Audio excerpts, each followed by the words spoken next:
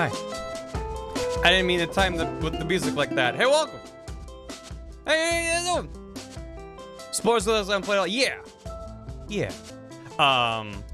It's a relatively spoiler-free video, but there's no such thing as a completely spoiler-free video. Doing my best. Welcome to video production on the internet. You so did, don't lie. Hello. Here is the boy. Welcome. There he is. How you doing? We're gonna work on this thing because I haven't had a lot of time to work on it lately, and this video needs to be out of my brain and on the internet. It's been way too long already. I made some I mean, it's not gonna look like it when I zoom out, but like that first third-ish, it's almost done. There's little gaps and bits and chunks, but it's like 90% there. But I plan to get a bit more done today. Yeah. Well, hope everyone's doing good. Making progress. Thank you. Thought the boy was a frog. He could be a frog if he wants to be. Second out DVD. Hey, thank you. I'm glad. Last night was the third episode of Dan Jones and Dragons. I had a lot of fun. I think it was a hoot. I hope people enjoyed it. The VOD will be up on Dan's VOD YouTube page soon. He's pretty quick about it. It's also on his Twitch if you missed it. Thanks for the hydrate, Cuddly Crow. Dan, the man himself. Hello. It's stirring. I'm scared. Don't be scared. Thunder can be comfy until it's too close.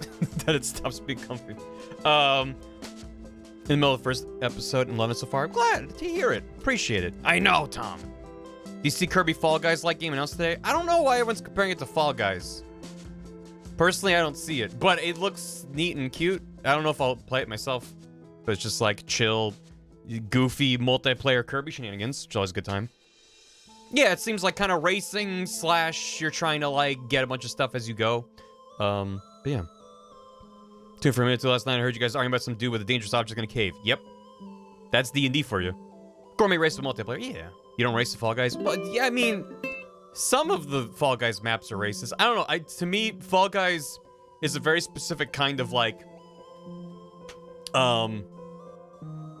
it's like a hybrid of game show and MXC and goofy cartoon aesthetic. Like, it's a couple different things that come together and make it have like, I don't know, it has like a game show vibe to me.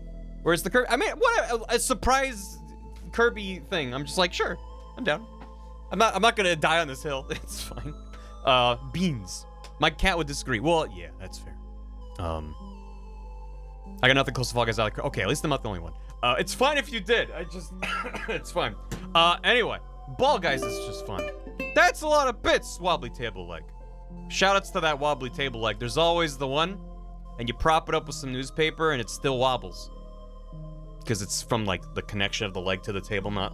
Sometimes it's wobbly... Well, if it's wobbly because one of the legs is short, or the floor isn't even, that's not the leg's fault. That's other... Thank you. Nice. But yeah, I'm gonna be working on this thing.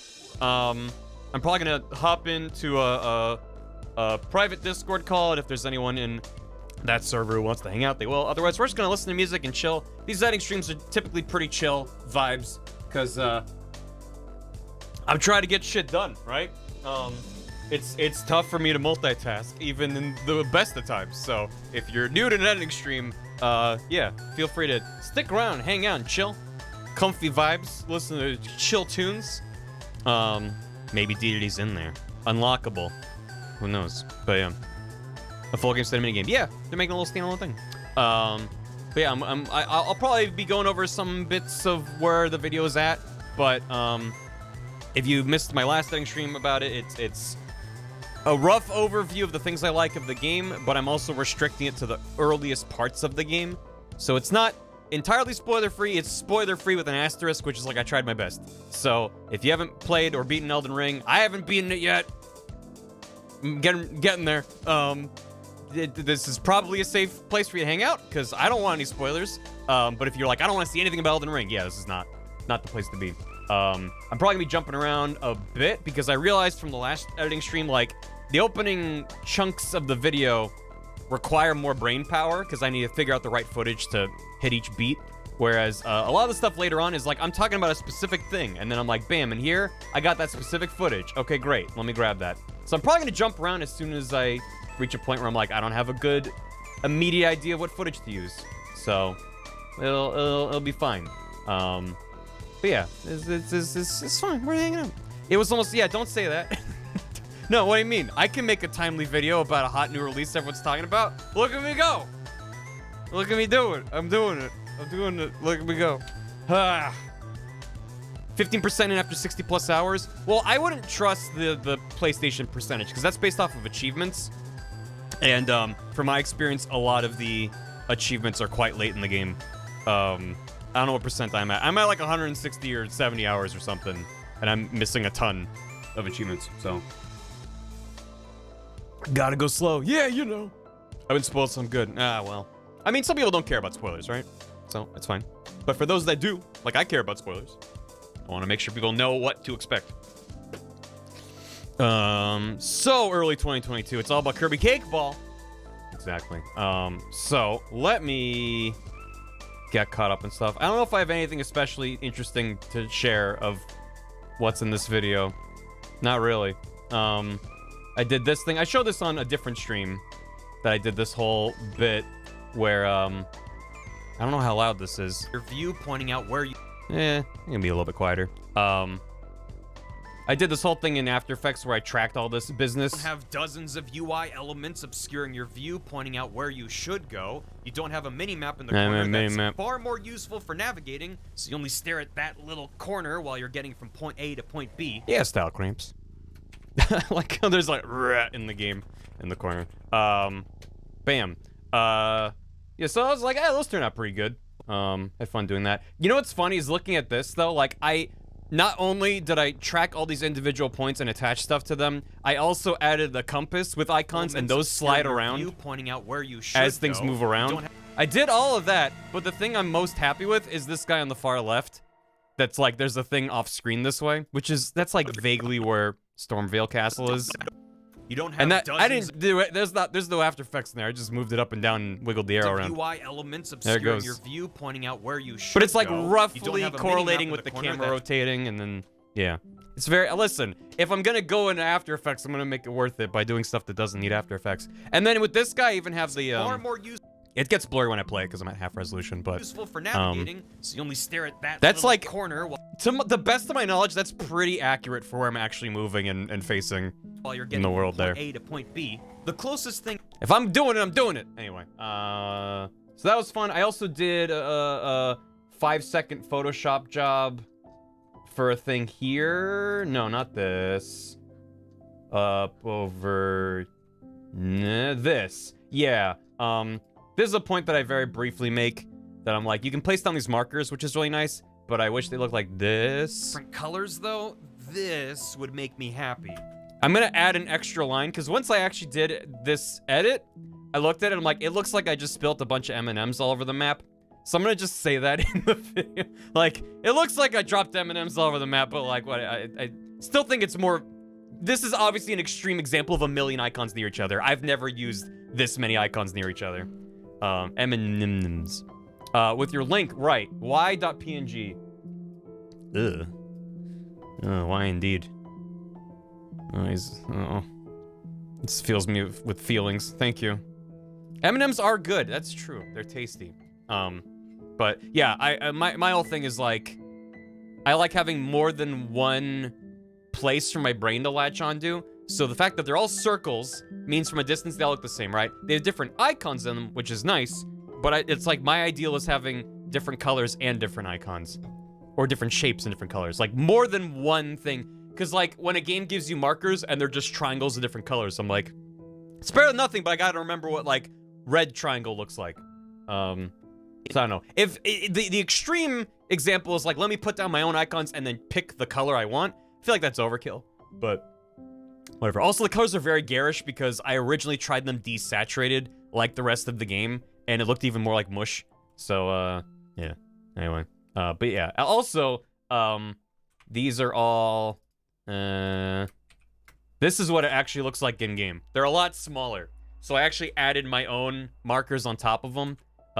There's a person who just ripped all the game's art for all the 2D UI stuff and just dumped it onto a website, so I grabbed that because I was like, oh man, that's gonna be a lot of work to... Because when I first had this idea, I was like, oh man, I'm gonna have to like go in and do like all these individual little edits to color shift. I'm like, nope, someone already did the hard part. I can just grab them. So I did go through the effort of putting up this. You can see actually I added some more on the right, but whatever.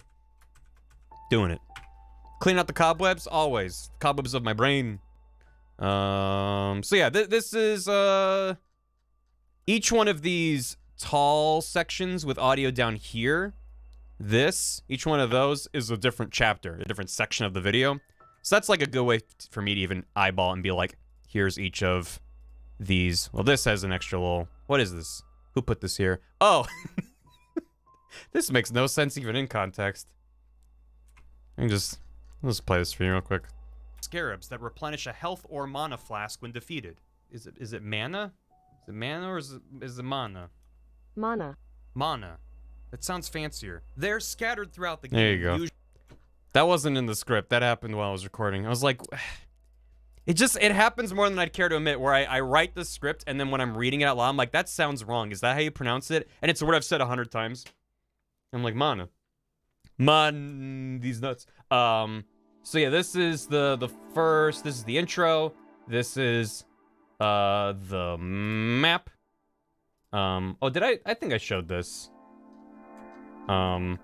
This is also stupid. And then we're gonna get into it. Anyway, let's rock. Here's a quick breakdown of game design bits and bobs in Elden Ring, what I think are neat. In no particular order. The map. There you go. Mina. That's how you pronounce mana. This did not need to be anything other than just text. There's no Gotham in the video. But this is actually 3D. Did it need to be? No. Bits and bobs in Elden Ring, what I think are neat. But this was actually done in Blender. for no reason? For no reason. Let's be honest. I did not need to make this in Blender. But I did. I had the idea of it actually being 3D and feeling more dramatic. So I slapped it together in Blender and had it all animated. And this is an area light that just drags across the text here, and it was great. The shine, yeah. Well, that's also what's nice is like I got the shine for free because I just dragged the light across them. And the Elden Ring is like further forward than the rest, and it's angled slightly, so it doesn't really cast light on the other ones. But yeah, what was also nice is if you're familiar with Blender, there's two main options for rendering. There's cycles, which is like basically really advanced ray tracing, where it's doing tons of calculations of how the light's bouncing around. It's much more realistic, takes a really long time. Even for something as simple as this, Cycles was taking like 10-15 seconds per frame. There's also Eevee, which is their real-time renderer, which is almost like you would think of Unreal or Unity, real-time 3D rendering. Really, really fast, like less than a quarter of a second per render. And I liked the way this looked with Eevee. It's so simple. I mean, it's just text. But it meant I got to render it extremely fast, which was nice. Want to see it play again? Okay. Yep. Breakdown of game design bits and bobs in Elden Ring, what I think are neat. In no particular order. The map. I keep going back and forth though. I want to add sound effects for like the words and the shine and stuff, but I kind of like how underplayed it is. There's no extra. Design bits and bobs in Elden Ring. Oh, also what's fun is that this is the motion blur built into Blender as well. I didn't have to do that myself like I was going to. So it's just like I just got a bunch of fun advanced effects for free, just from doing it in Blender. So neat. Very concise. I did it. Anyway, so this is the map section, which is basically done. You can see there's markers and some different bits that need doing, but that section is basically about done. There's the Sites of Grace section, which I'm about halfway done with. We'll probably do a chunk of this. This is Flasks, which has mana. Traversal, which has nothing. Crafting, which has basically nothing. I don't know what this is. Maybe you die to a boss and then realize a certain craftable might come in handy. Talking about making stuff. Yeah. So that's good. This is combat, which basically I have nothing done for, and messages, which also has nothing in the outro, which is this. But yeah. So it should be, you know, smooth sailing, right? There's lots of parts of the video that I don't know what the footage is for, so I probably won't figure out a lot of those today. But I want to see how much I can slot down of the footage that I definitively know, like, this goes there. You know, I went through and I marked all this footage so I know what I'm looking for, and if I'm like, where's the time that, I got a memory stone in case I need that, which I don't. But I did. I just marked anytime anything significant happened, because I've learned over making videos like this, you know, 3 videos in 20 years, that the more I can do stuff like this, the faster things go. You think that I'm slow now. Imagine me with footage of the entirety of Mario Galaxy 1 and 2. And then I'm editing the video I made about Galaxy, and I'm like, there's so many places you can go. And I'm like, all right, let me find footage of Mario going somewhere. And it's just like dozens of hours. And I'm just, every time I click, I'm just like, no, no, no, no, maybe, no, no. It takes so long to find footage. So it's like, this is more upfront work, but the organization helps a lot. Especially when I am looking for specific things. So, yep. Dragonfly jump scare. Oh, this was fun. I'm gonna get distracted. Okay, hey, there's this little bug flying around. I was looking at stuff, and then a dragonfly was very rude.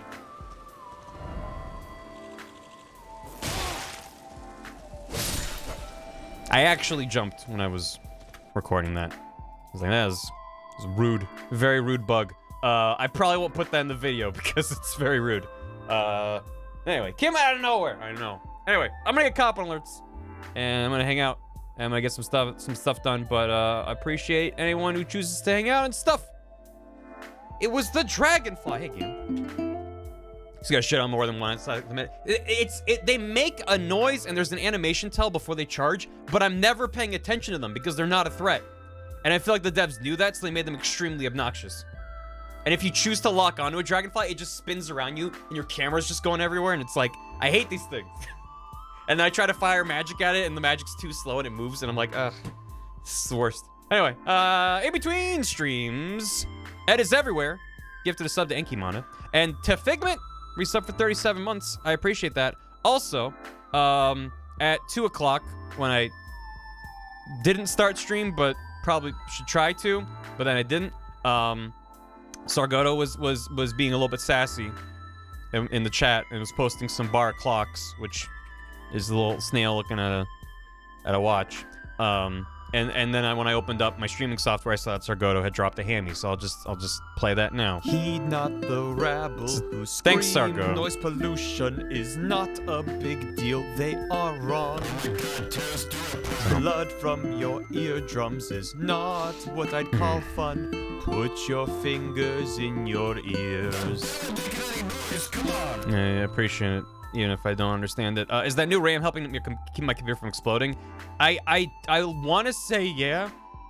I feel like I doubled my RAM.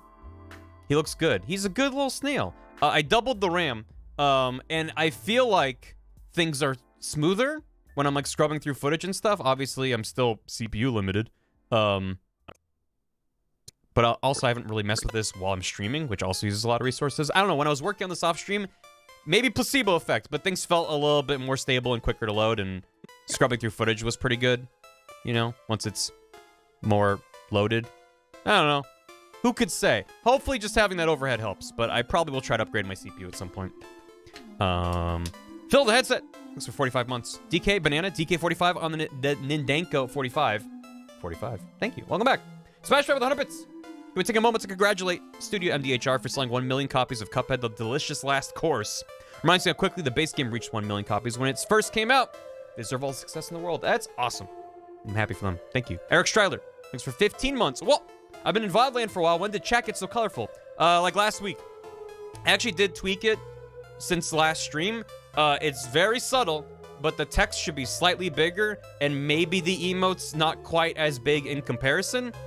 I haven't really done a side-by-side check, but I basically made it bigger and then shrank it. So, like, there's less of a gap between messages, and, like, some assets are a little bit smaller. It's, what I've noticed in messing with it is that, if you increase the font size, it actually changes the emote scale as well. So they're one-to-one tied with each other. So that I don't have a lot of fine-tune control. I figure if there's anything I can't do on my own to make people happier with the new chat, I might reach out to the dev. She seems to be pretty active on the internet and be like, hey, this is an awesome thing you put on the internet for free, but I have requests. But I'm seeing how far I can take it without doing that first. But yeah. And big and then I'm shrinking. I mean, it's still bigger, but hopefully it's just like, hopefully the text is slightly more readable, because a number of VOD watchers are saying that they wanted the text a little bit bigger. It's a tough thing to bounce, though, because every single chat message takes up a lot of room. And I'm trying to get the most number of messages visible on screen while still bouncing that with readability. I think the contrast between the white text and the dark background is more readable after being crunchitized onto YouTube and super compressed than the old chat box. The old chat box, there are frequent times where I could not read a person's name in the VOD. It would just get so crunchy, and there was not a lot of contrast there, so I do prefer this one for readability, but I want to, you know, keep working on it. Killer Shay, thanks for the raid. Hello. I've escaped the chat. You're out. Yeah, so that's the problem, Duke, is that my name also is too long. So if your name is too long, you can see that it like sticks out off the side of the screen. Because you define a maximum window width, but it still sticks out further than that if the name is too long. And there's no override to be like, I don't care, just cut it off. So, yeah, I don't know. Did the raid go off? Yeah, no, it's, I have the raid alert for 10 or more raiders. And that was a raid of 7, which it's not that I don't appreciate small raids, it's just, it is potentially abusable for someone with because you can raid with a party of 1. You can raid with just yourself, and it's like, I don't need that to set off an alert. I just arbitrarily set it at 10. But I really appreciate it. Thank you. Oh, it still pops up in the on-screen, or not this chat, but your chat. I also break Once's resub screen too. Yeah, the long names are tough, and it's like even for Duke, your name it separates out your badges. For mine, it does them next to each other. And it's like, I don't know. It's just it's slightly annoying, but it's like there's not a separate toggle of like username size versus chat size, because that could probably stand to be a little smaller, but it's all one thing. So yeah, I don't know. Poofs to go mod. Hey, have a good mod, Queen. Someone in the unpressive badges boy. Yeah. So I don't know. But please, I as I said before, it's still a work in progress. And I want to make as many people as happy as possible. I won't make everyone happy, so I'm sorry if that's you, but I want to do my best. Because what I want is different than what chat wants, and I want to make it good for everybody, but I can't. So we have to compromise. Hopefully, we can find a happy medium where people are like, I hate it, I'm outraged. But I did get a lot of good feedback. What key is that next to my name? It's a key card. Or a card key. On my internet. You give me french fries, I'm out. I ate them all. All of them. Every last one on planet Earth. And the pommes frites too. And the pommes frites children. Tried to make that work. It didn't.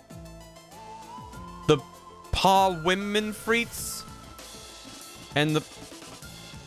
I'm gonna stop. Eben Nightmare, thanks for 2 months. Welcome back. Enjoy your broadski. Appreciate it. Murloc Queen, 43 months in a tier 2. That's a lot of subbing. Thank you. Hope you enjoy the emotes. Titanoush with 100 bits. Not gonna lurk for long because I still haven't played Elden Ring. Also, a mosquito bite from last night. Slowly consumed my whole arm. Don't worry, got medication. Hope you feel better. Sorry to hear about that. And have a good one. Take care. Pommes frites doesn't rhyme. I ate pommes frites because they were neats, and that's the end of the song. And the tater tots. I ate the french fries, and the pommes frites, and the tater tots, too. Anakin, no. That wobbly table, like, thanks for 400 bits. Joe Sketchy, 69 bits. Watch and listen to episode 2 of Dan Jones and Dragons as a podcast today at work. I know very little about D&D, but I love the series. Can't wait for episode 3. P.S. Trilby and Coil, best pairing, fight me. I'm glad you're liking it. Thank you. Yeah, I want to say I'm still very much a D&D noob, even though I've had several I've been part of several, like, productions and shows and streams that have done D&D, but I've not played that much D&D, even including all that. So I still consider myself a noob. But I want to say that Dan Jones and Dragons is very approachable if you're unfamiliar with D&D. I feel like so far, maybe it's just because we're still relatively early. I don't really know. It's just how it's shaken out. But it's been very exploration and dialogue heavy. There's definitely been combat, but I feel like the combat is where it gets more technical and more into what these characters can do when. But even then, it seems like things are relatively simple. It's like when a guy jumps in and does something called Thunder Wave, you're like, okay, I can understand what's going on. So, yeah, anyway. Big want to dive into D&D. Do it! It's fun. It's neat. Not just the manimals, but the womenals and the childrenals. That think Pikachu, yeah. I ate them like animals. The Danimals. Every last one of those yogurt tubes. Jin, thanks for 15 months. Hey, heard you're making a video, my man. That isn't like you. You okay? Do we need to call someone? Please call for help. Thank you. Power wave. It's just a very, very firm wave. I'm gonna stop. Warren Kingdoms is here. Thanks for 14 months. Here's hoping this video doesn't take you 14 months to finish. Looking forward to it. Everyone in chat and VODs are cute. Have a lovely edit time. Thank you. Gam, 55 months. You telling me an elderly person gave me a ring? You telling me a shrimp fried this ring? That's a lot of months, Gam. Thank you. Appreciate it. It's a lot. Group storytelling with dice rolling. Yeah. Very robust combat engine surrounded by, oh yeah, we need exploration and people interaction. Well, you can't really gamify the exploration and people interaction. You can, but I feel like you would lose something in the process. So I feel like D&D is very deliberately, here is what your class can do. Here's all this context and detail to create background for your character. But once you're out in the world, you can just do what you want to do, right? So that's what's neat about it. And also, I feel like in the past I've gotten very hung up on like, well, I don't want to do anything out of character, and I don't want to, like, it's something I've shown in the past of, like, if I'm playing as a cleric who prays to this goddess, I, as the player, I don't know, I just picked from a list, I don't know. And then I feel like that makes it harder for me to roleplay and get into the character, because, like, I don't know where they're coming from. They're just obsessed with this creature of the darkness that they pray to, and they get their dark energies from. So when they're hanging out around a campfire, I'm like, I don't know who this person is, and it's been tough for me. So that's kind of also how Trilby came to be. I feel like I need to justify the fact that he was never meant to just be Luke from Layton. That's just kind of what his design, kind of how it happened. But, like, I hope in his characterization, he's not just one-to-one. I mean, obviously there's inspiration there. I'm not going to deny that. But it's like, he's his own boy. But I was like, the idea of playing a character who knows extremely little is extremely compelling to me as a player, because I don't have to worry about him knowing things he shouldn't or not knowing things that he should. There's been a couple instances where it's like, he should know this, and even then I can justify him not knowing, or I can lean into it and be like, oh yeah, that thing, yeah, I know, sure, all about that. Even yesterday in episode 3, there were a couple times, because Trilby's from the town that we've been mostly based out of as we're leaving and coming back. So he should know that town, but there's some things he doesn't know. So I can be like, oh, my parents told me never to go to this part of town. And then Dan, as the DM, can sass me about that. And it's like, that's working out really well for me. I'm having a lot of fun with that. Versus like, oh, I'm a learned traveler and I'm 800 years old and I should know everything about the world. But then I'm like, I don't know. I don't know what anything is. So anyway, roundabout thing of just, I'm having a lot of fun with it, and I find that very fun.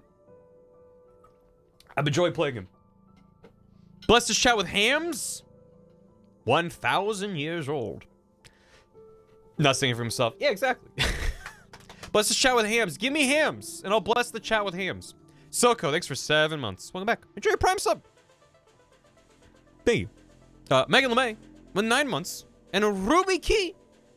That's very good. Steamed hams. My D&D character is just a jolly swashbuckling fellow with a Brian Blessed voice. That sounds great. Do it. Thank you, Megan. Enjoy Ruby Key and Twitch babies. Killer Chair with a rate. Thank you. And 45 months, Killer Chair. Is this close to a year yet? I mean, yeah. Hammond.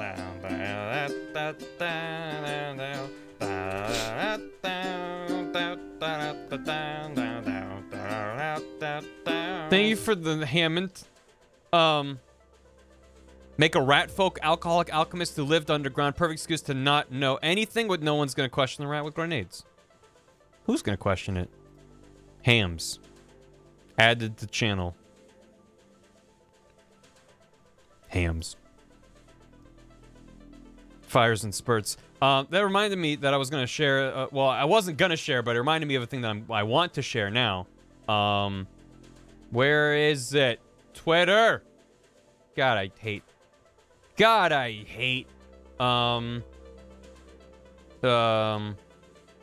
Where in the hell? There it is. Someone tagged me with this tweet and said it reminds me of Barry. But this person tweeted a cant of Coke.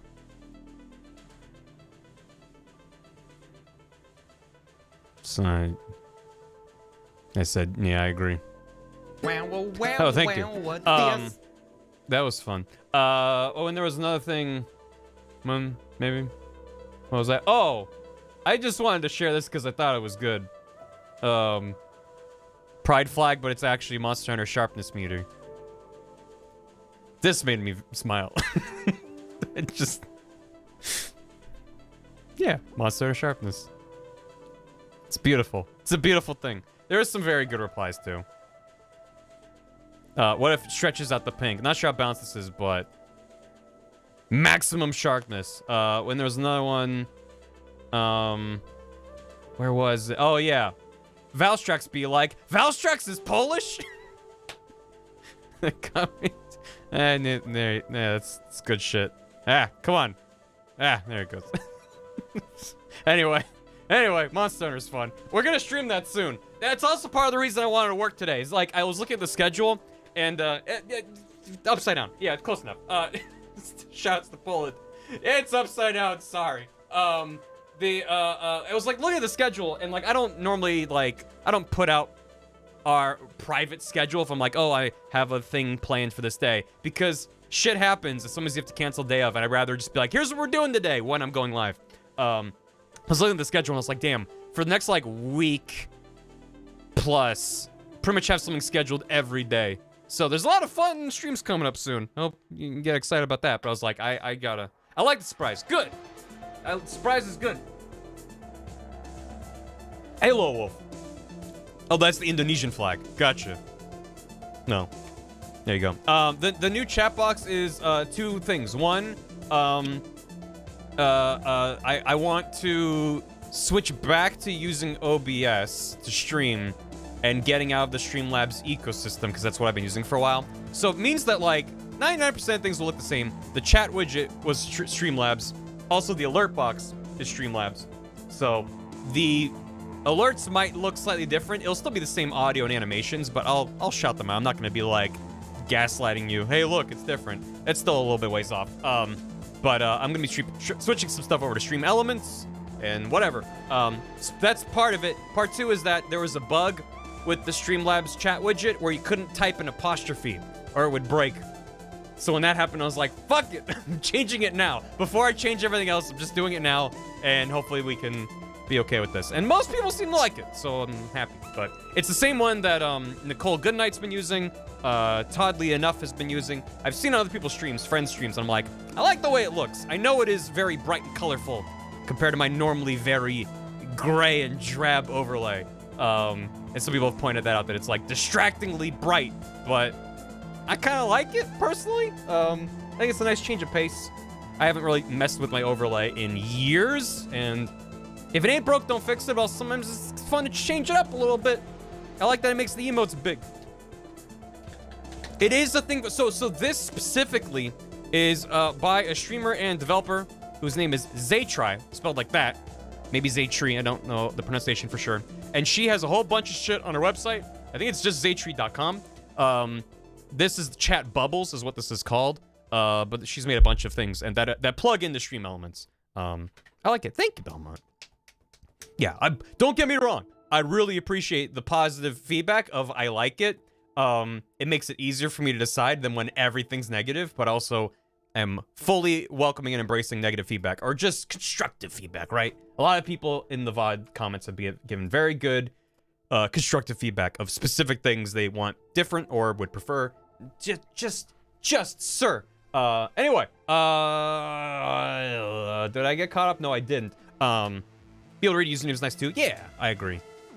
Definitely check it out. Yeah, I intend to update the FAQ in the about page of of my Twitch page. I just was like, if this is only gonna last a couple streams, I should probably still update it. Whatever. Boo woo doo. Omar Mustard, thanks for 2 years.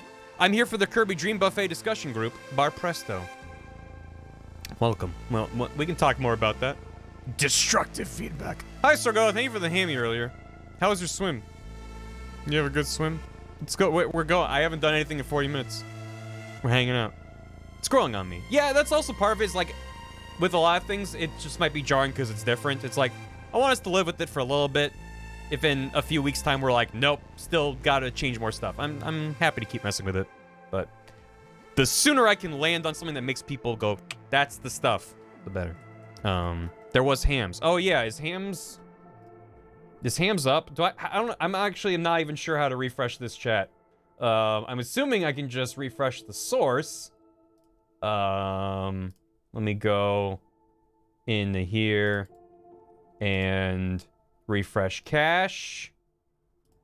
Okay. That might've... Can you hams now? Are you able to hams? Oh, you're able to hams. Oh. This music is perfect for how I feel looking at hams. The feeling, the dread, the cheeks. Everywhere I look, I see hams. Everywhere I look, I'm reminded of her. That face when you hams. Yep. I hope no one in the future is really excited to talk about their ham sandwich and then puts the space in the wrong place. And it's like, oops, where'd that come from? I've almost finished my water. I haven't even started. Ah! Feeling blessed. Ham sandwich. Low Wolf, thanks for 43 months. Coming up on 4 years of subbing. What do you mean that's just a year? Alright. Indiana Jones right? has a phobia, and it's snakes and it's hams and it's hams. But he keeps living anyway till he falls in a pit and he quakes because it's filled with hams. And if there's a reason I'm still alive, the number of hams here's too. I'm willing to wait for it. I'm willing to snake for it. Toaster Posey, thank you for the ham and ring of stingers for 83 bits. Bits so that I'm exactly 9,000 bits from new bit badge. God damn. It's a lot of bits. That's still one thing I'm waiting for Twitch to change or add. It's so low on, I feel like, anyone's list, but just give us bit badges that are smaller increments. It's like 1, 100, 1,000, 5,000, 10,000, 150. It's like, it's, I don't know if it's, I was gonna say it's exponential. It's not exponential. I don't know what it is. Whatever it is, it's like common increments going up, but then it reaches a point where it's like, I unlocked new bit badge, and now it's gonna be like $500 for the next one. It's just like, it should be like every like 10, 20 bucks or something. I don't know. 1, 2, 4, 8 million. Yeah. Hope this reads as a toot. We could probably just use the dash emoji. Hams, dash. There you go. Now he's tooting. It's interesting that this doesn't treat emojis as emotes. That's maybe fine. Yeah, well, listen, I've many times wanted to express a fart via text, and the dash emote, the dash emojis, saved my cheeks many times. With this music, it's just, it's so emotional. Everything reminds me of her. Anyway, Lauren Kingdom's is here. Wait, thank you for gifting subs to Hams and Andwich. Thank you. And not a sadist with a hammy for the hams. Appreciate it. Thank you. Anyway, I'm gonna do a thing where where am I gonna... Hello there. Hello. Good morning. Good morning. I'm here to make a video and make no progress. What are you up to? I'm here to make sure you make no progress. Oh, should I leave the call then? Don't you fucking dare. Okay. If you follow their That's lines fair. long enough, you are guaranteed Um, something big and important. You're not allowed Okay. to leave. I don't want to leave. Let's stick up. I'm Hand over gonna the video. make a video, and god damn it, am I gonna look back on today and go, I'm glad that I streamed Premiere instead of a video game that would make everyone more happy in the short term. But god damn it, this video needs to exist. It does need to exist. Or it's too late. It's already too late. Let's be fair, but It's not. I need to finish the video mostly at this point so I can finish the game, because I feel like the more I play in the end game, the more I'm gonna want to change my feelings on things. It's like nope, I'm just gonna stick with it. Yeah, I've heard the end game does change some opinions. I've just heard that a lot of people find it bullshit, but which makes me feel like maybe I'm not in the end game yet, because I'm in some very seemingly late game areas that are kicking my butt, but I'm still having a good time. So I don't know, it's fine. Yes, Clover Notes. Yeah, in the very top left corner, there's a Discord overlay. That's. How'd you just get to Leonia? I just got to Limgrave. What are you talking about? I finally beat the tutorial dungeon where messages pop up and wait, where is it? I have the footage of it. The tutorial dungeon. Here you go. Stealth required. Praise the message. And this is where all the messages. Yeah, here you go. Stuff like this. Classic Elden Ring. That cave. What was that? I love that people missed that cave. To be fair, when you start the game, you don't really know what the deal is with fall damage, and you have to drop into a cave to get here. So, I'm not surprised people missed it, but they could have given you like stairs down instead of like drop down and hope you don't die. Well, they very clearly wanted you to go into it and then just not come back out, except, you know, persevere through the tutorial. Right. Because they want to teach you. I don't know. I mean, it's great because for a second time playthrough, you can just fucking run. You don't have to do the tutorial. Yeah, you can just run past them. I mean, plus also the dude next to it, the ghost is like, hey, go down there. Yeah, but what if he's a weird ghost? He looks friendly to me. Yeah, so you get up and you're right here, and it's like there's a guy in a chair, an empty black abyss of glowing It's not tree. an empty black abyss. It looks like that from where you start. And then there's staircases leading up to clearly something important up here. Like, this is very much... Yeah, this is Monster Hunter. Hi, Shiv. So you talk to him and he's like, hey, I'm old.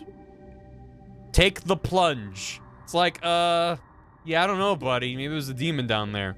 The first thing I did was wake up and get killed, so I don't know if I'll trust you. In my first playthrough, I jumped down there because I was like, hell yeah, let me do that. But there could have been a glowing neon sign that says tutorial down here. Probably would have helped. Yeah. You don't have the right. I don't know why. I think I opened this and I was like, wait, I should probably have footage of the tutorial slaying my back. So then when you get down here and look down, it's like, yeah, in this corner, there's a place to drop down.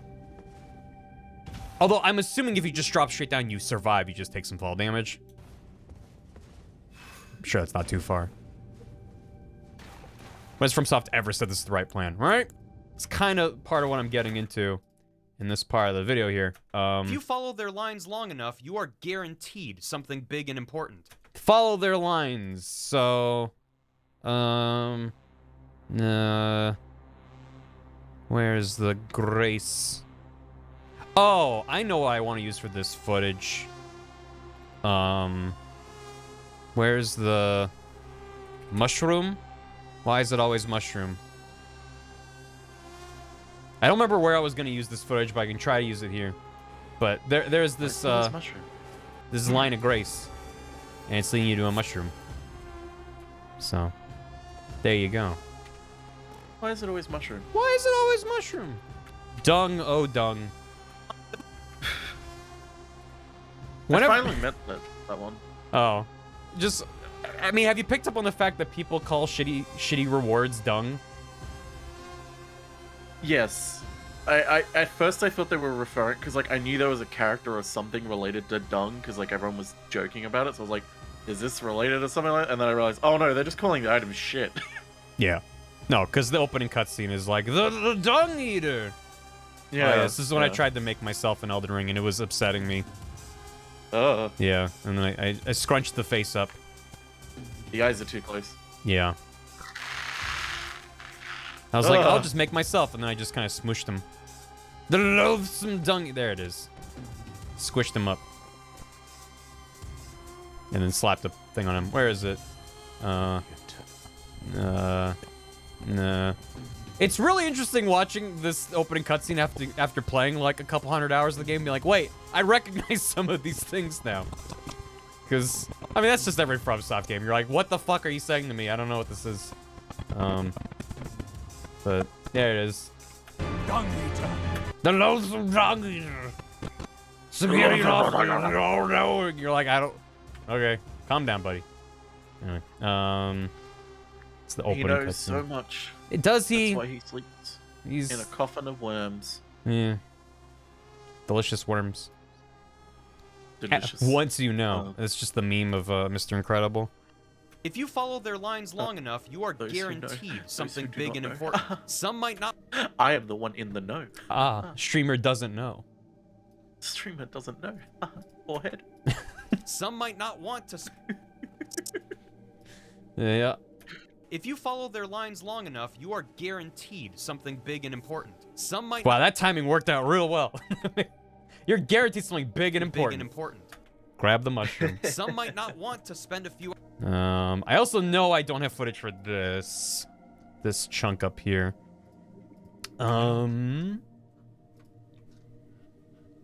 Duke's message got cut off. Oh no. PC gamers have no idea what's happening in the Bloodborne opening. PS4 players have no idea what's happening in the Bloodborne opening. Which is, where's my Bloodborne? There's my blood. Oh, I think I didn't capture the opening. I was like, I'm not gonna need that. Well, you're gonna have to go play it now. It's kind of amazing how even running on a PS5, Bloodborne looks like this. It's like, man, it's a good slideshow. It's rough. It's a bit rough. I almost beat him with my hand. I was proud. It was going pretty well. And then you died. Of course I did. Yeah. Yeah. I was like, I'm gonna make Gam proud. I'm gonna beat the first boss. The first boss. He's the first boss of the game. Sure, buddy. He's got a health bar and everything. Oh, got close. You could have visceral him as well on the back. What's a visceral? Yeah, that's what I thought.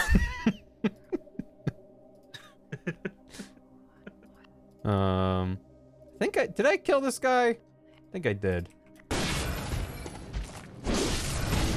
Yeah. This guy. You trying to use your shield against him? No, because you would have seen my gun go off if I did. No, I was like, I killed him first try. This was like the actual first boss for me when I first played Bloodborne. He is meant to be a really difficult guy. And I got him first try. I was like, look at me go. He harbors your first jewel, I believe. Or gem. What did he drop?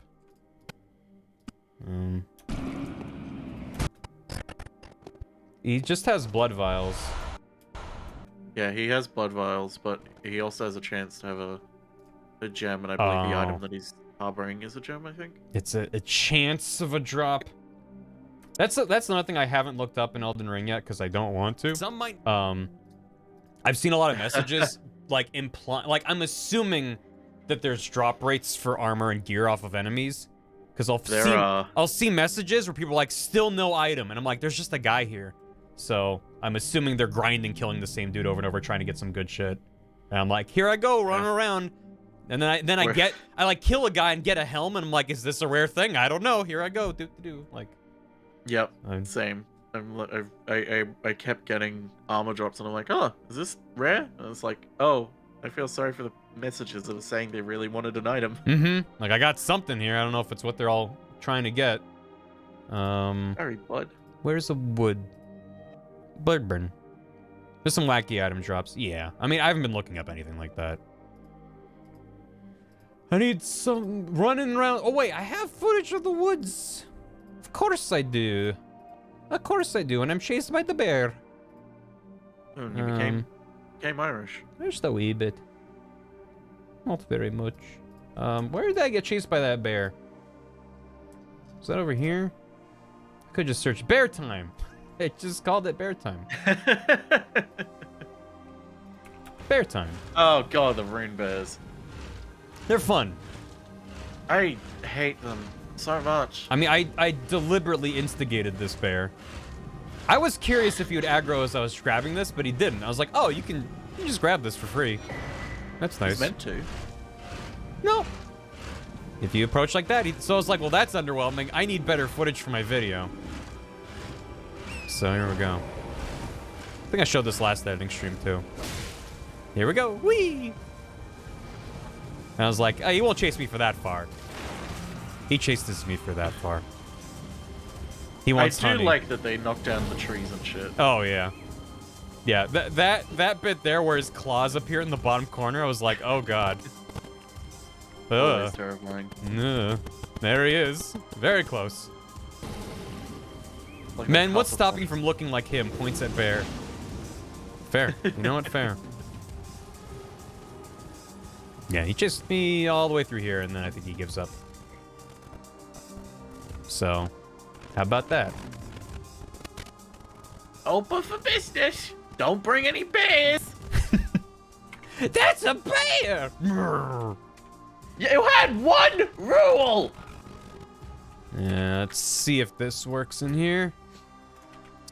Something big and important. Some might not want to spend a few hours stumbling through the woods or awkwardly maneuvering their horse on some geometry that may or may not be intended, and that's fair. Does this also have May bear or may attack? not be intended, and that's fair. Those players are Oh, wrong. just right at the end. Well, actually, I can. Players are wrong, of course. Yeah, I don't have good footage for Those this. players are wrong, of course. This is... I need to get footage of Torrent on top of some janky geometry that may or may not be intended. The only thing that I have so far that would possibly work but doesn't make sense is, not here. Whoa, whoa, whoa. Horse parkour. Yeah, that. I'm like, I don't know if that's janky enough. I can probably find something jankier in the starting area. I can't think of a really good... All the janky parkour shit I can think of is in later areas. So I'm trying to think of something in the starting Limgrave area that'd be like... Oh, I could just find some weird cliff face and get Torrent sideways on it. They also está aquí. How about the parkour tower? I'm trying to only use very early game areas. And that's quite a bit later. More jank would be nice. Yeah, this isn't very jank. This just seems like I nailed this jump, which I absolutely did. Until I think it was Deer was like, no, you can just take the spirit spring that's right here and just jump straight in. I was like, oh, I thought this was the only way to get in. The tombstone walls. That's super intentional though. Yeah. You want horse 45-degree angle. Yeah, I want some jank. So I will leave it blank for now. I'm gonna need to record more footage anyway. Just trying to. It's definitely intended, but I'm always a Gonna have fan to of play some more. LD Weldy. LD Weldy.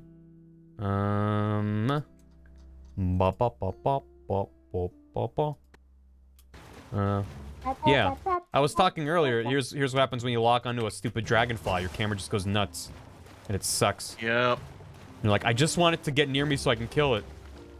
God. What a nightmare. It's like, oh, what if I try and shoot it? And it's like, no, it's moving. It's moving too fast. I'm good. Oh, fuck you. And then it goes, now you can murder me, and stands there. I'm like, thank you.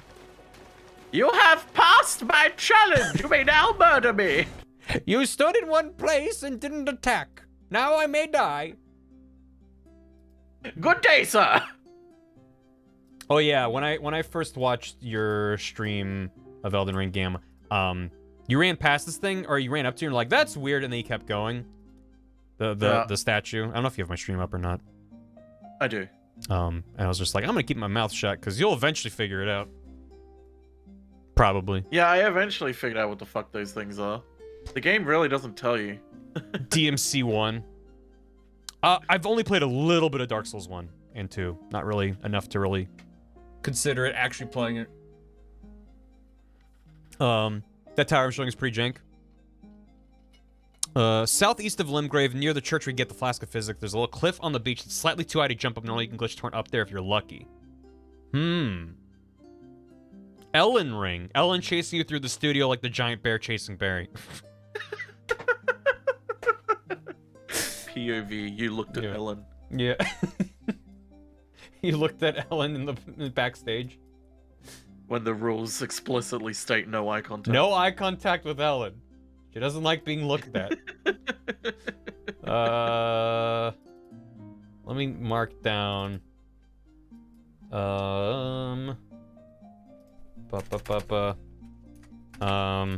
Janky torrent. I will give it a shot. So he said, southeast of Limgrave, near Physic Church. Cliff on the beach? Isn't there a lake or a river there? Is that what you mean by beach? It's slightly too high up. You can get the Regalia of Eocade by horse glitching up the side of Limgrave's beach cliffs. I don't know what that means. Regalia of Eocade? Del May Cry. No, that's what I meant by... yeah, no, when I said DMC, So I read DMC, and then there was a message about Dark Souls 1. DMCA. DMCA? Yeah. DMC 1. DMCA. It's still on my mind. No, I knew that you meant Devil May Cry. I combined two messages. They were separate messages in my brain, but then I spoke out loud. So I understand why. Yeah. South of Third Church of Mary. Yeah, the Physics Church. Where you get some physics. Slide to app. You can glitch torrent up there. I'll give it a shot. There was one bit of parkour. No, that was a bit further on. That's north. But when I was playing with Dan online very briefly, I was like, here's this area that you can get to, and I took this weird back area. There's a really tall rock formation that you can just perfectly get torrent on top of, and then if you sprint and double jump, you can make it onto this plateau that has like a village and a whole bunch of other stuff up there.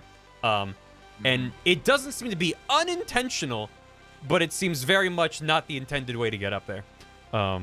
So I showed Danny, he's like, I had no idea this was here. And I was like, yeah. I just love how often that happens. If you tried having a thought here, buddy, that's illegal. You don't. I know what you're talking about. You might. You very well might. Space Pope, Trope to Trope, thanks for 23 months. Thanks for the Prime. Welcome back. Senri Doragon, thanks for 8 months. Ooh woo. And an ooh woo to you as well. Thank you. Appreciate it. Okay. Okay. All right. What was I in the what the yeah. Let's probably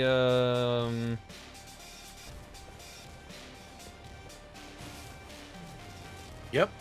Yep. I mean, this is just a random sentence, so probably don't need anything in specific. I'm always a fan of support. Yeah. The other type of player is someone who does not want to follow the critical path and deliberately wants to. Yeah.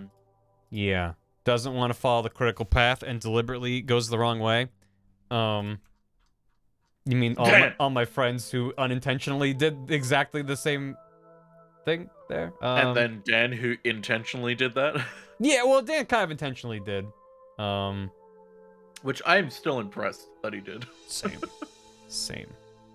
So that's not here. That would be, yeah, running the wrong way. There it is.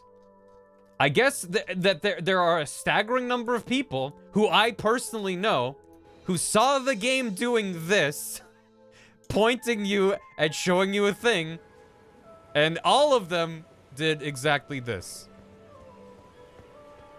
And then we're like, well, how come I'm missing all these important things? And I'm like, well, okay, listen, there's an item ahead, so go check that out. It's like, all right, the game embraces you doing that. It's not like you did anything wrong. It's just hilarious to me that the game could, they are short a giant arrow lit up sign pointing at the church here. That is the only thing that they're missing to be like, you should go north. Everything is guiding you that way. But yeah, Pooh Brain is strong. Listen, I am born of the Pooh Brain. So. Good morning. Also, the thing is, if I haven't played this game. If I saw that, I'd be like, no, I don't wanna.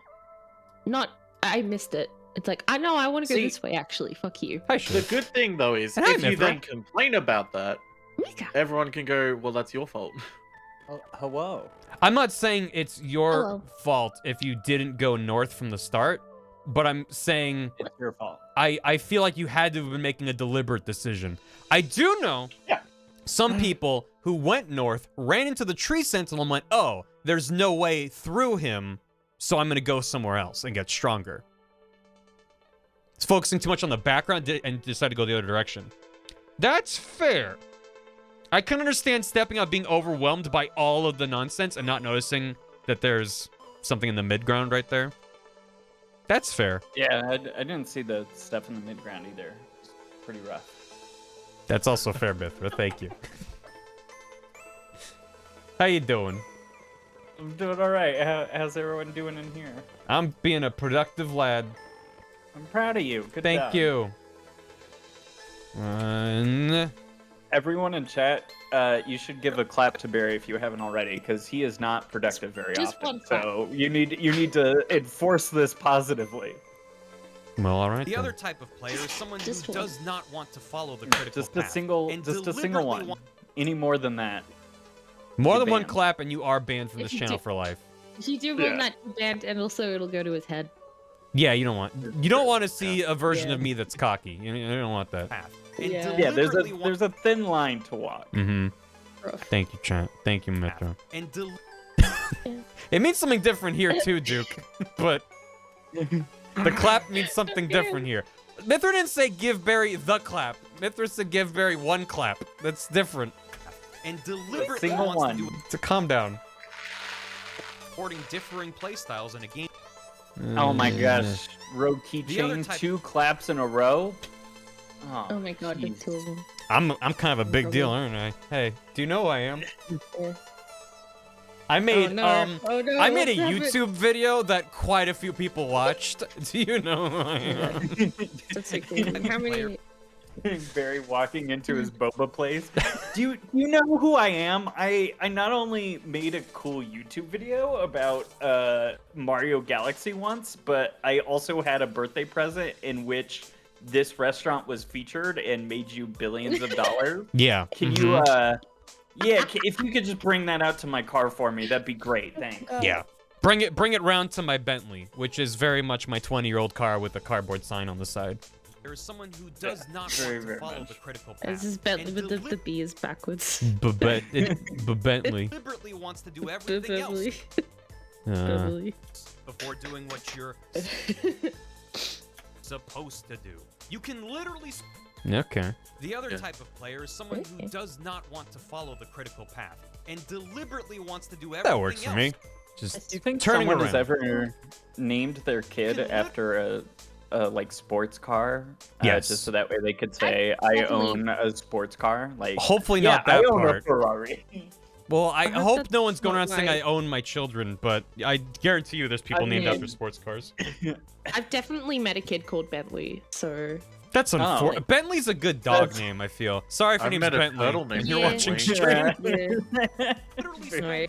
I just want to know if someone off in the comments. Not just like a type of car, but it's like, oh, this is my son, Porsche 911.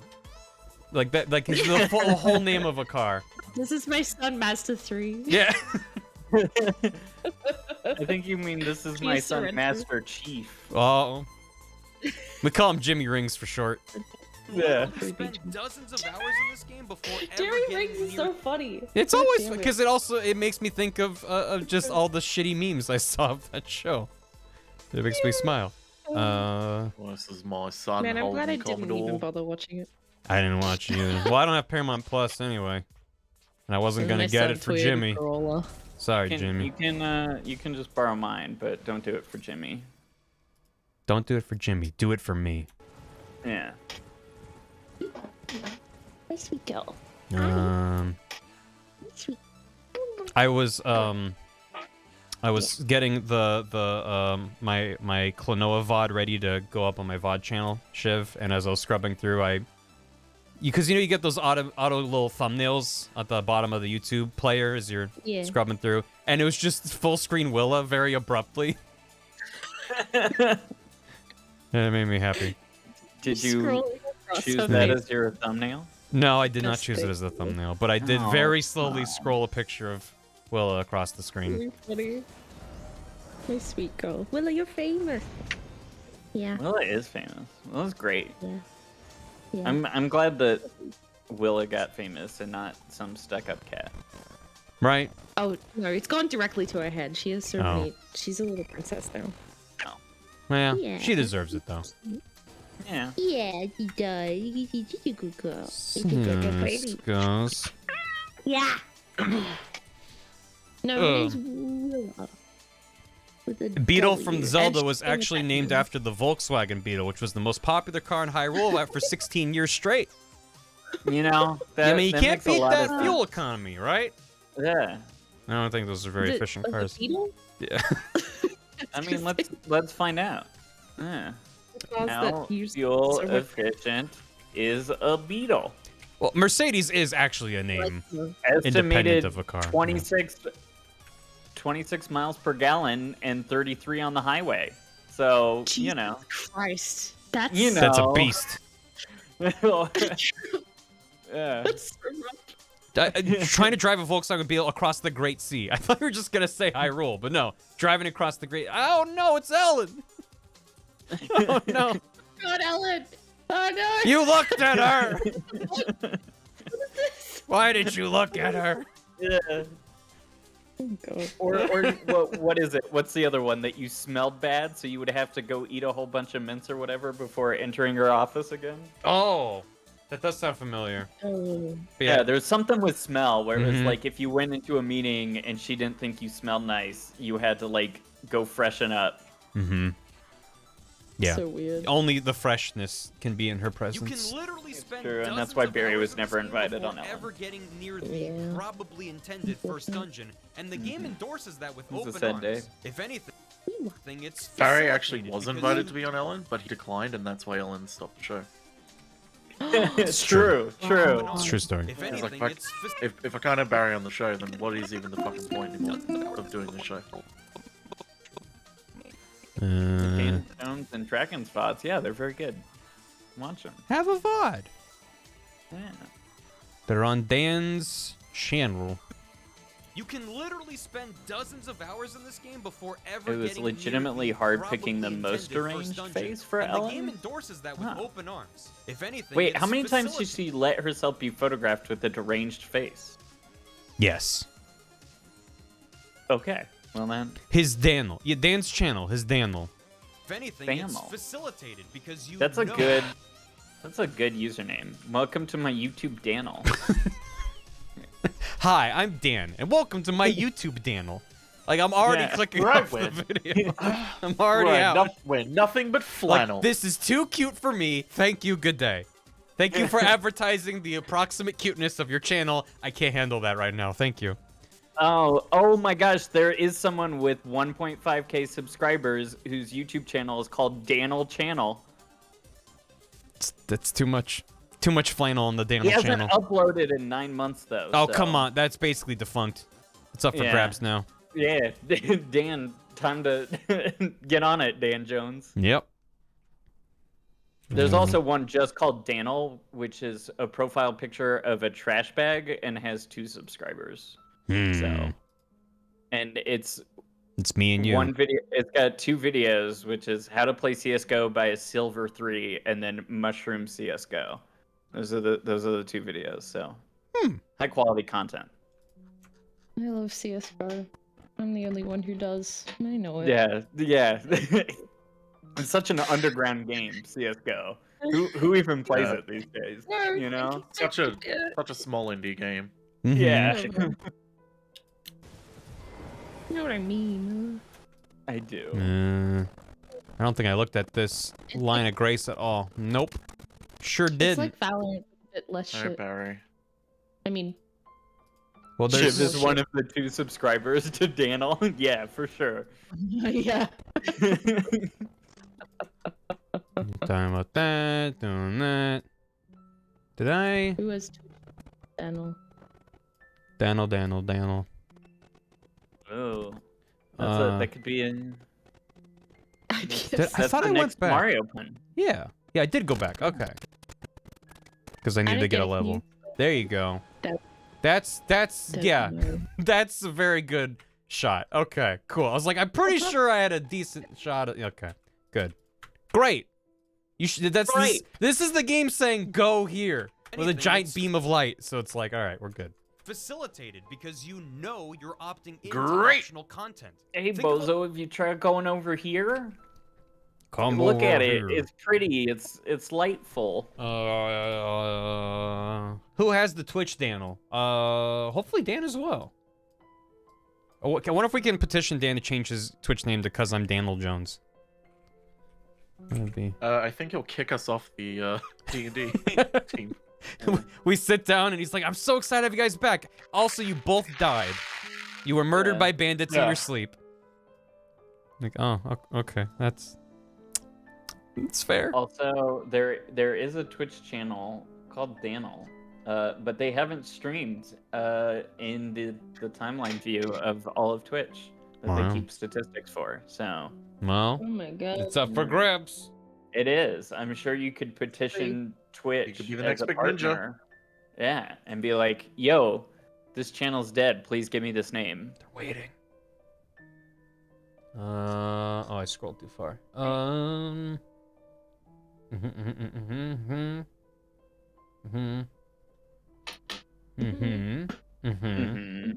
I'm just trying to see if there's a better place that I want to use this shot. Because I'm almost done with the section about Grace. There's not that much left. When are you going to get to the section about Will? We do make a Will and Grace joke in the video. Oh, So, good. Yeah.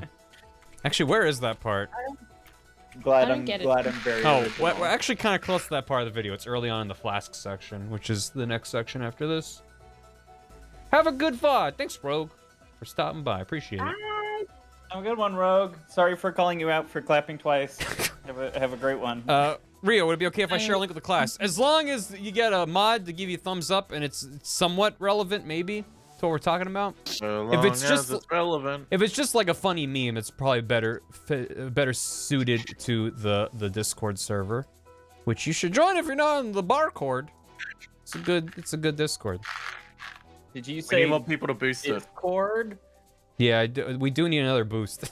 I forgot to mention that. If Oh anyone my has God. a spare Did you run out server of boost, well, we lost level.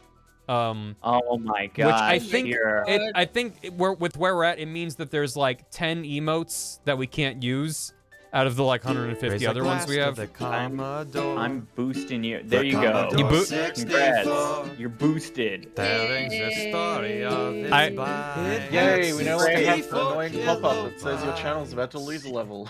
Thank you, Beth. I was no gonna say problem. the only two things that I could notice, because it's also things like upload limits and like voice channel audio quality, which is like not extremely noticeable, I don't think, between like what was it, like 200 something and 300 something kilobits per second. It's 256 to 384. Which is like, okay, hey, that might as well. But for me, it was like, okay, there's a couple emotes that no one can use till we're boosted again, and the server banner isn't animated. And for a couple months now, it's been a spinning golden banana from Donkey Kong 64. And I literally had my mouse cursor on it, because it only animates if you mouse over it. And as Mithra was like, I boosted it, it started spinning. So thanks for that, Mithra. Yeah, no problem. Banana. I know there are some perks here that don't even matter to you. Like, because you're a Discord partner, the custom invite link Yeah, I've had that Does since nothing day for you. one. You already Yeah. have that. Yeah, so, some of the boosted stuff doesn't even apply. Yeah. Yeah. Yeah, because Barry's a special partner boy. I'm a special It's partner true. boy. Yeah, we get more server emoji slots for a total of 250. So, level 2 gives you 150 emote slots, and we have like 160 or something. So, we don't even need 250, but it's like, okay, there's a couple there. Plus, so we now, with level 3, you have 60 custom sticker slots. I think I've uploaded like 5. I need to make more of those. Better audio quality and voice calls. Custom invite link to the server, which doesn't matter. I already have that. 100 megabit upload limit for all members. So That means you can share memes that are 100 megabytes, chat. Why am I making 90 Get more on it. emotes? I mean, I'm gonna make That's more a- emotes at some point, but yeah, haven't done it. Toast. Thanks for 32 months. Chat, after stream, you should watch the Dan Jones and Dragons VODs. They're real good. Bar you. I want you to listen to us poorly play D&D for many hours. Thank you, Toast. And also with the hammy. Ah, shit, I dropped these. Thank you very much. Appreciate it. Thank you. I'm excited for Dongtober. I'm getting to pixel art, so looking forward to doing the prompt. Get your donkey dongs ready. You will get a prompt Donkey Kong. If you had fun, you played it perfectly. Oh, we had fun. So we did it right. We did it right, and Congrats. I don't think the DM got mad at us, so that's a successful night of D&D. I don't think we veered off his path. Mm-hmm. At least I didn't ask, because the first 2 sessions afterwards, I was like, so how much did you plan that we didn't get to? And he was like, so much! Like, Yeah. so much. I didn't ask about this session, but... I do remember that even back long ago for Dan Jones season 1 D&D. We missed like 3 Gothims on our first session. I'm sure And that, he had to lead us back through all 3 of them Oh. and be like, look at all the Gothims that you missed. you missed these beautiful Gothims I set up in the campaign. It's true. It's the life of a DM. It's, right? Seems to be. Yeah. So I am here. With open arms.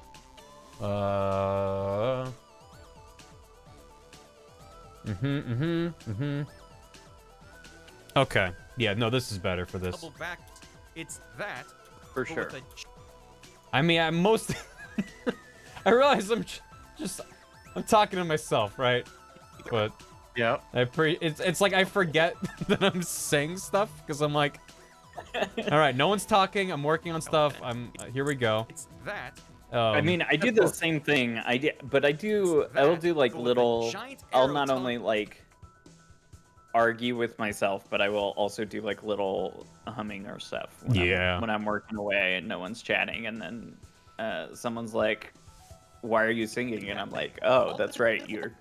You're here." Oh, right. I'm being perceived. Oh, God. Yeah. It's facilitated because Okay, so I could probably use a little bit more piss beam footage. Oh yeah. Yeah. What would you say is too much piss beam footage? Like, where is the cutoff? Too much piss beam footage is when I'm like, I have so much footage of piss beams and I'm not using most of them. That would be too much. But it's not a bad problem to have, right? Yeah. It's actually, a weird nitpick that I have with Elden Ring is that you have the piss beams that point you towards important things, but after you do said important thing, the piss beams are still there, which is mildly annoying. But in my specific context, that's actually nice because I can just go back and get more footage because they don't go away. Piss. No one has to know. I don't know how Nicole is gonna feel about the fact that if I say piss, Nicole emotes pop up. She is so sufficiently Well, she is the tied Piss her... Award winner. She is the piss Yeah. award winner. She has so sufficiently tied her brand in with the word piss, Yeah. which is inspirational. It's true. It is very inspirational. God damn it. She's an award winner. I know. Don't We don't steal her we brand. all live to have our brand be so tightly tied with something as Nicole has. Correct. Just don't steal her branding. Really broke. It's I'm just true. saying the word piss. All right, well, you owe her $5. That's how it works. Uh, Can you? Yeah, TV shows. Guess what? No longer can use the word piss. absolutely not. Trumpet Wings, thanks for 19 months. Hiya, how's everyone today? Doing? Thanks for asking. How you doing? Facilitated because you Yeah. think of all the times How you're you playing a doing? game and you sniff out the path. What would be a good game to use? So, this bit of the video I'm saying, think of all the times you've been playing a game where you sniff out the path forward just so you can double back and make sure you did everything else first. The first game that came to mind was BioShock, but I wonder if there's maybe a better game. Because BioShock does have a giant arrow at the top of the screen, Crazy Taxi style. But like, I feel like it's got it. Crazy Taxi, yeah. Like, there's got to be a good example of a game where you have these levels that you go through, and it's linear, but there's collectibles. Elder Scrolls, most JRPGs, Skyrim. Basically the same game. KRZ. I don't know if KRZ signposts where you're supposed to go too well. It is very exploratory. I mean, it might be like, here's your destination, and you can just explore on the way. Metroid Yeah, like style. I can think of games where there's like two paths that look identical, and one of them is the side path and one is the main path, and it's like you just have to figure out which is which. But none that I can think of where it's like, this is definitely the main path, and then it's like, but I should do the. Well, side it's path. less about it immediately shows you here's the main path, but it's like yeah, there's two identical paths, but you're like, which one is the way forward? Okay, that's the way forward, so now I'm gonna go back. Like a game where it's like really obvious that that's happening within like 10 seconds. So I can grab some I footage feel like of a that. Final Fantasy would do that somehow. Some sort Maybe. of Final Fantasy would do that. Some kind of a dungeon where you're like, here's the clearly marked exit. Yeah. Yeah. Dead Space was- did that? I was going Micro to say games? like a Xenoblade, but both games, well, really all three that have come out in the modern era that people know, they all have at least one area where that completely breaks down because it's a small inside place and you just get stuck in there for hours, and it's usually a very laggy area, and you cry. Yeah. Just when a doorway in an elevator in a Metroid ROM hack, the other person has a chance to lock behind you. Yeah, right. Zelda maybe. Zelda might work too. Part of it's also like, what's something that would be fast for me to get footage of, so I don't have to play 10 hours of a game to get to one dungeon. Good lighting to lead you on the path forward, I guess. So I'm not talking about a game that makes it obvious where the path is forward. That is the point, is that Elden Ring makes it obvious where the important shit is. By contrast, think of all the games you've played where you're not sure, so you inch your way forward, being like, where's the way out? There's the way out. Now I'm gonna double back and like grab all the treasure chests and shit in the dungeon or whatever it is. Maybe Sekiro. Resident Evil. Maybe. Mega Man? Do you really do a lot of backtracking in Mega Man? Binding of Isaac. Well, okay. Binding of Isaac's not a bad example, but it's a roguelike, so that's kind of the point of the game, is that it's random. They can't really, in a roguelike, you don't typically design it where like, here's the path forward. It's just you try every exit till you figure it out. Oh, Mega Man Legends. Oh. Mega Man. Dragon Quest. The path split. Split paths, gotcha. Someone just say solitaire in chat. Tunic. Someone was talking about playing Solitaire okay. while they're watching stream. Castlevania? I thought someone was like, solitaire. tells Ratchet you where and you need to Clank. go. Ratchet and Clank does here's the path forward, but you know there are secrets, so you can double back. I could also do like Doom 2016 or Eternal. Those hide a lot of stuff. So you're like, actually, maybe I use Doom because I can just cut to the map and it's like, here you go. But does the map just show you what the objective is? Then that kind of defeats the purpose. Why is this hard? There's so many games where I've done that, and now I can't think of a single situation, a single game. It's like it happens in a game, but I'm like, that's annoying, and then I forget about it.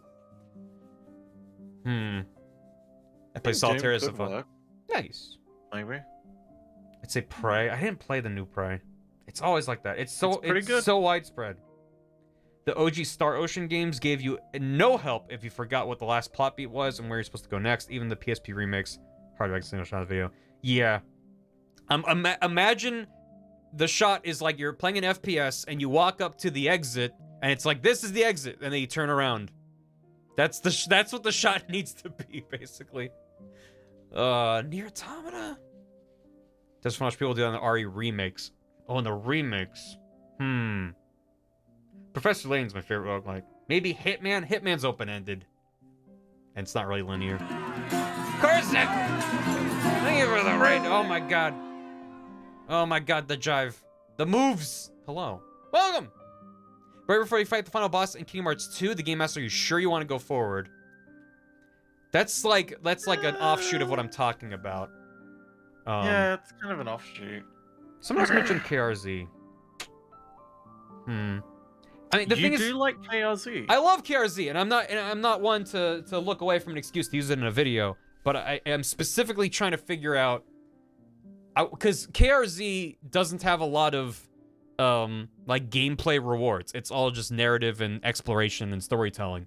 So it's not like, oh, I need to make sure. It's like I need to make sure that this is the way forward, so I can go back and talk to everyone, which is true, but not as visually striking. You can jive, but can you hams? Chrono Trigger. I never played Chrono Trigger. Can you Any RPG dungeon crawler. Is there like a Pokemon that's got like a branching paths thing where you're like, that's the way out, so then let me double back and grab all the stuff? The Coliseum games kind of do that, but there's nothing that like really tells you the main path. I mean, I think it's obvious to us because we're not kids. Yeah. But it doesn't tell you where you go out. And then there's Mystery Dungeon, but that's more like a roguelike because every dungeon is randomly generated. Right. Well, okay, so someone, Duke said the newer Tomb Raiders, and then that made me think of Uncharted, and then that made me think of Last of Us. I think The Last of Us might be a good a good game for this. And it'd give you serotonin for using it. I'm gonna get some serotonin out of it. Get that good retweet feeling. Because it's a linear survival kind of game where you're encouraged to explore on the side paths as you work your way through an area. So like, that's the way out. Let me go back and check that house that I walked past for some stuff. You scrounge as you go. Yeah, but you can double back and be like, let me grab some stuff. Maybe that. All the times you're playing a Also, that would probably not be very hard for me to find or get decent footage of. Capture a game. The Last of Us, maybe an RPG. Someone else said FF12. I've never played 12. It fit the rest of the style. Well, why not? I mean, I don't mind it being jarring, showing an example from a different game.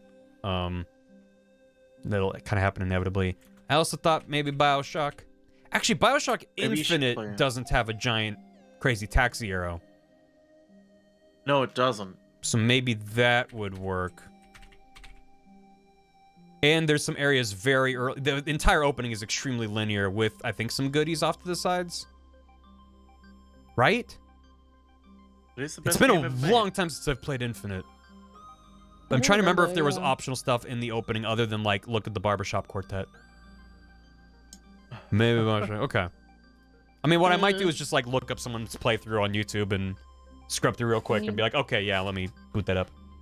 Does Infinite have the Offspring? I lost a lot in Infinite, but I don't know if that was just me. You mean the band? What was that, Shiv? Oh, I just remember getting lost a lot in Infinite, but I don't know if that was just me. I don't remember getting lost. I just like wander around. But I mean, it's that kind of game. You kind of wander around as you're moving forward. I'm like, Elizabeth, where am I? And she's like, don't look at me. I was in the tower. Just so you can double back and check out. I wanted to like that game so bad. Up, man. All this plays into the fact that Elden Ring. I think everyone did. Yeah. Yeah. And everyone pretended that they liked that game. Yeah, I think it was different. I think we've talked about this before, but it was like we have. After like what it could have been, it was like extra disappointing. Yeah. If you've just played the final release and you enjoyed it, I'm happy. If you look up pre-release footage that they were showing off, here's what the game's gonna be, you'll be extremely sad. Because there was such more of like almost an arena shooter vibe to some of the stages where you had this massive area to just zip around and had all these options as you go through the combat, and the game's just like corridors, murder some men. Remember BioShock 1? It's like, yeah, but you sold me on like an evolution of the combat. Yeah. Yeah. In most JRPGs, the entire overworld opens up with an airship, etc. fast travel when you hit the 65-85% mark. Typically, that's when you do a whole lot of side quests, go straight to the big bad fortress. In 16 to only 3 of the 12 plus characters. That is wild. That does not help me for the video, but that's also interesting. Thank you. We're talking about BioShock Infinite. A good game, bad writing, and story and marketing. It's a good game, just bad writing and story and marketing. And the game's not great. No, I have my issues with Infinite. Even separate of the Infinite that I was promised before it was slapped together and knocked out of the door. But I love it though, because it's that kind of game that is almost inherently divisive, and everyone who experiences that game will have things to say about it, good and bad. Yeah. Or even if it's all bad or all good. It's like you will have opinions, and like I love that shit, man. Yeah. Yeah. You can really sink your teeth into it and be like, man, remember the way that they almost did this really cool thing, and then they did do this cool thing, and then they dropped the ball over here. Like, I don't know, it's fun. It's better than just like it was good. I liked it. I could talk about how like disappointing Elizabeth's implementation was for Yeah. a long time. Yep. Yeah. And I won't do it again. Booker catch. Alistair, I think I'm good, but it turned out being harder to describe than I thought. But I'm looking for a game, and I'm gonna probably either grab Last of Us or BioShock Infinite. But a game where you're exploring an area and you want to find the way out, the critical path forward, just so you can stop and go back and get the other side stuff. Because it's like you have a bunch of branching paths, a bunch of places to go, and you want to do everything before you go on, but the game doesn't explicitly tell you here is the exit until you're there.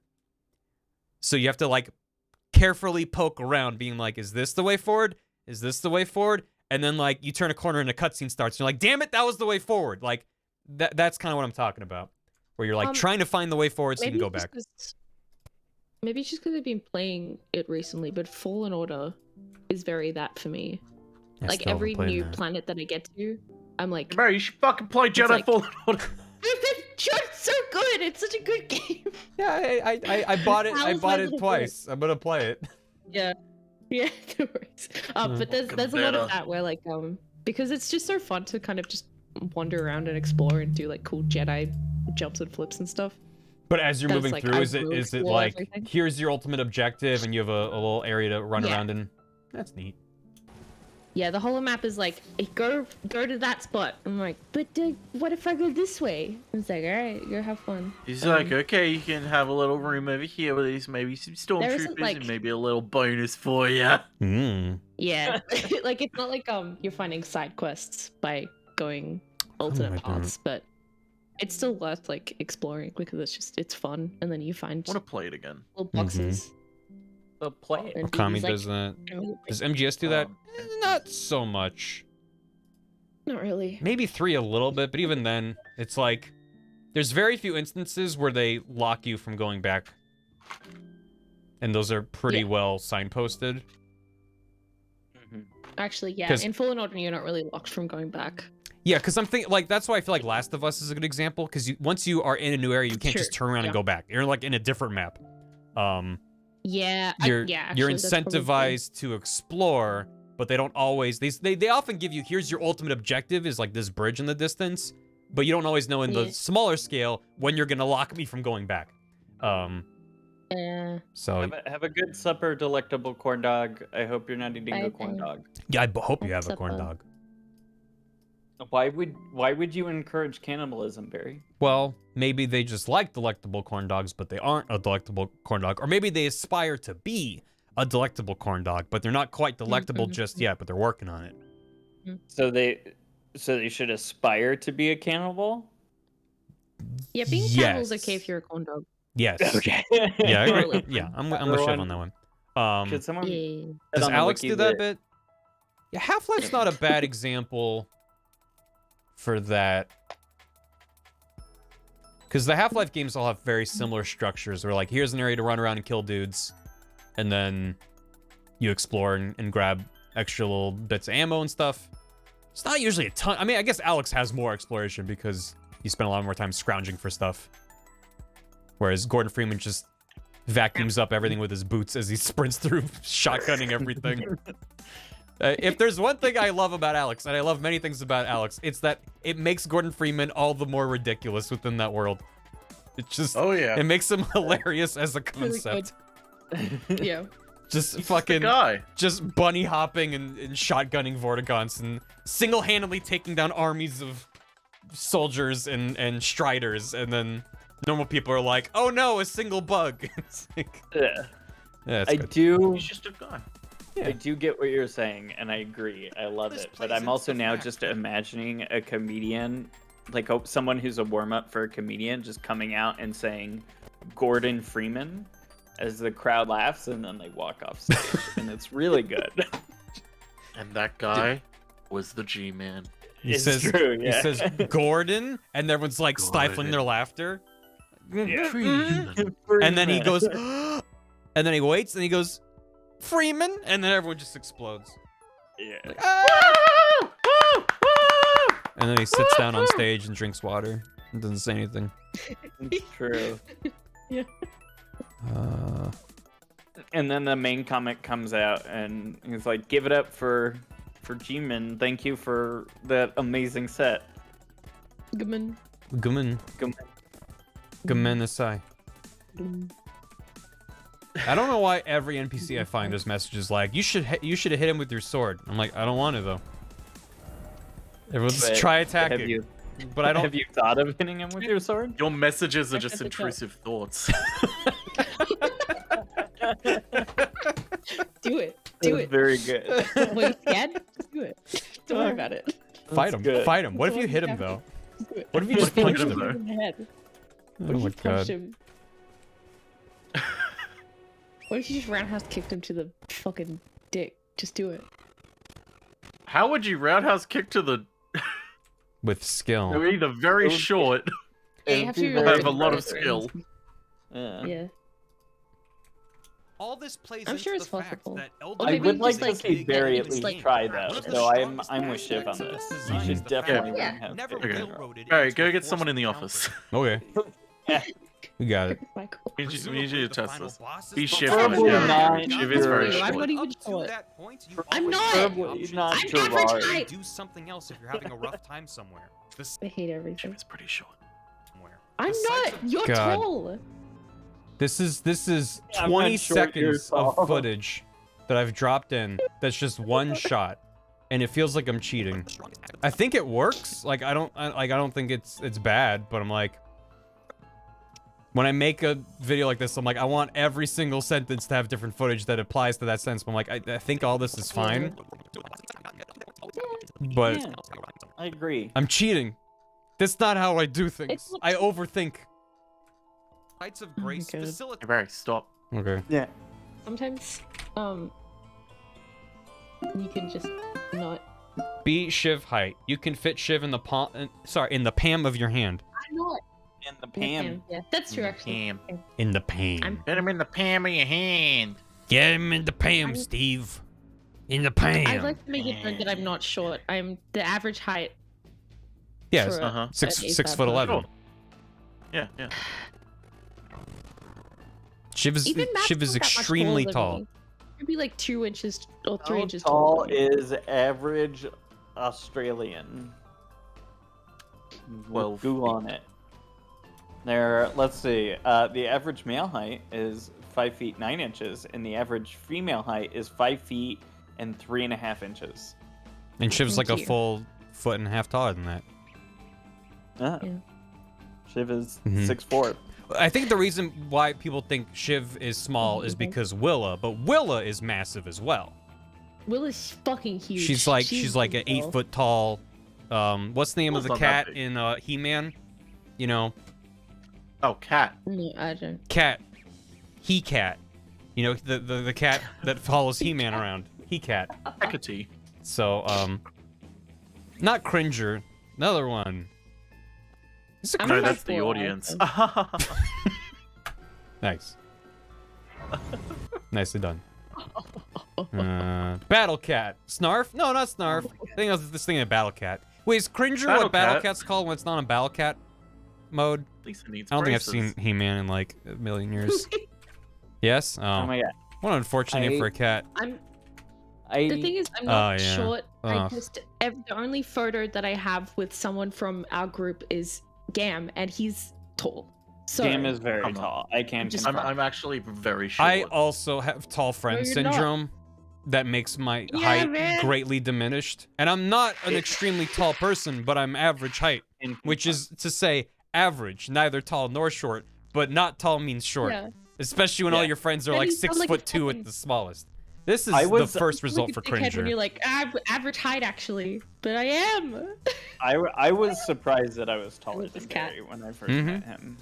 Well, yeah, I mean, as I always say, the Mm. camera adds a foot of height. True. This is awful.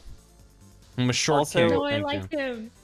I just want to say I registered a domain name as a joke with Scaredy a couple days ago, but I didn't realize it was a .us domain where they don't like hide your name for who bought this domain.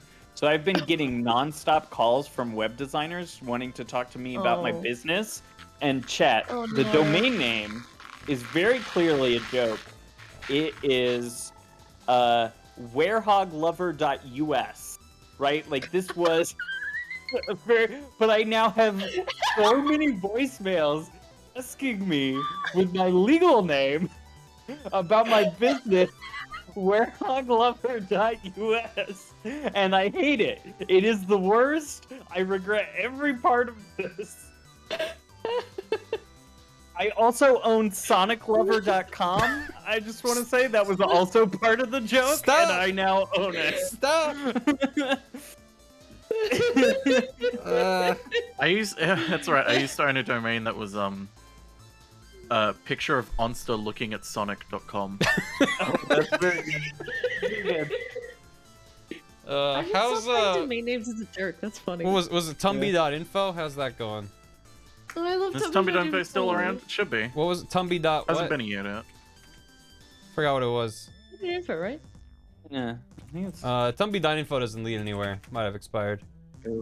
Oh no. I'm trying to remember what Yeah. it was. That's a shame. I It's fine. I remember when we got darkweb.gay to point to your stream, Barry. I do was remember good. when we, and by we I mean you, did that.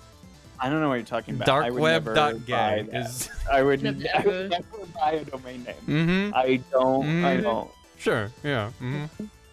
That's fine. I definitely. What other domains do I have? Hang on, I'm gonna check. Thank you. Really handy.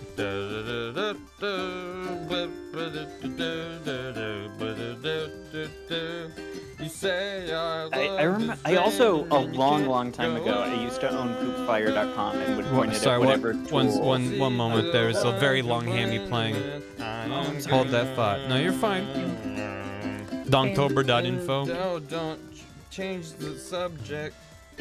Thanks for the $10. Thank you for the hammy. Please, your thought, Mithra. Are you sure? You Yes. can replay the hammy. I could. think Do you they want me to should get roll it their again? hammy. You can Yeah. get more money, streamer. Okay, Yeah. every time I replay the alert, I get 10 more dollars, right? Thanks for the $10. Nice. Yeah. Lettuce I orange. said thanks for the $10. Sweet. And there's a million things I can buy with $10. Like,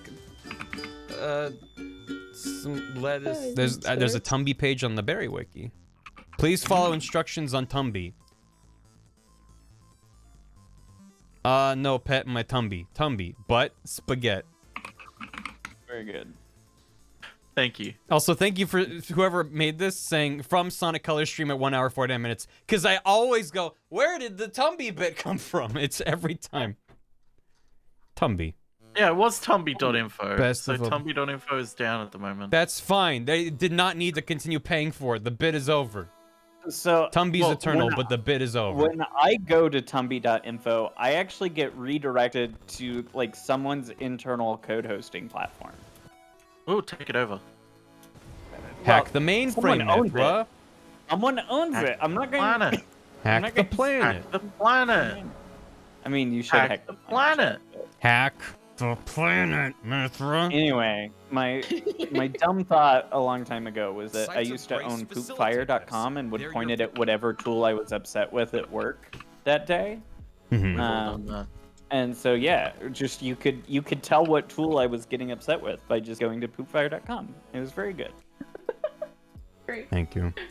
Also, in fact, someone actually did set up a script that would alert in Slack what domain it was currently pointed to understand what tool I was having trouble with. It was a good bit. it's a good bit. In Elden Ring, in what I want to say was a more recent update, they added these little dots to indicate when you can do stuff, like with flasks. And they didn't have that for most of my time playing. In fact, I've reached a point where I can't upgrade any further, so this never pops up for me. I haven't ever seen it in my main file. But so what you're saying is you're too pro for the helpful. I'm not saying I'm too pro. I'm saying that I had basically an entire playthrough where I didn't have a very handy UI feature to be like, you can do a thing, and instead had to, just in case, press a thing to be like, can I upgrade my flask? And they're like, you can't upgrade ye flask. And I'm like, okay. Instead of, they could have just had UI. And then they're like, oh, we added UI, by the way. I'm like, but I played for like 100 hours without it, and I don't need it.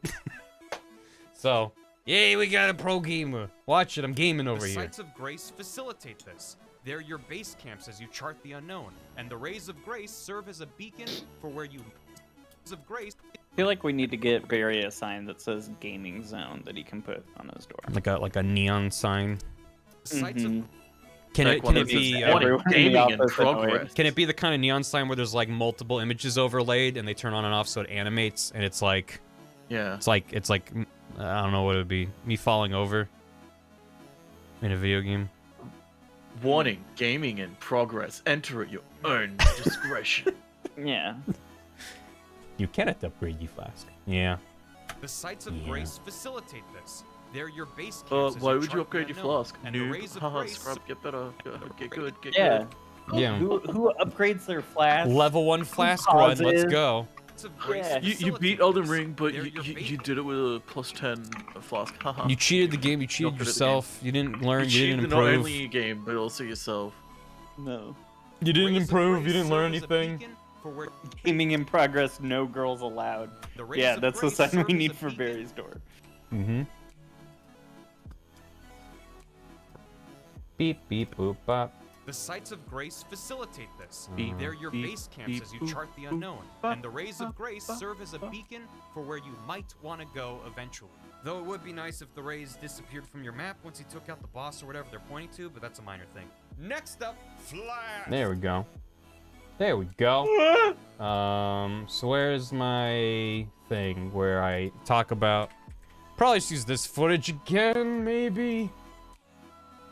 Footage? Who are you? Wait. What if well, I have taking down Margit, and then did I look at the map after this? I cheesed Margit fucking hard. I killed him first try, and just got him stuck in a corner. And Rogier and my wolves just like chewed him up. It was kind of ugly. Yeah. I was just like, he was really tough when I fought him in my first playthrough. I learned something about Margit where I was like, man, I kind of wish I realized I could have done this the first, like, when I fought him, because like Matt got up to him and used a thing, and I was like, oh, that would have been cool to have known. Fuck. I didn't realize that he slapped me back as I got the killing hit. Yeah. Which is very good. And so it does the like high pitched noise like when you die, but it's him dying. So it's just, yeah, we bullied him in the corner. He was good. God, and Rogier's like still spamming him with hits while he's down and exploding. Like, damn, dude, calm down. Look at him go. Rogier's just like, fuck. He's out for blood. Calm down, buddy. And then he returns to his world, probably still spamming. Look, if you're not spamming 24/7, what are you doing? You're not wrong. Where Also, the I fuck haven't. you at? This is going to be in the messages section of the video, but I did leave a message in front of the castle where I pointed it and said castle. God damn it, Barry. And I don't think it's gotten any thumbs up. I was like, I'm hoping. I don't actually know. My theory is that your messages only appear in other players' worlds while you're online. I don't know if that's actually real. That's the case. Because it feels like whenever I boot up my game, that's when it's like, you got messages. So I'm like, oh, it must have been while I was offline that they like queued up. But I'm like, I think that's just confirmation bias. That is true. Okay. So maybe I just need to like leave this character running for a while. Because I make the point that like every time in my base playthrough that I've left messages helping people, it gets like 1 or 2 likes tops. But if I point at a thing and say what it is, then I get inundated with notifications of appraisals. But I could always just have, you know, this text appear and just like add 1 million appraisals on top. So it's fine. Wow, you'd fake it? Of course I would. For the sake of the bit. I can't believe you would fake it. That's all Yeah, video that's production true. is. Oh my gosh, Barry. It's faking it. All the way You're down. gonna get canceled if you keep talking like that. You mean again? Yeah. Thank God. Don't worry, I haven't forgotten all the Though it previous would be times you nice were if the canceled. rays disappeared. Don't worry. Fake it till you make it. Hashtag Barry's over party. It would Which be is nice- Yay. happening on my stream, ironically. Yeah. Though it would be nice if the Never cancel your subs. Let's go. Look, Twitch is just having, you know, it takes them a second to process the ban. All right, you know, Yeah. give them a bit. They work Mhm. hard. Ooh, that almost lines up. next up, Flask. Flasks. Does that work? Though it would be nice if the rays disappeared from your map once you took out the boss or whatever they're pointing to, but that's a minor thing. Next up, Flask. Okay. Though it would be nice if the rays disappeared from your map once you. Next up, Flask. Sweet. All right. A rechargeable Section 3, flask. flasks. Sub to Barry to get him canceled. Yeah, every sub increases the Oh, yeah, cancelometer. Rechargeable flask That's how it works. It's the my first ever subathon, but the goal is to get me canceled. So Yep. every time we hit a new sub goal, I have a gamer moment until I get canceled. It's not a subathon, it's a cancel-thon. Yeah, every sub Yeah. removes time from the clock until I end stream. So we start with like 1,000 hours. Yeah, we start at and it 1,000 hours, and counts. every sub I have a gamer moment, and we cut time off the clock until I hit 0. I'm leaving. Don't find me. Anti-subathon. Okay. Subathon. Ooh, Rechargeable that's flask good. system. That's good. Thank Though you. it may come across as sounding too close to subathought, as in Like that's a being in a mistake. thought. I don't see a problem with that. Yeah. It was I on mean, purpose. I just wanna make sure that you're aware of that when you go to, you know, you go to talk about Come on down to my subathought. it. Yeah. We're gonna have some fun. I'm canceling you for that. Yeah. That is Remove time ridiculous. from the We're clock. bad. Yuck, yuck, yuck. Allocating flasks use. Where's the game talking about flasks? There's gotta be a flask tutorial, right? Guarding, dodging, materials, wielding armaments.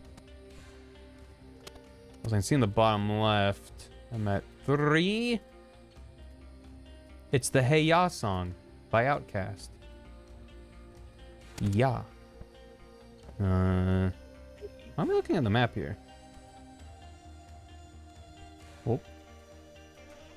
Wow. That is where the map starts. That's something.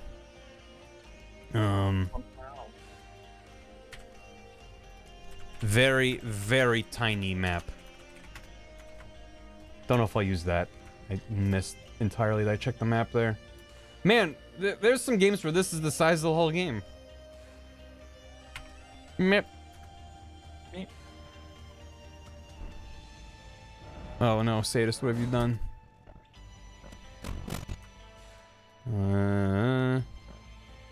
Stands breaking. You. Stakes of America.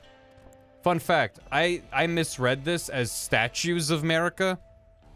And so throughout my entire Elden Ring journal that I've been keeping, and the first version of the script, and the first recording of the script, I referred to them as statues. And then when I went back to get my footage, I was like, they're called Stakes of America? And I felt like I had been Berenstain-bared. Mandela affected. And, it broke me. Just wanted to share. Thank you for sharing. You're welcome. I live to share. That's why I stream. I'm a giver.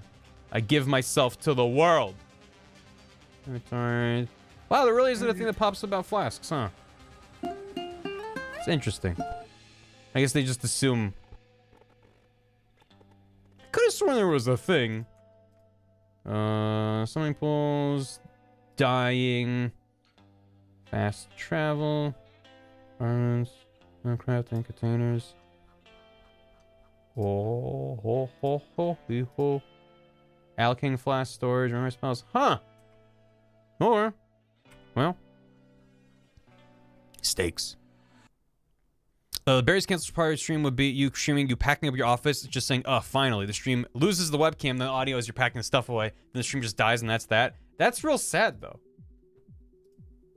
Yeah, but we that want to makes me have a sad. fun cancellation, not a sad cancellation. Yeah, exactly. Where we have heavy sighing and breathing. You don't Come want. on, You chat. can't have Get your head in the game. You can't have a canceled party where you feel bad for the person being canceled. That defeats the purpose. Hotflex, thanks for 5 gifted subs. Thank you, Halflex. Steaks of America sounds like a fast food chain that does average steaks and way too many variations for side dishes. Yes. True. Correct. Oh no, it's joyous. Don't get me wrong. It seems sad, but it's actually joyous. I'm listening. Wait, hold on. Prithiana, thanks for 20 months. Welcome back. Kurzak with a raid a while ago, thank you. Smexy Deer with 2 months. Witnessed the battle for Trilby's candy yesterday. I swear to God, Barry, Trilby better come back from that Underdark expedition in one piece. Listen, it's not up to me. I'll do my best, but it's not up to me. Enjoy your bronze key. Viking Engineerings, thanks for 20 months. That's a lot of months. Scootsby with 42 months. That's a lot of months. 6 times 9 months. Woo. It is. And also, you have a Doki. So you can think about dough. Ugron. Thank you for the hammy. Hey, Barry and chat. I just got a PS5 recently. My first ever Sony console and playing the Spider-Mans for the first time. Fun fact. Spider-Man's mouth moves when anyone talks in a phone call. I just found out in a call with Fisk, which was freaky. Really? He said, "Mam." That's wild. Shit. That's wild to me that would be a thing, and that would still be in the game after so long. Damn. I'm doing good, Luba. How you doing? You fucked with me for the last time with Spider-Man, and Spider-Man's like, yeah, he's just making fun of. Yeah, that's exactly okay. There you go. We fixed your playthrough, Otagron. Perfect. Yeah. You murdered my goons for the last time, Spider-Man. That's why I sound like Spider-Man, stop copying me. It's canon now. There you go. You would sound like Oh no, Ludline, hope you're feeling better. Ofalo, thanks for 100 bits. My girlfriend and I are arguing because she keeps insisting that I said I would stop singing Wonderwall, but that's bullshit. That's not what happened. I said maybe. You gotta be the one that saves me. And after all,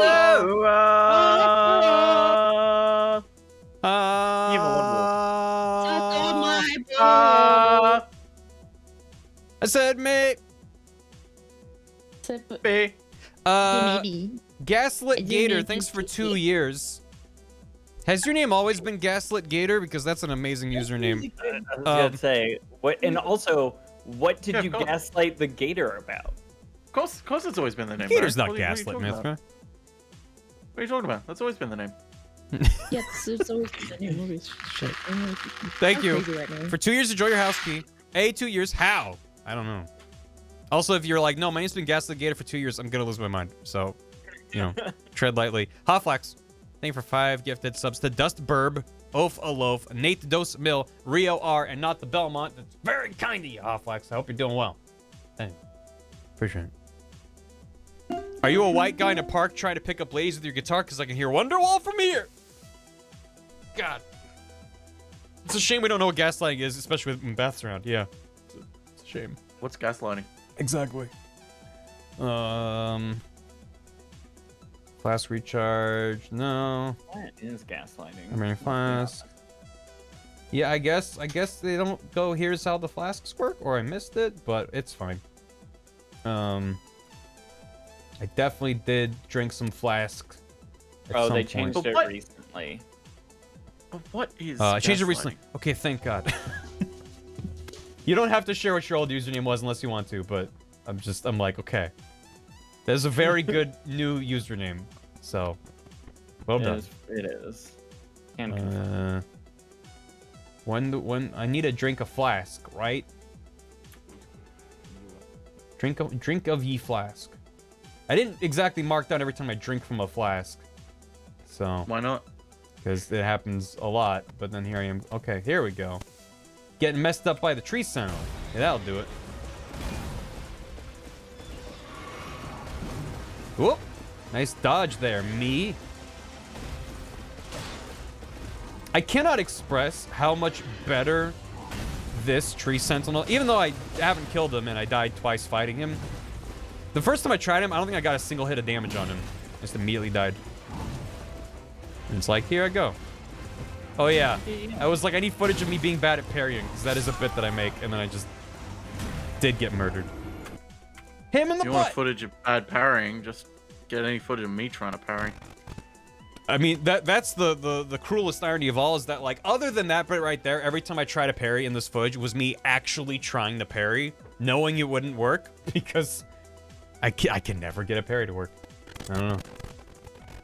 I literally remove parrying off my shield so I don't have to think about it. It's just never goes. I just removed the shield. Well, you know, y'all can't be as good as you, Mr. Bloodborne. Please, Mr. Mr. Bloodborne was his father. We call him Jimmy Bloodborne. Jimmy Blood. Mr. Bloodborne, Mr. Bloodborne. Jimmy was Born me blood. Rechargeable Bum. flask system is easily my bum, favorite bum. for these Soulsborne, whatever we're calling this genre games. At any Boom, boom, boom, boom. the rechargeable flask system is easily Yeah, this is footage from Demon's Souls, by the way. I'm like before Elden, because like when Elden Ring came out, I bought it physically. I bought a physical copy because I'm old, and Yeah. I had to wait until launch day to get my copy. Whereas that Thursday night, everyone who bought it digitally was playing it. So that's when I posted my SpongeBob meme of him of Squidward looking outside at SpongeBob and Patrick running around. Which is I think I've used it twice now, because it's happened twice, and I'm sure it'll happen again. Where is it? Oh yeah, where is it? There it is. It's Squidward inside, watching SpongeBob and Patrick, and SpongeBob and Patrick are labeled digital downloaders, and Squidward is labeled me, who still buys physical games for some reason. And so I get You can to tell you really had a lot of time on your hands because you put it beneath the blinds and also put shading. Yeah, someone on Twitter noticed that as well, and I was like, well, I think my response was like, if I'm booting up Photoshop to add text to an image, I'm making use of the Photoshop. Also, it's bothered me that every time I see this meme that the text is not beneath the blinds, so I'm like, I'll do it myself. But anyway, I was like, yeah, I have to just sit here and watch everyone else having fun playing Elden Ring. I have to wait till tomorrow. So I played more of the Demon's Souls remake, and that was my point here. Is like, I really don't miss consumable healing items, because it's definitely the rechargeable flask system is my preferred version of healing in these games. And I talk about it in the video that we're making right now. Look at me go. Whatever Boop, we're boop, calling boop, the- boop. Wow. I've made progress today. Yeah, sure. Look at me go. At any time, you can rest at a site Yeah, for look racing at and you all of your- go. And you can rest Get and all of your healing flasks back for free. Part of why I never quite got there you go. So I need to sit down at a thing with my flasks recharge thing. Well, that's not really gonna look like anything. Because when you sit down at a site of grace, your flasks are recharged, but I don't think there's a visual indicator. Maybe it does have a swoosh? I don't know. I definitely didn't go out of my way to get footage of that. So I don't know if it just happened on its own. Boop, boop, boop, boop, boop, boop. That's true, Josh. They've walked that back a bit. The whole thing with Ubisoft and taking down a bunch of games, delisting them. They said today, I think, that they're like, no, you will be able to play your old games. It's like, okay. Thanks. Ubisoft have games? Ubisoft has games. Wait, I thought that was only Nintendo. Nintendo I and thought they had a Ubisoft copyright. have games. I thought Ubisoft only had scandals. Well, they have those too. Cam, please. Well, that's a pretty good flask chugging animation. I'm almost looking at the camera there. There you go. Chug that shit! Yeah! God, that... I think there's spoilers in that meme, at least outside the scope of what this video is, but there was a very good image macro of someone allocating all their flasks to healing and they're chugging them, and there's a whole mess of stuff. I don't know if you remember what I'm talking about, Gam. It was posted in our Elden Ring chat a long time ago. And I'm scrolling for it even though I shouldn't. But, you know. Go on. Why are you Oh, yeah, I haven't gone through the channel because I'm pretty sure there's still spoilers that I haven't gotten to yet. Yep. Can you imagine scrolling through a channel instead of using find has image? But there's also tech stuff that I haven't seen. Yeah. I was more making fun of Barry, Gam, not You can make You're fun. fine. You're doing great. Oh, it's easy to make fun of Barry. Well, this was good. Hey, Barry, poopy. No. This isn't what I was Barry's doing talking the about. best. First 10 hours of playing Elden Ring, step on a rake, hits you in the face. Elden Ring after 100 hours, you do a kickflip on the rake and then it hits you in the face. Yes. Is it a bear? It's not a bear. I don't remember if it's something I can share. I don't remember if there's spoilers in the meme. No, this is actually spoiler free. But I think Viz posted this in our private Elden Ring chat. I put more than 100 hours into this video game, man. Miyazaki's Castle. Chugging it because you allocated all of your flasks to healing. Where's the fucking ending? I got shit to do. Feed my dog and shit. He's praying. And I forgot about the fucking Bender video just above that too. I don't know why this bottom right corner just kind of destroyed it has me. Spoilers in it. This does? Yeah, the Bender video. The Bender video does. It's all very just good. allocate your flasks. But it's All of so them funny. going to heal and chug it. It just oh, it does say Miyakaze. I didn't even notice. Yeah. Miyakaze's Castle. Welcome. Enjoy your stay. Thank you, Miyazaki. I mean Miyakaze.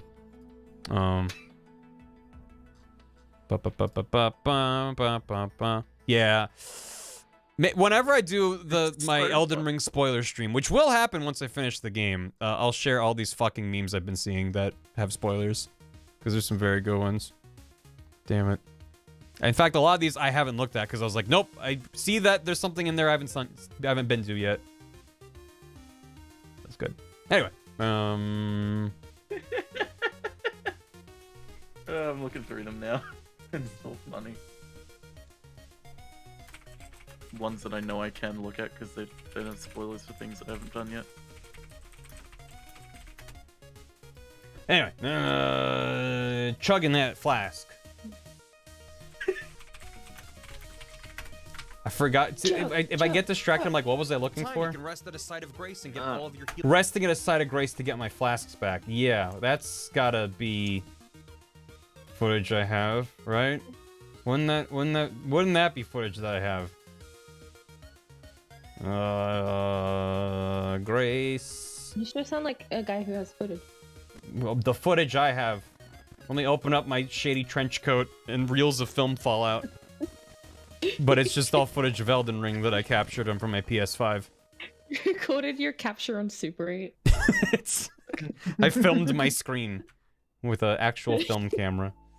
True. Am I down flasks? I can't even tell, man. Don't think so. Doesn't look like it. What about, you know, over here? Pretty sure I had drank some flasks here. No, I didn't. I'm too much of a god gamer. I'm running around not ever getting hit. Definitely got hit here, though. Can you believe this man just never getting hit in Elden Ring? I'm too powerful. All right. Oh, I well, I didn't. don't know about that. This is very fun to go back and forth on. Meow. Pow. I forgot that there's a giant archer down here. So I was like, ooh, I'll get the map. There it is. Time to go! You can see me panic. You can see the moment I was like, oh god. Forgot about this whole thing. Oh god. This is like 2 minutes away from the starting area, and I was like, oh, right. Maybe I'm safe back here. Can't check my map. I'm in danger. Time to go. Cool guys don't look at giant arrows. That's true. It's true. But then I got my revenge. Well, we did that first. Getting into the thing. Fighting some wolves. I'm sorry. I had to. Can't believe you. I know. I know. I know, right? Oh.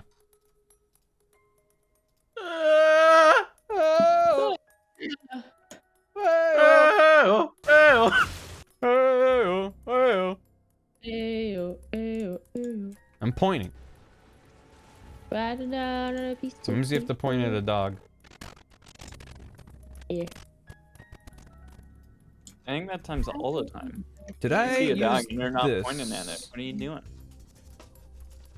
where the fuck you at? Yeah, this is like the first shot I use in the game. There's that, there's getting smushed. There's looking at a tree. Possibilities are finite.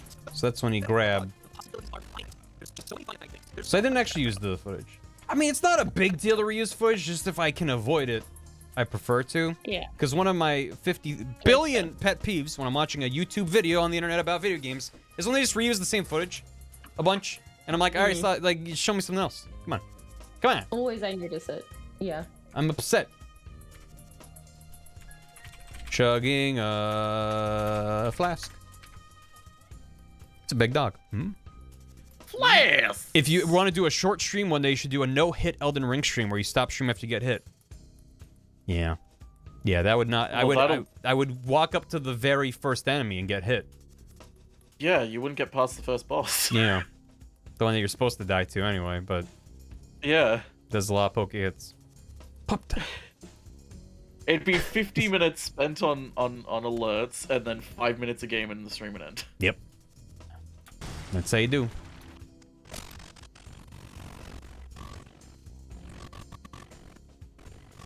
That's a good flask recharge that I didn't mark for some reason, and then I closed that sequence for some reason.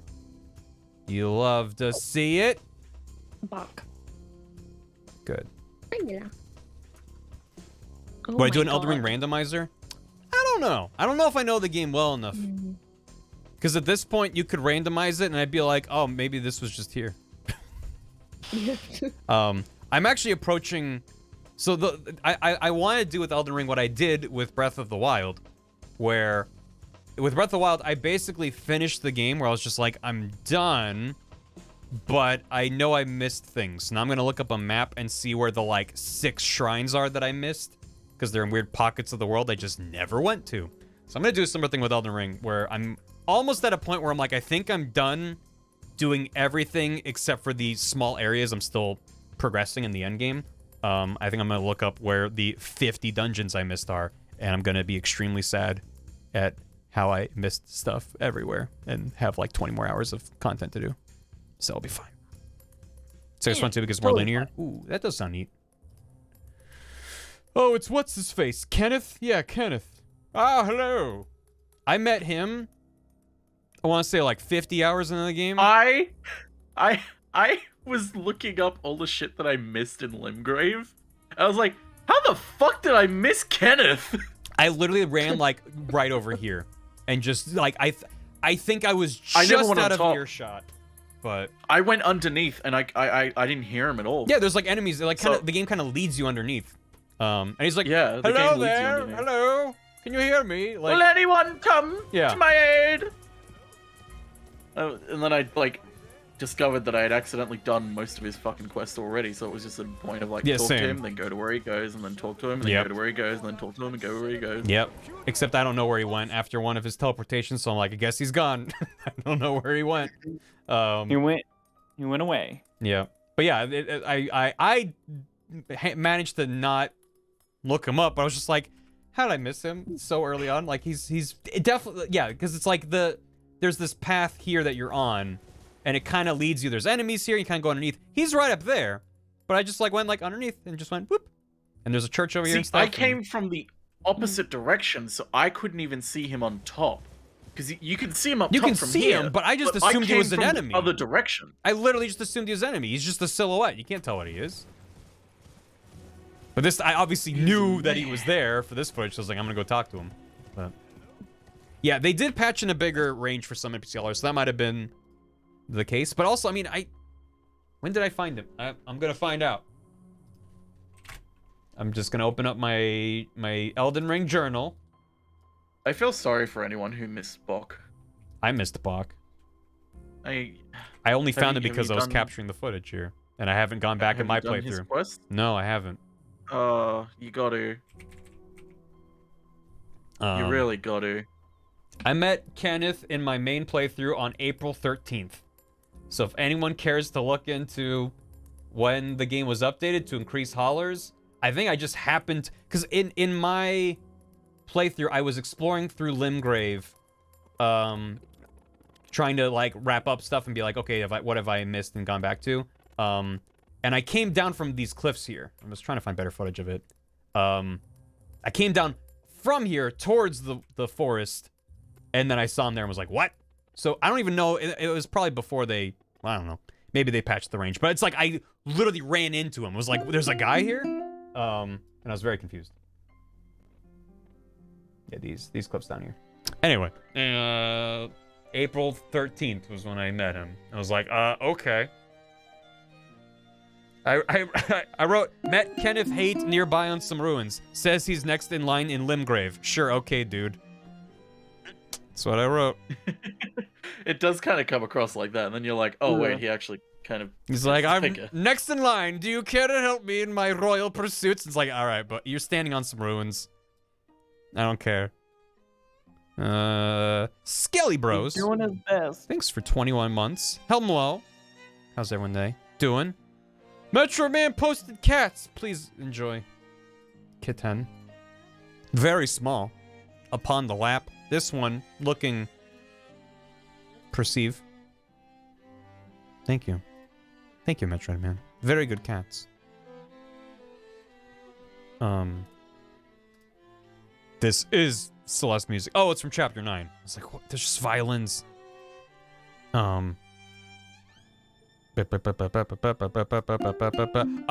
Just a simple cactuar. Thanks for 50 months. I am messaging you from Canada. I hope things have been going well. Happy 50 months. God damn, that's a lot. Also, birthday's closing in too. That's also pretty dope. Ooh, woo. Take care, Barry. Hope you have a good time in Canada. Happy almost birthday. Thanks for 50 months. That's a lot. Thank you so much. Pedro at 5. Thanks for 14 months. Look at Prime. Can't wait to see what you're cooking, Barry. I'm cooking up something. And Mr. Villa Man, thanks for 26 months. Thanks for the Prime. Appreciate it. Did you know you have Prime? You can sub to twitch.tv/InvisiGuy with Prime Gaming once a month for free. Doesn't auto-renew, though. But if you do sub to twitch.tv/InvisiGuy, you can get the brand new Inviso Dig, which is the best emote on Twitch. It's a very good emote. I'm leaving. It says digging.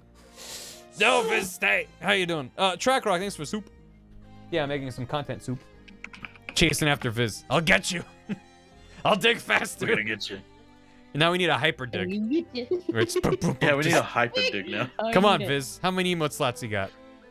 Yeah, come on, Viz. You gotta have. I keep bringing this up, but I wish when Twitch were like, hey, animated emotes are a thing now. Instead of going, here's 5 animated emote slots. They're just like, hey, any emote can be animated, plus here's 5 extra slots to, you know, accommodate in case you don't want to change any of yours and you just want some more.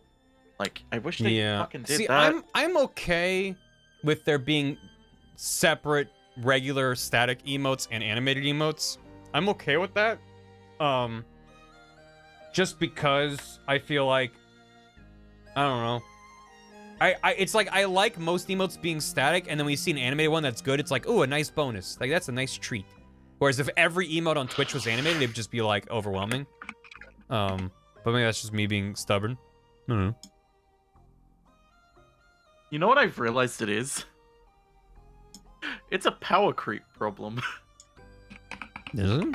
Twitch have been slowly adding more and more emotes and emote slots to everyone, and now they've like, it's a point of, okay, well, we need to, you know, make it more exclusive again. Mm-hmm. We'll add animated emote slots, and they'll add more slots over time for animated emotes, I bet. And then power creep will happen again. It will happen again. The thing that's weird though is that they gave everyone 5 animated emote slots, whether you're affiliate or partner, and haven't given anyone any more since.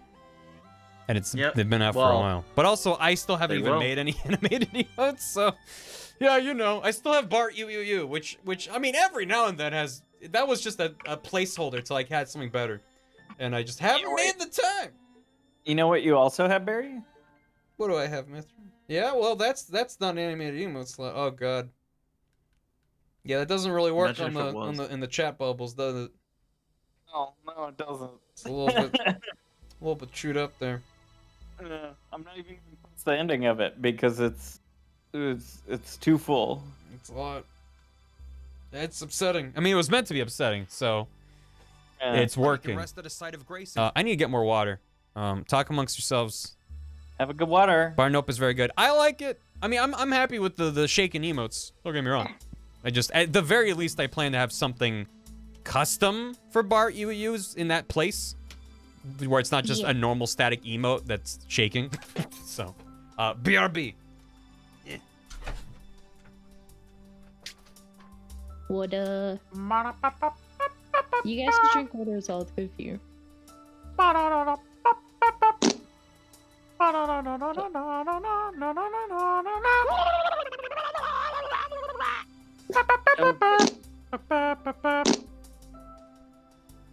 That was very good.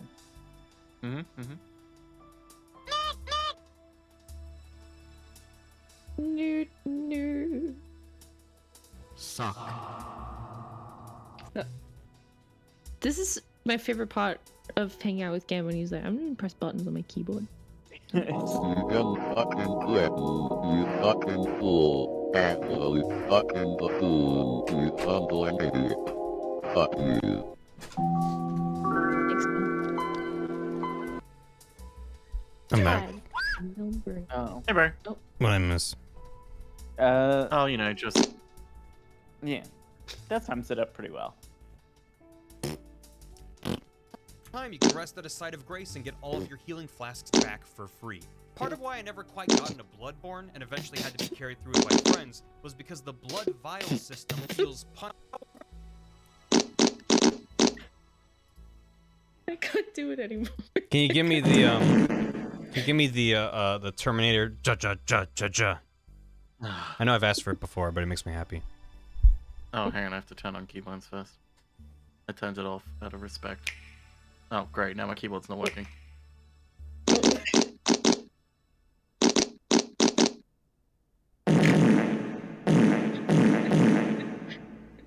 Thank you. I'll do classical gas.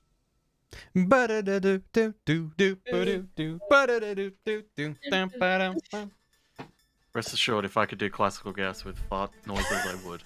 Just pitch them up and down. Yeah, just repitch. Oh yeah, I'll just do that right now. I don't have a. I have Todd's fucking magical machine. That just Todd does have pitches that. Todd's magical machine, TM. You definitely.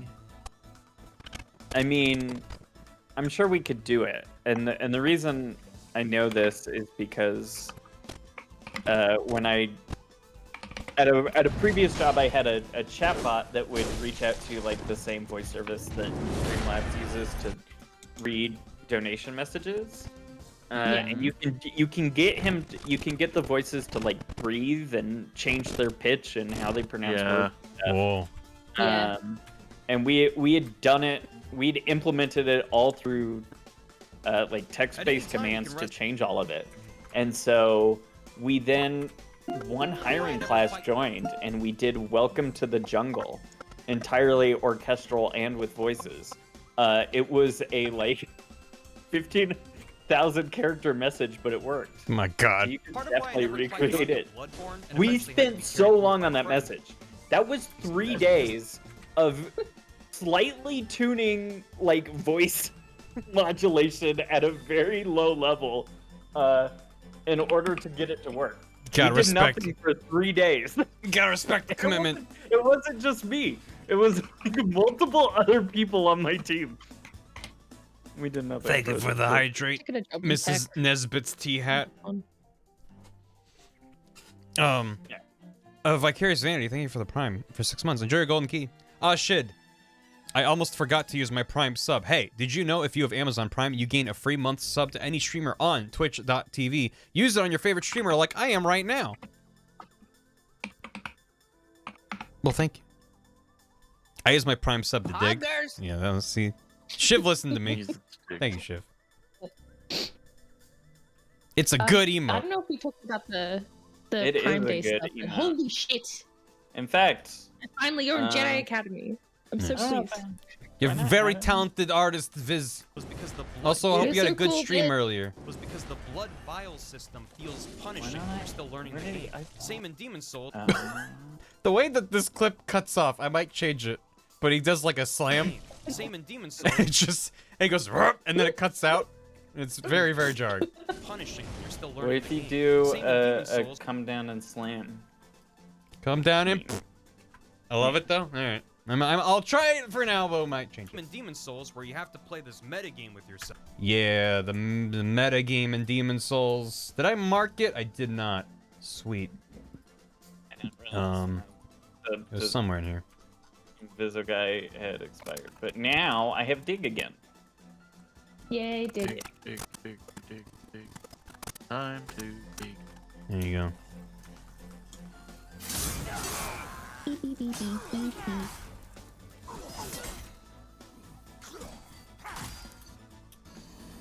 I died. To be fair, this was an intentional death. I am bad at Demon Souls, but not this bad. Well, actually, I died a lot in that tunnel. So.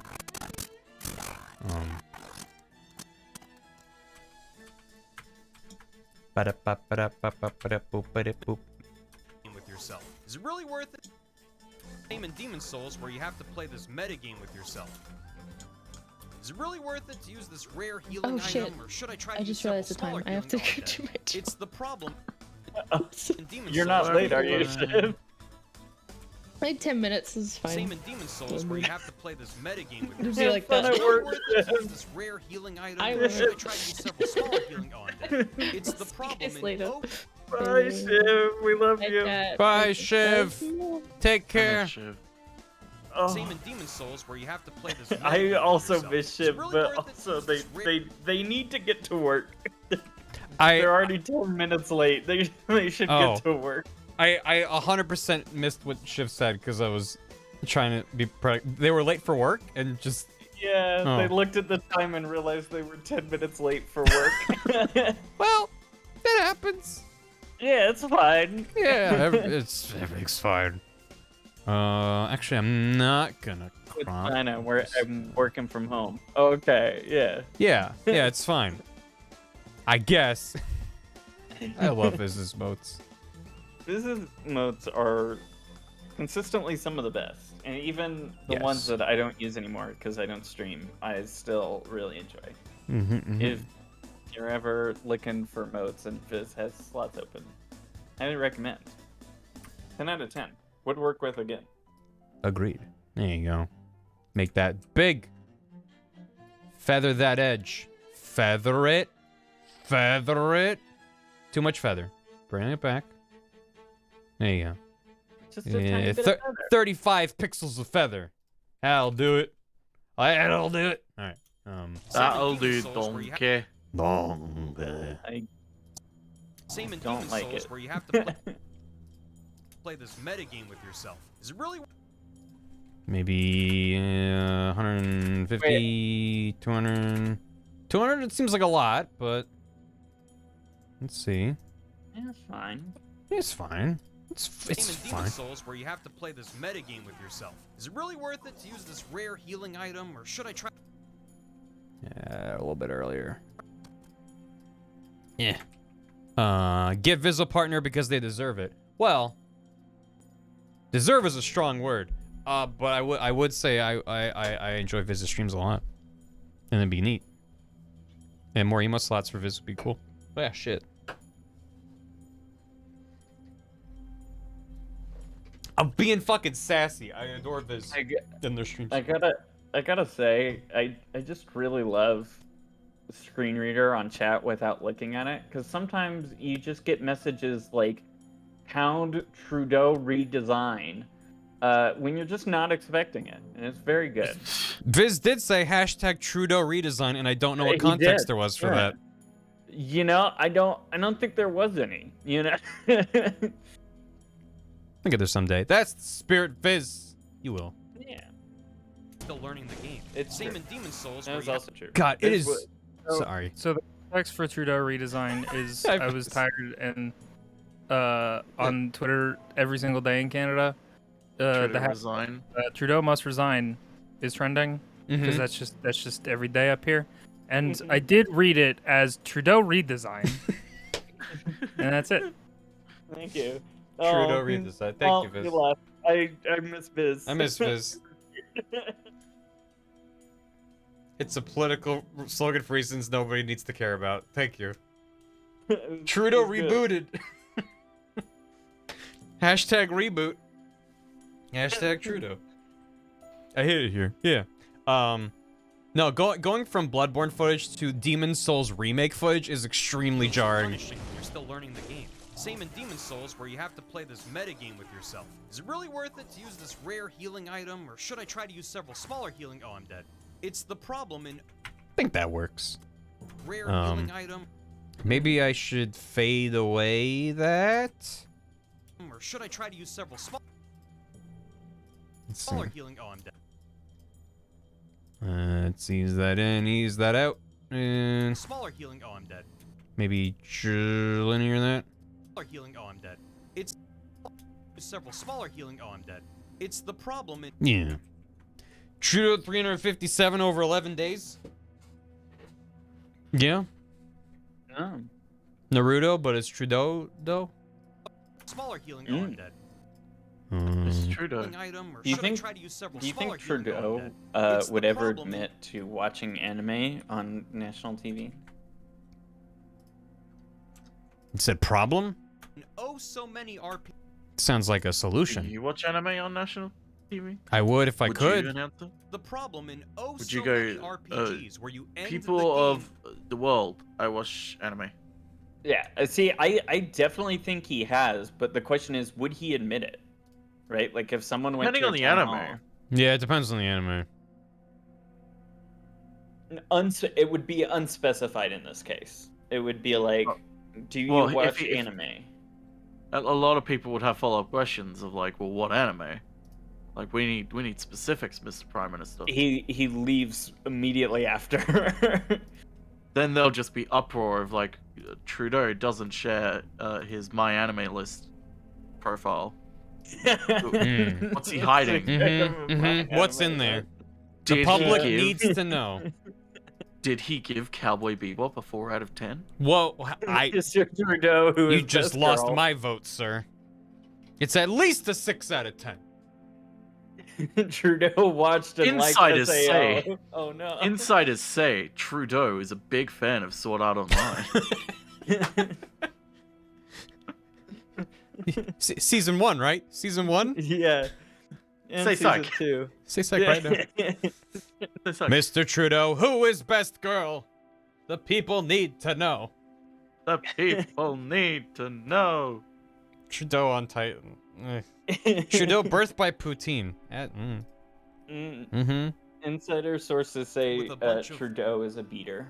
Problem in so many RPGs where you end the That's game with that's a an bunch of SAO different reference for threats all and you views. people who enjoy SAO, which is probably none of chat. But There must be someone out there.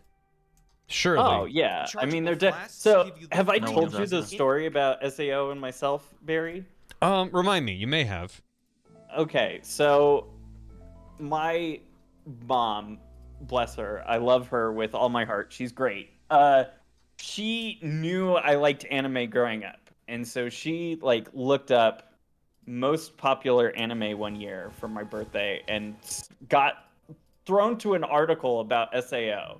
So my you told me. mom bought me a very, very large poster with SAO over it and had it framed and asked me to put it over my bed. And I'm not going to say no to my mom, and I can't take it down because she lives in the state and can view it at literally any time. But it is also the most embarrassing thing I ever have had on my wall. And every time someone comes over, I have to be like, look, this isn't what it looks like.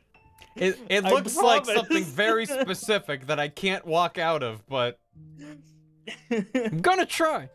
Yeah. She's confused, but she got the spirit. Yes, she did. It's true. It's true. But she's gotten a lot better. She's especially about anime. She, for those of you who also don't know, my mom is in one of the top WoW guilds in the world because she met someone when playing with them with D&D. And they've been teaching her a lot about anime and games. So she's Wow. doing good. All right. Yeah. Props to Mithra Mom.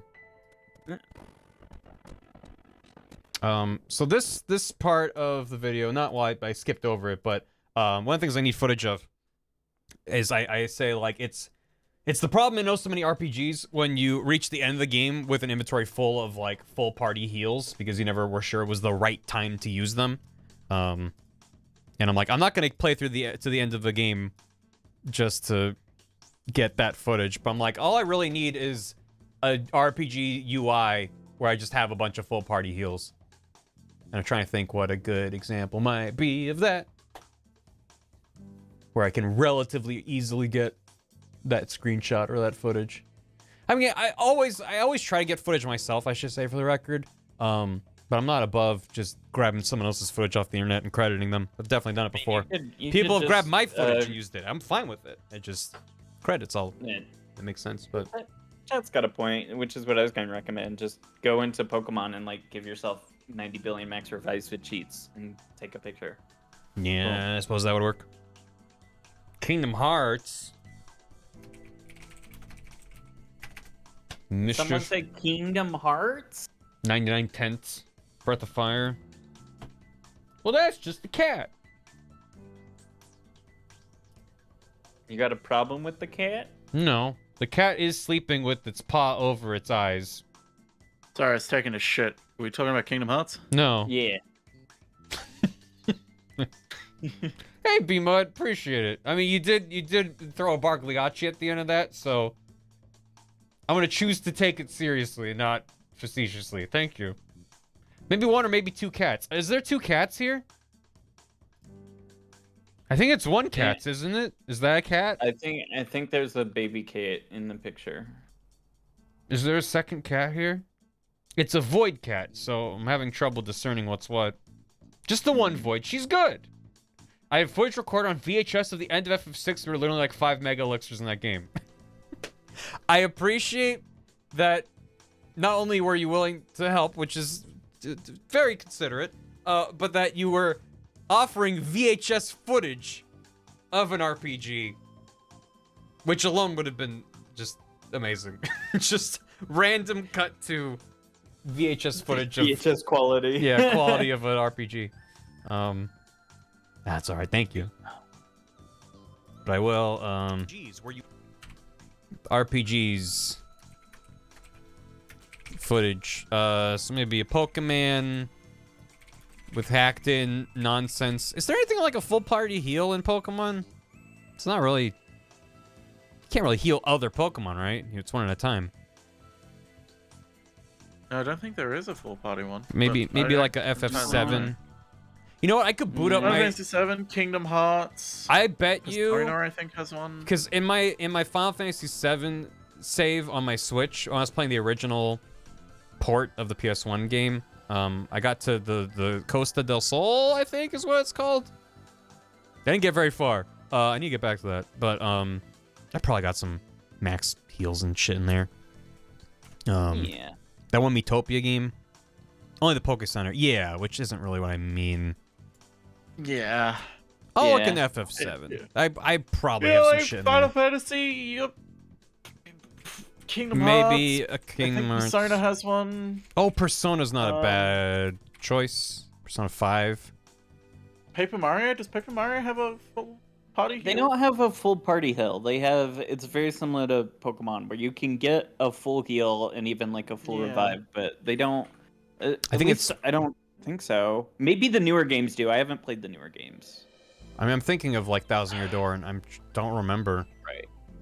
Yeah, that's what I'm thinking of. I know the first three, right? Like the 64 one, Thousand Year Door, and even Super Paper Mario. But I don't. Super. I don't know the latest two. Soup. I guess the newer games also don't have a party though, so. I guess they have like the star powers, but again, not the same thing.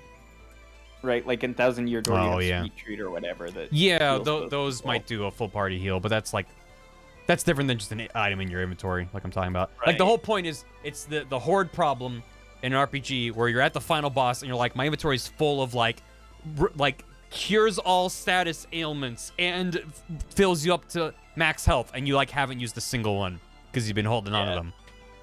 It's like you have all that shit and you don't even need it for the final boss. You're too strong at that point, so it's like, yeah. So my point is that that's why I like a rechargeable flask system, because it prevents you from hoarding all your best shit. Because you're not like, oh, am I?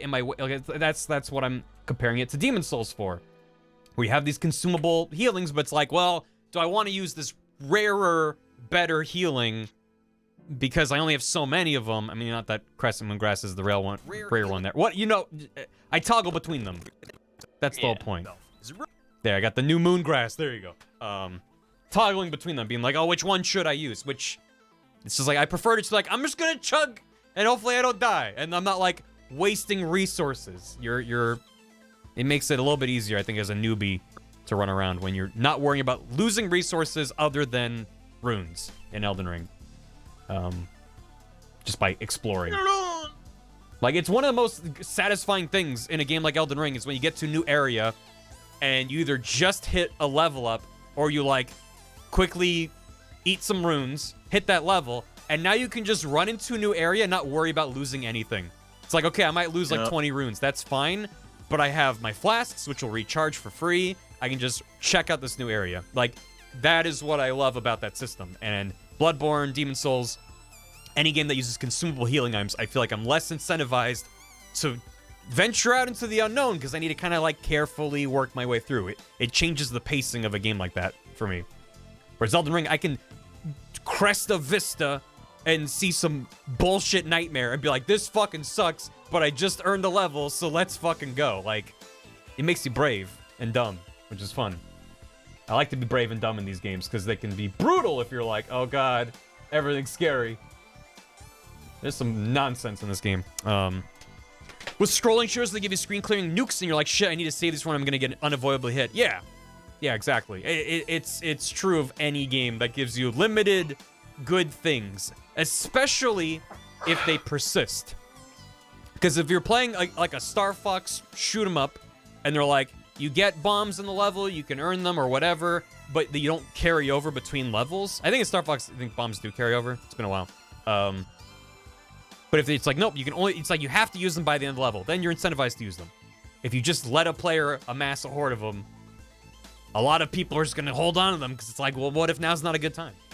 So yeah, cut to Pro ZD skit of, I'm holding on to 76 ethers, but it's the final battle. I know. But what if I need them? For every single one of these, you know in games when there's a Pro ZD tweet for it? Oh, of course, yeah. He's covered all the basics of these very common, specific problems that crop up in games. He's very good at tapping into those. Pokemon with 99 Master Balls? Yeah, but that's impossible in normal gameplay. So... No, it's not. You just need 99 friends. Oh, wait. Someone has 99 friends? A bunch of rechargeable... You can have double-digit friends? You can have friend where the S is not inside of parentheses? Yeah, listen, chat. That's on me. I forgot who I was talking to. That's on me. I take that. Flasks give you the freedom. I'll take that L. I'm trying to think of a good bit of footage for this. Exactly what I'm talking about. I'm like, they give you... I guess charging the castle. Yeah, this works. Yeah, that works. Getting shot by a giant. Sure. This feels like this should be like, oh, I don't want to share this because spoilers, but it's like, it's really close to the opening area. And like, if I don't show anything cool, I won't have anything to show in the video. So I'm like, yeah, this is my dilemma. Rechargeable. I could just show any footage from the game, but I don't want to. I want it to be accessible to people who haven't seen everything. Rechargeable. Look at me, I'm Barry. I care about people not being spoiled, but also want to show cool shit that might involve a little bit of spoil. Yeah. How dare I be considerate of my audience? audience? As long as you didn't die with a million runes out there, but that's on who do you think you are? What's really? Do you know who I am? there, but that's on you. What's really clever in Elden Do I look like I know who you are? Do I look like I know what a JPEG is? I'm gonna... I'm changing up the music away from Celeste. I was listening to this. There you go. There's an upload on YouTube of all monster. I almost said Munster. The Munsters. Listening to the Munster soundtrack. Oh, where's that crossover? Fuck. Monster Hunter. Wasn't it? All Monster Hunter Village City Town themes 2004 to 2019. And it's an hour and 47 minutes long. And I'm like, I just was listening to this the other day while I was working. I was like, this is nice. Monster Hunter Village themes are just so comfy. Monster Hunter. Gotta hint that Cheddar Don. They're creepy! It was a Rathalos smash. Cheat Dragon, thanks for 23 months. Slot months, thank you. Appreciate it. What's really clever in Elden Ring is how they wove this system into the open world. You might be traveling long distances with no grace in sight, or fighting through massive... There it is. No grace in sight. We're getting to it. Almost there. Nearly there. Yeah. We're almost there. Did you are you playing Elden Ring, Gam? No, I wish I was. I have to do work. Okay, because I heard you go, whoa! I thought... Man, I really should have picked that voice for my character so I could have had that in the video. It would have been too distracting, I think. Every single time I get hit. It's so funny. It's so good. It's very good. Traveling for long stretches of time. So, probably not the peninsula. Probably just some regular Limgrave. Limgrave balls.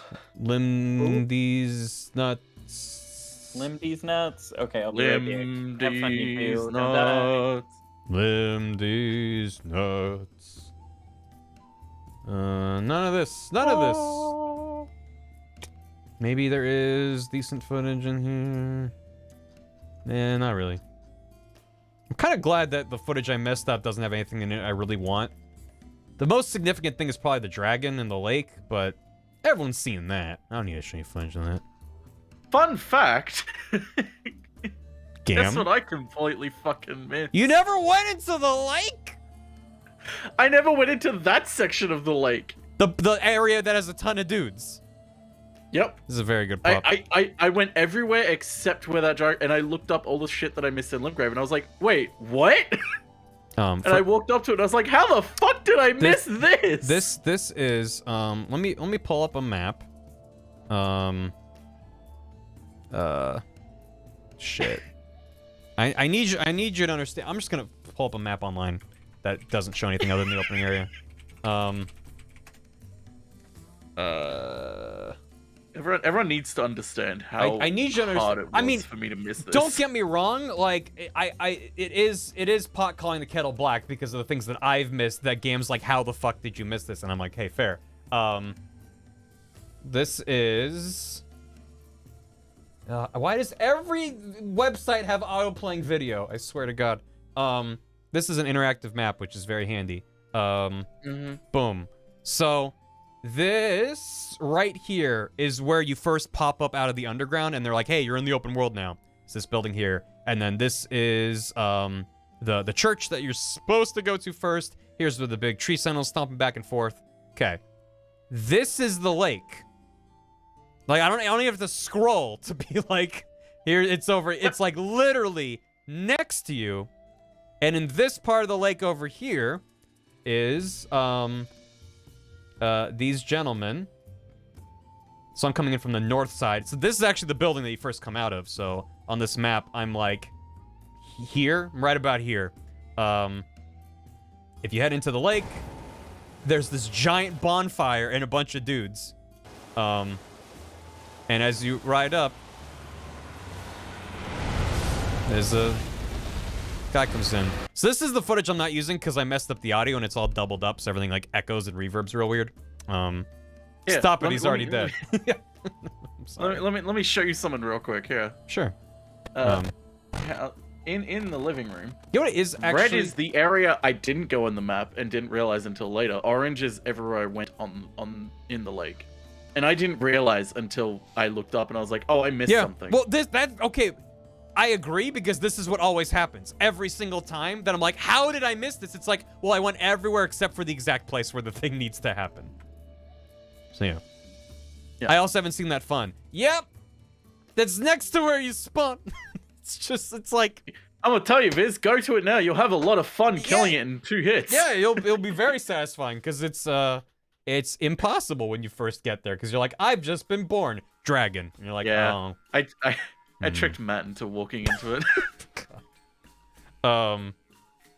It's funny. What is fun is that, like, I think because most people kind of come straight to it, so you come from the south. If you come from the north, you can actually see when the dragon spawns in. Which is so cool. He kind of fades in right there. So I go back a little bit, and it's like, whoop, there he is. Which I wasn't even planning to do that. I didn't remember where he spawned in. But it's usually even worse, because you're just riding along here, like, oh, I'm gonna get to these guys, and then dragon appears over your shoulder, and you're like, huh? It's good. All different paths. I love it. I love it. It's my favorite thing. For some reason, I never went into the lake from that starting west point. I only went into the lake from the north and the east and the south. Yeah, and you didn't go because you can see from afar and be like, okay, there's some guys there. Yeah, there's more stuff over there too. There's no item. There's reasons to go there other than just the dragon. But the dragon's the main thing. No, so I mentioned before that before Elden Ring came out, Gerard, I work in Gerard's office. I don't work for him. I rent an office from him. The completionist. He got an early copy of Elden Ring from Bandai Namco. And I watched a bit of him playing it in like the week before. Well, not the week. He got it the copy, and he invited a couple people here nearby to hang out and play Elden Ring a bit early. And so I didn't play it myself. I was watching Gerard and these other guys playing it, and that was when I went from not being on the fence, but I was just like, I'll probably pick up Elden Ring. And then after about 5 minutes of watching, I was like, I'm gonna go pre-order Elden Ring right now and buy it and play it day one. Because of shit like that. Because they're like, oh, we're walking around and a dragon flew in and was a boss. And there's a very infamous trap nearby there. And I saw that and was like, what the hell? Like, there's a lot of shit that can happen to you very early on that just is like, this is not what I was expecting. And I was like, yep, this is what I've wanted from every open world game ever. Just, I don't really get into in the video that much. which is kind of a shame because that's what the video's about. But just the fact that like every open world game I play, it's like I want to feel like I'm exploring a space, and I want to be rewarded for being observant, and I want players to have different paths through the game, and that's what Elden Ring does. Everyone has a different path through this game, even if it's not dramatically different. Some people had drastically different experiences than others, but even like the majority, like if you had a heat map of where people have gone, it would probably be like, here are these main locuses, and then just tons of people going off in different directions and doing different things in different orders. And like, that's so exciting to me. That's what every open world game should do. Why is it open if everyone's doing the same thing? It's not open. It's an illusion. So, makes me happy. I do get into it a bit in the video, but anyway, I Just a little bit. digress. What am I doing? That's on. You know what? I've actually been making What are any of progress us today, doing? is the thing.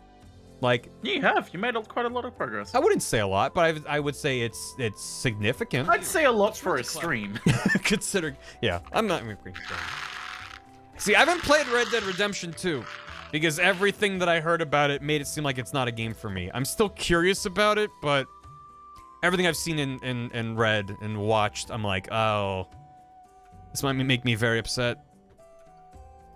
Imagine if Elden Ring had a hero's path. Oh my god, I would love to see that. That was one of my favorite patches to Breath of the Wild. The fact that they were tracking that the whole time and just didn't surface it to the player. And they're like, oh, here you go. Excuse me. Because I just assumed it would start tracking as soon as that update came out. But like, nope. Because I've been very lucky. Breath of the Wild, I got a week early. And so I played it a ton before it came out. And even then, when they added the hero's path, I could see, even before the game was officially released, all the way back to there, what the path I took through the game was. Which was so neat. Such a cool feature. And a snapshot. And also, it's super nice, because you can see where you haven't been. Which is what Elden Ring needs, because I'm like, I don't know where I haven't been. I can just see a map covered in icons, and I'm like, I don't know. All I can go off of is like, this area doesn't have icons. Maybe I haven't been here. Because I've been near here, but did I get close enough to see a thing? It's just like, oh my god. Thank you for the peace, Ronnie. 54 months. That is too many months. Welcome back. Hope guys take more notes from Elden Ring's level design. I hope so. Man, nothing makes me sadder than an open world that's just like, okay, but you gotta go here, and then you gotta go over here. You gotta do this. Really clever in Elden Ring is how Fly they through these rings. wove this system into the open world. You might be traveling long distances with no ground. Really My clever favorite in open Elden world Ring game, is how they Superman wove this 64. Superman 64 is the best video game. Changed my mind. You can't. You can't. Yes, it is. Because I won't listen to anything you say. Not because you're right, because I won't listen. Yeah, you can't. You can't change my mind because I'm not actually wanting you to change my mind. I don't want to change my mind. Change my mind. Change my mind. Well, this is nice. Yeah, I did even... Pretty nighttime view. Oh, man. What? There's so many good views in this fucking game. Oh, yeah. Actually, I'm gonna use this footage for something else. Oh, okay. Because... I like you can see all the trees. Yeah, look at all the trees. The Erd trees in the distance. Point. Tree. Because I didn't think I had footage for this, and I had to go back for it. But I'm always a Was that here? fan of Whoop, whoop, whoop, whoop. other incant. Sea of Thieves. Oh yeah, I do need to. I need to capture approximately. How long is this? I need 1 second of Sea of Thieves footage. Because I talked about how like I'm talking about like the map and the fact that like you don't have a million icons all over the screen and on the compass stuff. I'm like, I most of the time use the compass in Elden Ring as a compass. It's like I've looked at the map and I'm like, oh, I need to get like northeastish, and I'll like keep an eye on the compass as I'm snaking through some terrain. And I'm like, I don't think I've used a compass so much as a compass since like Sea of Thieves. And I literally have this much room for footage. Where I think I'm just gonna hold up a compass in Sea of Thieves, and that's the footage. Except I'm probably I mean, gonna you be could just get that right now. I could get that right now, but I'm gonna be like, hey Gam, help me get this footage of Sea of Thieves, and then we're gonna play Sea of Thieves for 6 hours. We're just gonna play Sea of Thieves for 6 Back hours. that ad- There is a new adventure There that is a actually new- goes away tonight. Don't say that. I can't keep up with them. these I particles- can't either. The new season starts tomorrow, I think, and I haven't even gotten to 100. I've just been like, I don't have time. Is this I the can't. is this the captaincy update season? Or is that next season? I believe so. Oh Unless shit! unless I've got my dates wrong, I believe it's tomorrow. Yeah. Damn it! I was excited. Double I am check. excited for that. These particles are the tree's leaves. That took me a while to realize. We can finally I name do our wish- boat We can name our boat. SS Poop Butt. I'm assuming that you have to pick from a list. I don't think they'll just let you type it in, right? I Oh, think you can these just type it in. particles Are the tree's leaves. But obviously That there'll be took me a while senses. to Yeah. realize. I do wish the mark. Like you can't say fuck, you can't say damn. Can I I say probably won't be able to piss, call. taint? Oh, these I particles. probably won't be are able the to call my tree's ship the leaves. USSS Dick That took Cheney me a profited while off to the realize. Iraq War. They probably won't let me do that. Rare, please. I do wish the mark. Rare, please. So what I needed this Oh. footage for is an aside where I'm just going, oh, these particles are the tree's leaves. It took me a while to realize, because that's real. I played the game for several hours, and randomly it would just the sky would just be full of yellow particles. Are the tree's leaves. And it took Oh, me yeah. a very long time to go, That took oh, me a those while. are leaves. And so I put that in the video so Oh. more people can make fun of me. Because I need I'm people not to bully making me. fun of you because I only just realized too. Okay, I They're feel less leaves. bad. Yeah. You know how whenever How did I not realize they're sometimes leaves? you're just running around and there's just massive yellow particles filling your screen? It only happens near Erd trees too. Like, how did I not realize they're leaves? I don't have an excuse either, but I'm welcome. You're welcome. Oh god. Oh, that feels dumb. I feel dumb. You were making noises and I was like, I braced myself for the. What do you mean you didn't realize those were leaves? I'm shocked and kind of glad that I wasn't the only one to be that dumb. Wait, that thing's a tree? Yeah, it's a tree. How to realize. Big old tree. I like how the air tree looks like it's actually kind of close. Like in most Yeah, in most and then- shots where you're running around, you're like, oh yeah, it's just like a big tree right there. And it's like it's not a big tree. It is big. The big tree. It is a big tree. It's very big. It's a big tree. Yeah, the poo brain is spreading. Well, I was gonna use that footage for this bit, which means I gotta come up with something Really else. clever in Elden Ring is how Also, they I was both wrong. might It's be next traveling week well- that it starts. Not this week. So Oh, we have okay. one more week, Barry. Well, nice. Have you had the leaves flicker in and out? I was in an invasion that kept flickering in and out like someone's flipping the lights on off. No. That sounds like a visual bug. Big tree.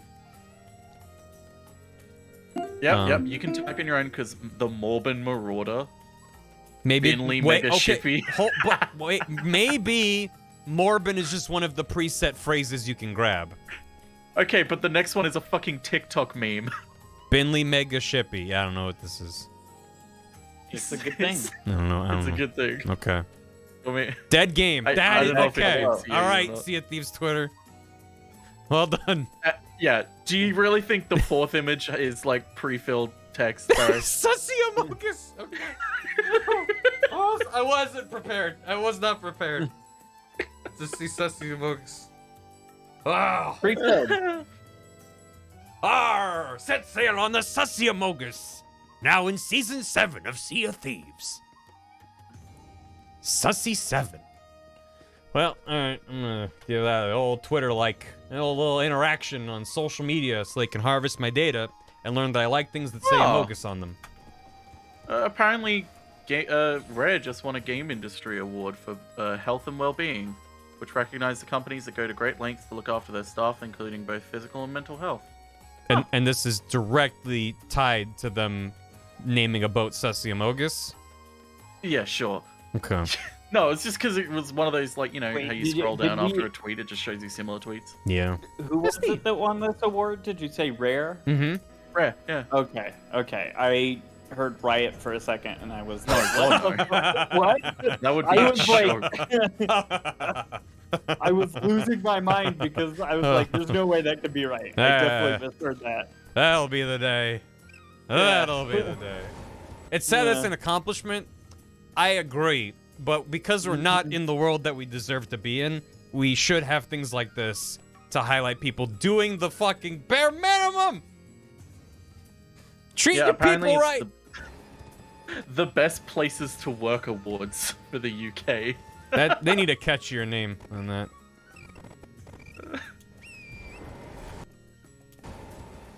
The best place to work is twitch.tv/BarryIsStreaming and twitch.tv/InvisiGuy and twitch.tv/NicoleGoodnight and Cousin Dan Jones and all these other amazing Ninja. You do realize that when you Ninja. subscribe to someone, you become their employee, right, chat?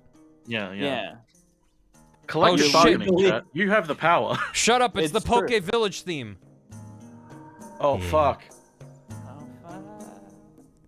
Bum ba dum bum bum bum bum bum. That fucking section of the Where's my health campaign insurance? just Can't so- hear you. Over the Poke theme. I was trying so hard not to lose it yesterday at that section. Oh, yeah. Dad just fucking playing. I was just smiling the entire fucking time. At first I thought I was just being cute with the music, and I was like, oh no, oh no, oh no. Oh no, this is actually happening. Yeah. It's so cute. Yep. And then they'd be like, but here's the thing you should do. And we're all like, I guess we should. I was like, no, but I want. No. But I want it. It hurt. No D&D spoilers. Go watch the VOD. Also, can I just say I love how someone just joined and their name is CPupper07 and they said, "Hey, it's me, Goku." Yeah, it's Goku. Yeah, it's Goku. Hey, Hi, Goku. Goku. Yeah. What made you choose the name CPupper? I'm just curious. Goku can be whatever he wants to be. He's Goku. What's Look, really clever and I ignorant is don't how they disagree. roll I this just was system not into the expecting to open hear world. You might be traveling CPupper07 long types. distances with no Hey, grace in it's me, sight, or Goku. fighting through massive castles without- Maybe Goku is at someone's house and is just using their account. Yeah, that could be. Ah, Squid And I just wanted Games. us to know that Squid they're... Games. What's Did really clever and Goku ignorant win is the how Squid they Games? roll Is that this how he system became into so the strong? open world. You might Yeah. be traveling long distances with Oh. no grace in That's a sight, bit of or lore that I fighting through didn't massive know. I guess I castles need to without catch many up with shortcuts. Beth. The first bit of Beth help can comes in the tell form me of all these about red how items. Goku won Squid Game. Roku. Hey, Broku. Stop, please. Please stop Broku. using my bag. I just watched this really fun show on Netflix called Squid Games. Broku, you gotta watch it with me. I'll watch episode 1 with you again, Broku. Broku, we gotta watch Auntie Donna's big old ass of fun. Broku, I'm gonna need to share your Netflix password. I know. They don't want you to share it, but Bubbles won't give me my password back after he changed it. Keys of grace serve as a beacon for where. Anyway. We have fun here. That's true. And scene. King Kai slowly devolving into Scooby-Doo over time. Broku, where's the Scooby snacks? Broku? Broku. This is definitely. That would be a good crossover. King Kai and Scooby Doo. I would pay to see that. Janky's Scoob. Who do you think this guy is? It's me, King Kai. I'm only here to see the dog. I was in line for this cursed playground, and I got kidnapped by ghosts. All right then. Broku, you can't move when they turn around, Broku. Broku, they move when you're blinking, Broku. Don't blink. Fact that at however many hours I'm currently at them. Yeah, that's fine. Isn't King Kai technically a ghost? No, don't worry about it. No, he could be Ooh, undead and not be a wait, ghost. That could be a good Oh, twist. Barry, don't you fucking start that shit again. That could be a really good twist. King Kai comes into the Scooby Doo episode and is like, "Help! You gotta help me find the ghost." But he was the ghost all along. It's like the Sixth Sense, but with Scooby Doo and King Kai. You gotta help me, gang. I got this halo above my head. I guess I've been possessed by demons. It's a reshot of The Sixth Sense, but Scooby-Doo is the kid and King Kai is Bruce Willis. Mm-hmm. Well, I think I'm not gonna use this footage for this. Oh, gee, how dare you spoil The Sixth Sense? Look. Neat view, run around. I think I just need more boring footage for this because I'm gonna have some stuff. I gotta have room for the Will and Grace DVD to pop up, so. Yeah, come on, Barry.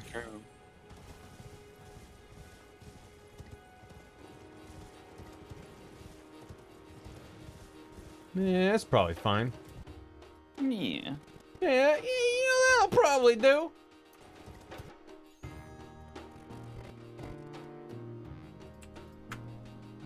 Sixth Sense is the sequel to The Nickel. Mm-hmm.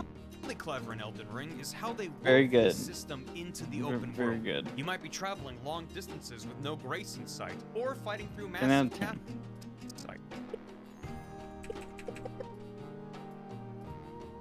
With no grace in sight, or fighting Mm-hmm.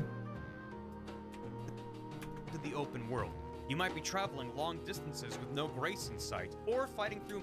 That's probably fine. What's really clever in Elden Ring is how they wove this system into the open world. You might be traveling long distances with no grace in sight, or fighting. So here's a question. Should the Will and Grace DVD float in, and then we crossfade into the version that game made where it's just Will? Or do we just have Will and show up? I'll just slap them together real quick. It'll be fine. Yeah. Give chat you know, a little peek at the magic. Yeah. And then make them vote for fun and profit. For fun and for profit. Yeah.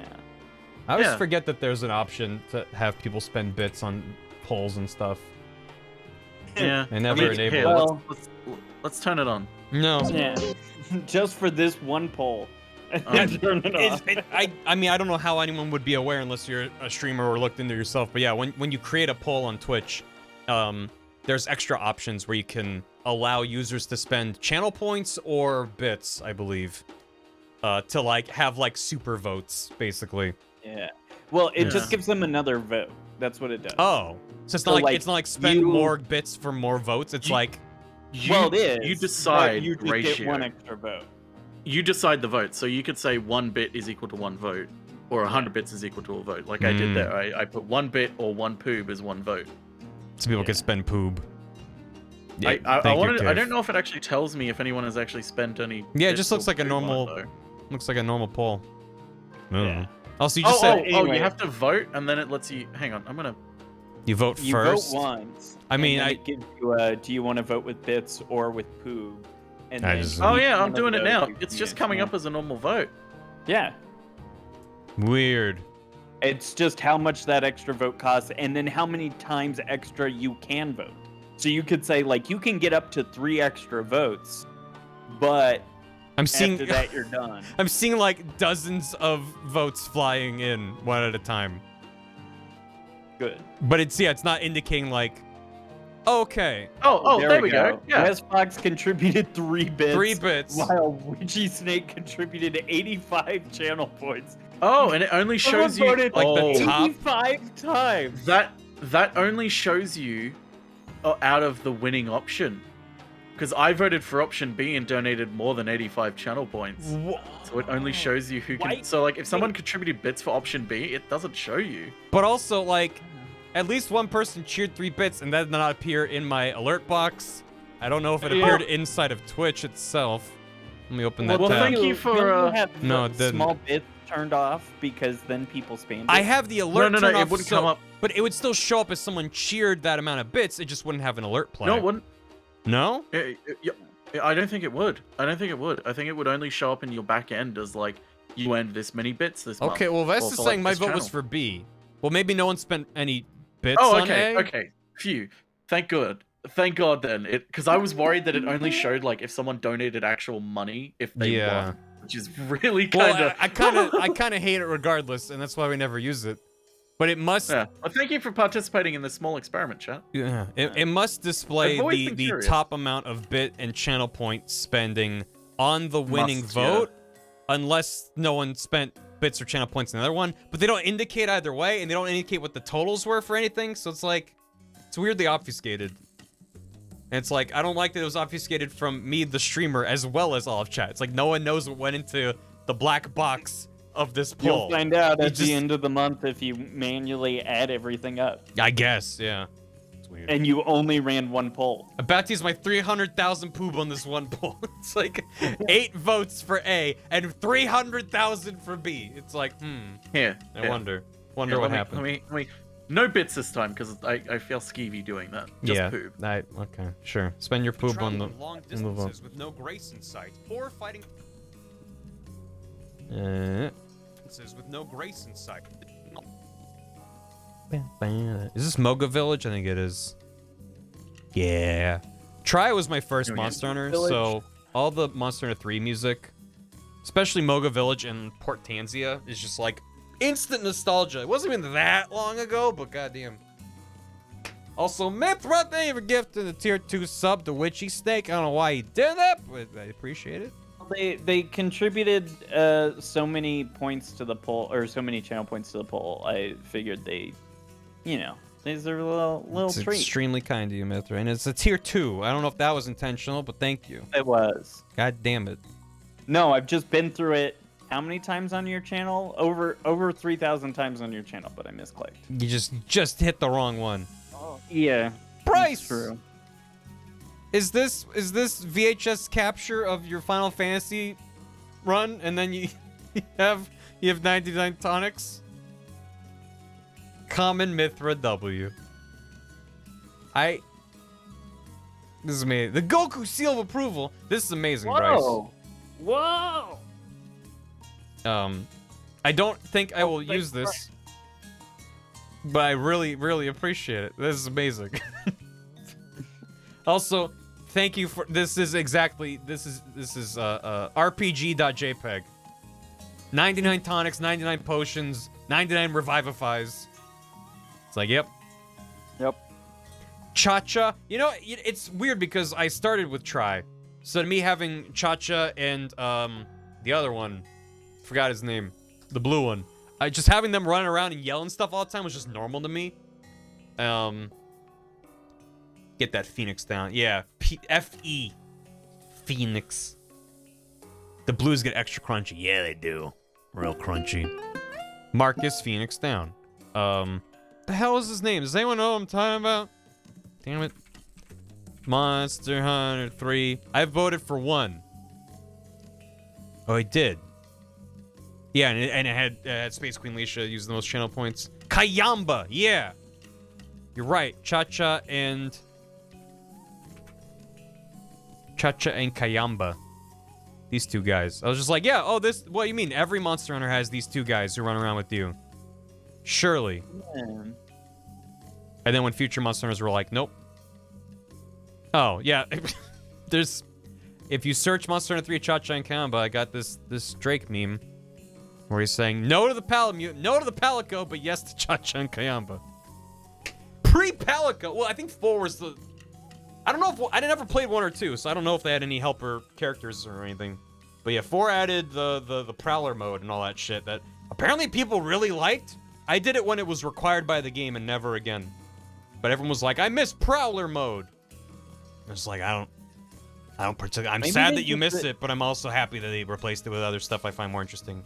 Was it Gen? It wasn't 4? Then did 4 just have a Palico helper that you could bring with you? Was that it? I appreciate it, Bryce. Thank you. Unite had Palicos. 2 had Palicos as well. Okay. Yeah, again, I never played any of the PSP ones. Never played 1 or 2. I went from Try to 3U to 4U, and then just every Monster Hunter since then. Greater Will and Lost Grace. Yes. I need to slap this together. Nest those. Will and Grace. There they are. And, long distances with no grace in sight. Or Yeah, it's fine. Bam, bam, bam, bam, bam, bam, bam, bam, bam, bam, bam, bam, bam, bam. Hey, get out of here, Will and Grace. Wait, come back. long distances with no.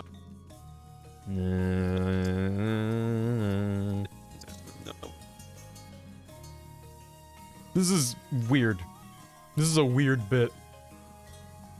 It's a good bit though. I wasn't sure. I was like, I kind of hate this, and then Gam was like, bam, here's your DVD copy of Will and I was like, well, now I have to do it. Well, that's how it works. It's you say, oh man, this would be a really funny idea, but I know I'm never gonna do it. And I'm like, well, I'm fucking do it then, so you can do it. Game's like, I'm right here. I'm right here. Hey, I'm walking here. In case anyone missed it, I don't remember what. I think it might have been my last editing stream of this. But Gam created Will and, which is what I'm going to be using. He also created Will and Will. And I need to make sure people know about Will and Will. Yeah. Because it's... I'm really tempted to do another one where it's just and two empty chairs. My favorite show is Ampersand. I love Ampersand. I hate that you actually got them both holding that Ampersand. It's just... I had to. It's very upsetting. Also, the off-center Will and Will. Everything about it is a nightmare. I will say, I look at it and I'm like, there are mistakes in this, and it's like I could fix them really quickly. Sure, but like it's fucking fine. It's fine. I'm also really impressed that you included a lot of detail when Grace is gone. It's like even cleaning up the bit of the chair at the bottom here. It's like didn't have to do that. I went pixel by pixel for the small. Mm-hmm. It was also really hard to figure out okay, what is actually the chair and what's the shadow. Yeah, that's. And I'm pretty sure that center triangle bit is not actually a shadow. It's actually the chair. I see a little bit of red in there, but there's also a little bit of red, but it's it doesn't matter. Also, part of the it's gonna be footrest so small that her shoe was on is gone, but I don't give a fuck. Who cares? Yeah, it's fine. The main thing I was like, oh man, that's gonna be a lot of work, is creating the part of the chair that she's sitting on. But you're like, nope. Boop, there you go. So. Clone stamp, baby. Clone stamp. Thanks, Photoshop. Distances with no Thanks, grace. Photoshop. We love you, Photoshop. No, we don't. Fuck it. We don't. Distances with no grace. Long distance. Do I want this eased out as well? Distances with no grace in sight. Yeah, maybe. Distances with no grace in sight. You think you can just do something that easy? You think you can just ease it in? No grace Yeah. In sight. Yeah, I do. Distances Okay. with no grace in sight. You're probably right. Long distances Yeah. with no I guess. Let me get this. Long distances with no grace in sight, or fighting. This is the dumbest bit. Long distances with It, no like this video is not the funniest video. I didn't really go ham with jokes and stuff. It's a little bit more just straightforward. So you know, giving you forewarning, it's a bad video. Bath was busy. No, Bath did read the script, but Bath doesn't know a lot about Elden Ring, other than just watching me play it long distances with and being no like, grace. huh, okay, you're all right. Hi. Long distances with no grace in sight, or fighting. All right, that works. I was really tempted to Long with distances Will with and no Will change the number so it's instead of 16 primetime Emmys it was 32. And all 29 seasons instead of All 9 seasons. 29 It's seasons, yeah. A much more successful show than Will Where and it's Grace. just Will and Will. That's really funny. Grace was holding the show back. This was the right call, but that is very funny.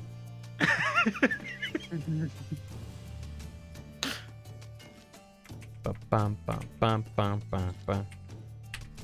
Oh, there she goes.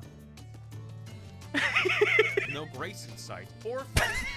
That cross dissolve. There's something about default cross dissolve that just makes me laugh when it's like, you know it's cheap. Everyone knows it's cheap, but it gets the job done, man. Yep. Bye, yep. Grace. 57 I over mean, 2 seasons. To be honest, it's a lot better than like a star fade or something. It's also the fact that she fades away, and then you're given about a second to register what you're looking at before it cuts. It's like it's like it's not a frame goof. Like in the last editing stream, we're talking about doing like individual frame long gags, like how I don't like doing those. But I'm not above giving you something weird where you're like, what? I have to go back and look at that again. Like, I don't want you to miss it, but I don't want to give your brain enough time to comprehend it. Long distances with no Yeah, you want to increase that high replayed or most replayed part of the video metric, but you don't want people to be frustrated by trying to pause on a specific frame. I get it. You know what's my beef with the that like visible metric for the most the viewer retention over time? I literally ran into it. Where it was somewhere in here. This is actually a good example. So Mr. Stark, I don't feel so good. Yeah. I don't think Grace would say Mr. Stark. So this is the video we're listening to right now, all the Monster Hunter Village themes and stuff, and they have all these songs are individual chapters, which is great. If you're like, oh, I want to listen to Cathar in Monster Hunter 4, okay, boom, there it is. When I was like, wait, is this the Poke theme? I moused over it and it just says most replayed because it replaces the chapter name. Yeah, you have to go like after or just before it says most replayed in order to see what it actually is called. When I went to the beginning of the song, I like that feature. Yeah. I like that feature of most replayed, but I wish it didn't replace the fucking chapter name. Yeah. So I was like, oh, this chapter's called most replayed. And like, at least they have the little sparkle emoji next to it, so like, that's not the chapter name. But it still's like, oh, Poke Village, there it is. It's a nitpick, damn it, but otherwise I am mostly okay with the feature. I just kind of find it weird. I don't know. It's like, I don't know. I'm of multiple minds of it. It's not a big deal. And certainly for the kinds of videos I make, I don't think it significantly changes how anyone's gonna watch my videos. But, it is just kind of like, it can be distracting sometimes when like you click on a video and you see there's very low retention and a massive spike in one particular spot. So you're like, I guess I'll just watch that one part and then click off the video if that's what everyone comes here to see. I don't know. I'm overthinking it like I do. Yeah. Well, I have the tip for you. It's called go blind. Then you don't have to see it. You don't gotta worry about it. Get spoiled. That's the Galaxy Brain Strap myth, but thank you. Yeah, you're welcome.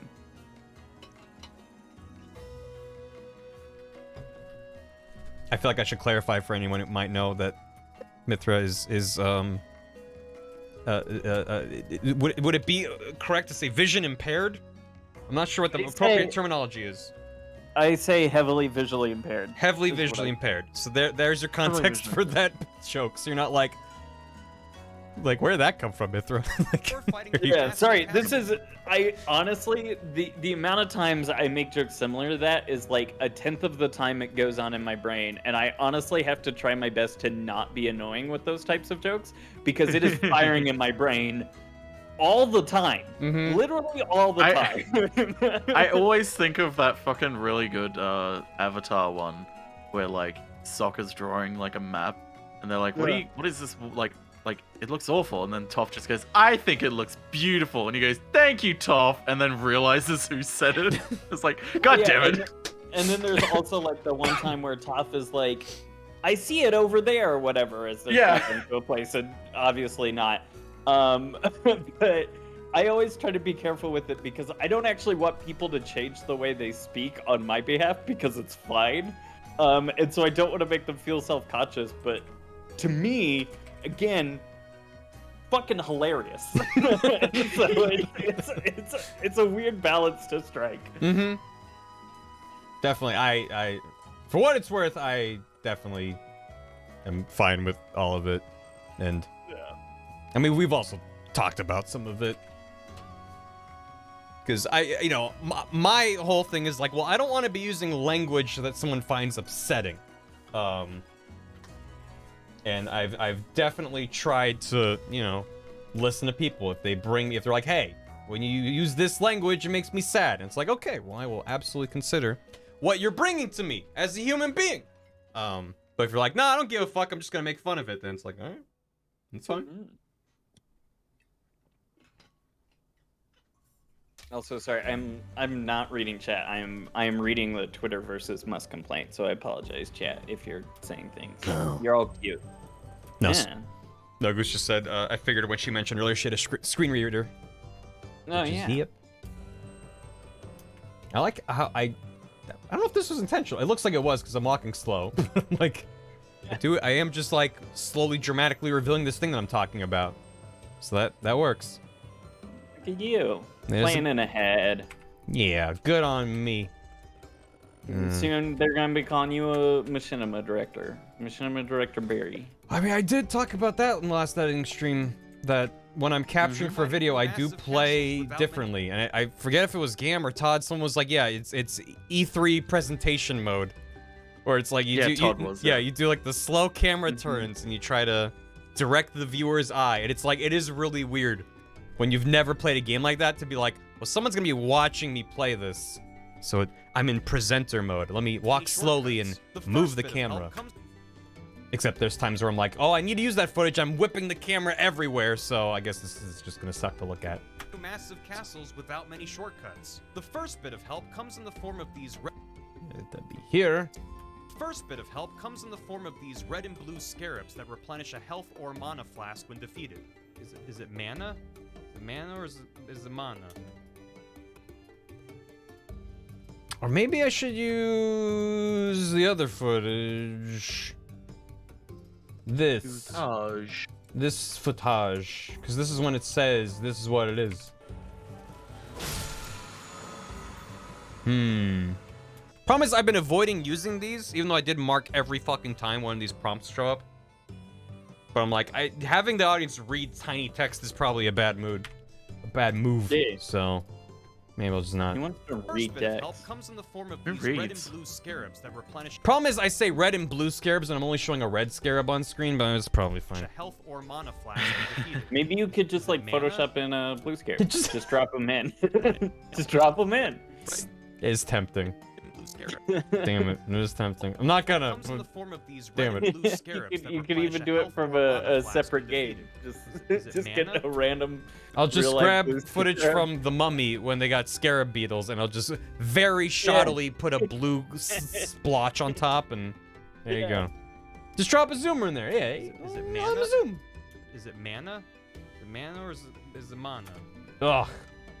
I want this to cut, but going from a pitch black screen to pure white Google is rough, so I'll just. Oh god, can we talk about the fact that fucking the Bando Namco fucking logo is pitched like white in the background, so when you ever load up Elden Ring on like a TV, it's like you get flashbanged, and then suddenly it's the dark Elden Ring intro. It's like, god, I guess I haven't noticed that because playing on PS5, I just leave it suspended. I go back to the title screen, but I rarely have to boot up the game. Look at me! I'm a fancy PS5. Well, I thought you were gonna say, can we talk about how bad the new Bandai Namco logo is? Oh, that too. It's fucking awful. I think we did talk about that already, but yeah, I already did that. It's Valhabar, my beloved. It's a good track. Oh, there you go, Barry. What'd you do? Yeah. Band. Oh, it's in the chat for Roundtable Couch. Oh. I always forget that Discord added a feature where there's chat in the voice channel. I need to get out of that. Oh, thank you. Well, the thing is, it's an animated screen capture, so I might just redo it in dark mode. Yeah. I don't know why I fucking did it in light mode. It was a terrible idea. It's awful. It's like, it's so bright. I'm just gonna redo this in night mode. Everything should just not be bright. Thank you. Don't flashbang audience. Yeah, I don't want to. If that's the case, I might. Is it mana? Is it mana or is it mana? Mana. Mana. It sounds this is a really dumb bit, but like, it makes me happy. It's just the Google pronunciation going mana, and I'm like mana, okay, like Mana. that is exactly like I could pull up the raw audio where I was literally just like this is me going, is this mana or mana? Okay. Didn't write that into the script. Anyway, a flask when defeated. Is it mana? I'm gonna, I only recently, I don't know if you knew this game. You can open up markers so they like show a start and a stop time. You can fucking what? Yeah, I only learned this very recently. If you hold Alt and click and drag, they open up. And it actually even has the text inside of it. It's kind of small on the screen, but... Fucking what? Yeah, and then when you're zoomed out, you can be like, oh, that's a beefy old fucking marker there, I'm isn't so it? angry, I'm gonna go take a shit. Well... Tune in next time to Barry's Editing Life Hacks. They'll make you shit guaranteed. They're scattered. Yeah, you know. You know what they say, never shit mad. Yeah, it's true.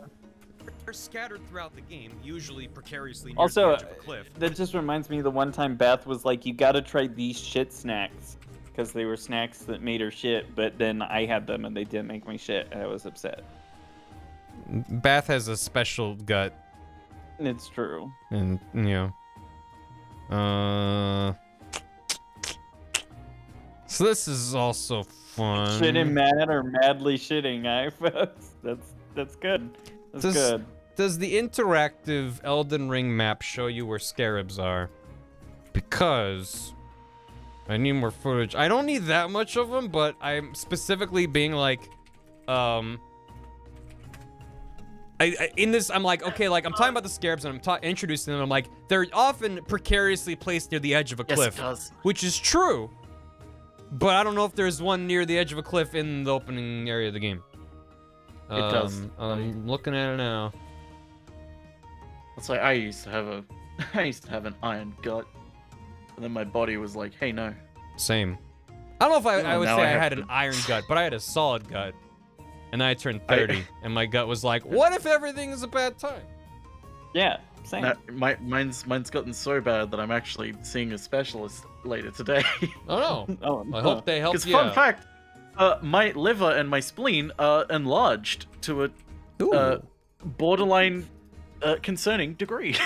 Yeah, hopefully they can get it to a non-concerning point, Gam. Yeah, anyone want to, like, we'll have to get a peeler out and shave them down. Oh no. Mm-hmm. Yeah, well, I don't recommend that, Gam. Probably not. That would probably not go well. I mean, I am not a medical expert, to be fair. But I don't think that's the right call. I'm just gonna go out on a limb here. I'm gonna agree with Mithra on this one. Okay, it looks like there might be a few scarabs that are near cliffs. Because another thing is, looking at the map here, I was hiding it because if you just search shit, then there's like spoilers and stuff. There's oh, that's this a different one. This part. Oh, this is what I keep going to because it's really nice. I haven't been to this area in my capture playthrough. Kind of went like up to around here, but there's this guy here who's kind of near a cliff. There's this one here seems to be kind of near a cliff, and then down here, I'm trying to remember where this is. You go to the Erd Tree. The Erd Tree has like a shit ton around it. The one on the right. They're not very near a cliff though. You'd have to like chase it over there. Oh yeah. Like what I'm thinking is like when you're running up to a scarab and it's like scarab cliff, and you're like, okay. Oh, there's some that are hanging on a cliff. They're not hanging on a cliff. They're just right at the top of a cliff. They're like just on the lip. So as you're running up, you're like, I'm gonna get the scarab, and then he's like, okay, but what if I run towards the cliff? And I'm like, no. And then they jump down, and then you're like, okay, bye. I know one, but it's in an area that you won't want to show. Well, it's like when I think of it, the ones I think of are in later areas, and I don't want to do that. So, yeah. But I'll check those out. And worst case, I just don't show a scarab on a cliff, and I'm just like, they're usually there, but I couldn't get. I mean, the good thing is they respawn. Oh yeah. So a lot of things in Elden Ring are actually very good to get footage of. So it's quite nice in that regard. Bum, bum. Scattered throughout the game, usually precariously near the edge of a cliff, but it's a great way to top off while you're out in the field. They aren't extremely common, but they always appear in the same place.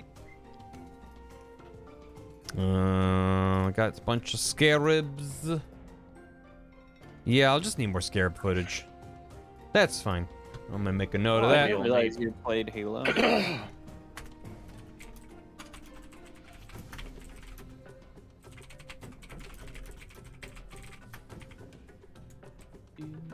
Still gotta finish second half of Shadowbringers. Time to dig a deeper hole till I finish Endwalker. Hey, Viz, finishing definitely. Hi, dear. Thanks for breaking that window. You should. How in the hell hi, are you? dear. Get it? Hell. Windows broken. Ah. Welcome. For those that don't know, Deer is a demon from hell, Deer- and they're very Deer's- good. We love them.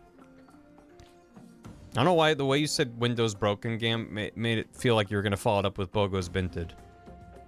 Photos painted? Windows broken? I thought you were gonna say like Bogo's the Binted. Jetsons, because it did kind of sound like I was, you know. I've been here for George 52 months. The fuck? That's too many months. You mind dialing that back a little bit? Man. Go back in time. Oh, the webpage had an Endwalker trailer and that spoilers. I'm so sorry, Alex. I had no idea. I apologize. Yeah, I'm sorry. fucking hell, Barry. That, How dare they I was give literally Endwalker- earlier. I was like, I'm mad that these websites have auto-playing videos I can't get rid of, and then I just didn't look at it. So I'm sorry about that. Oh, Barry. Wash your arms.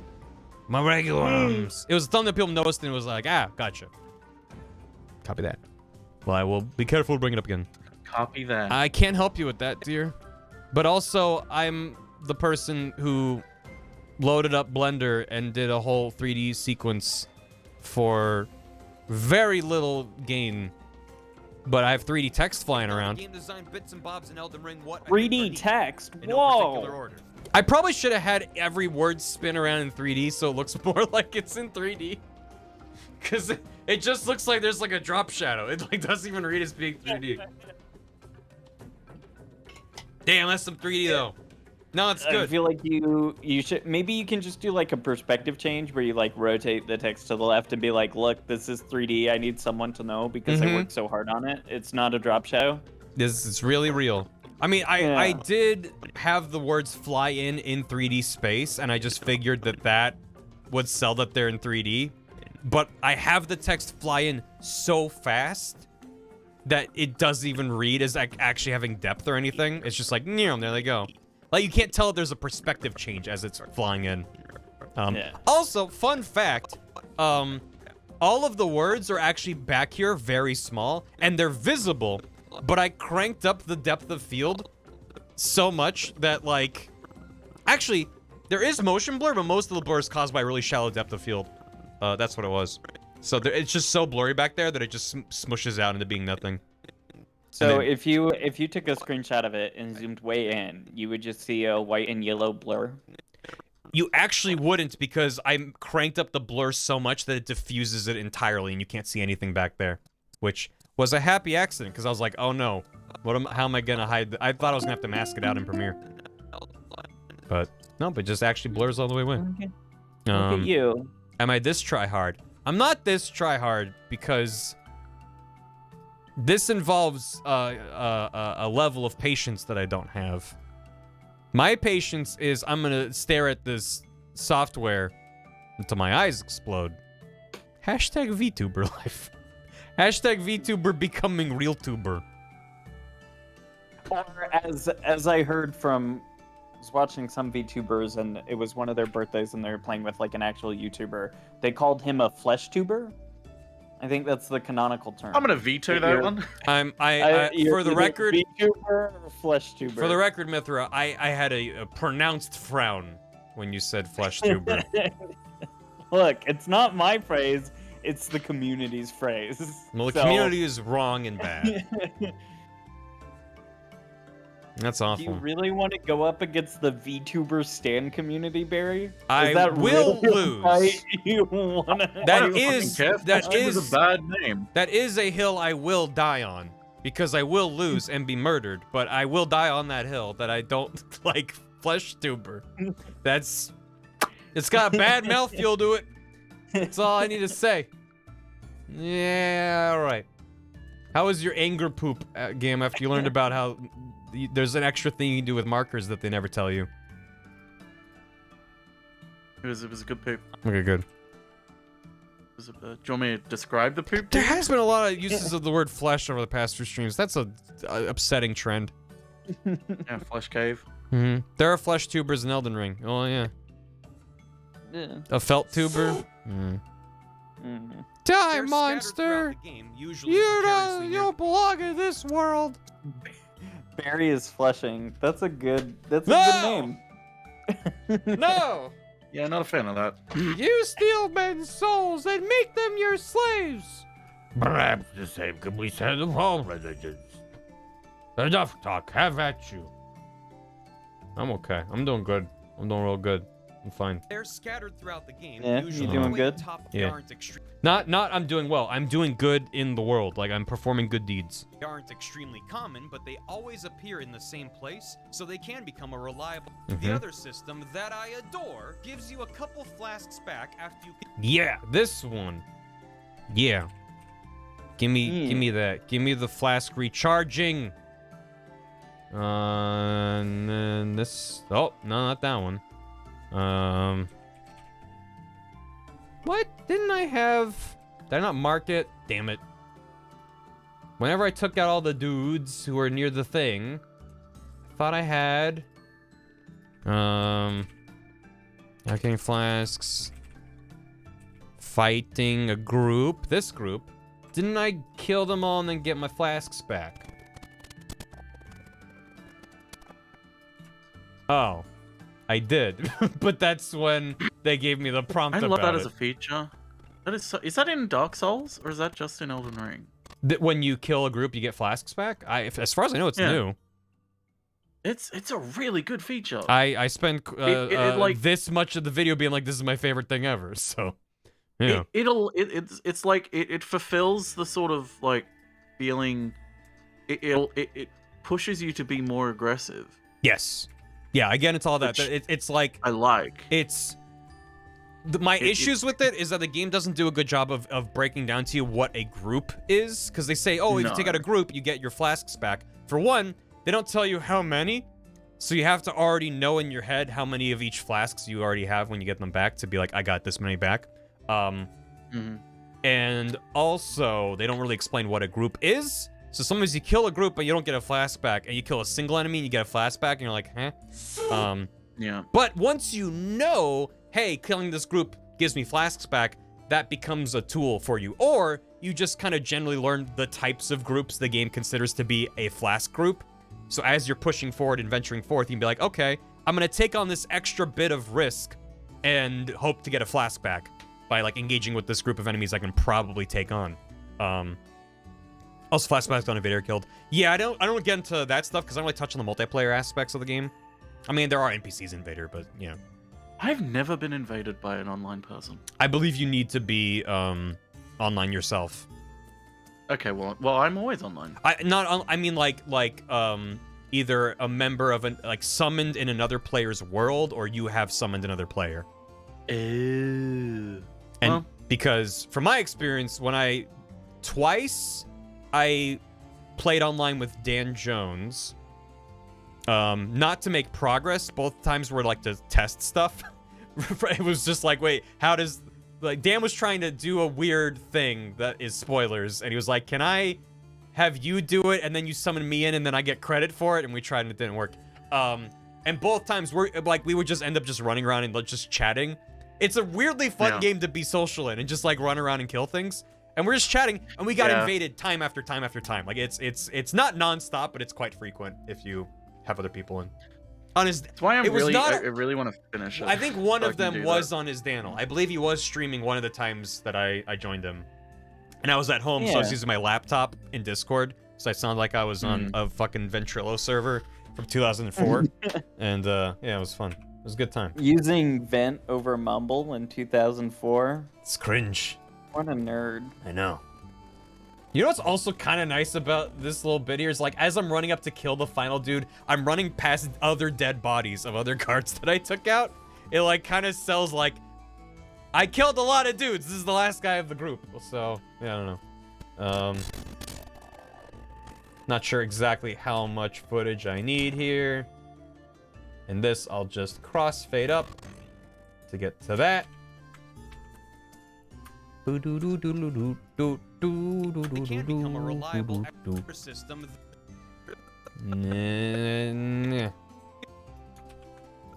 But yeah, with the flask recharge things, like I have other footage here.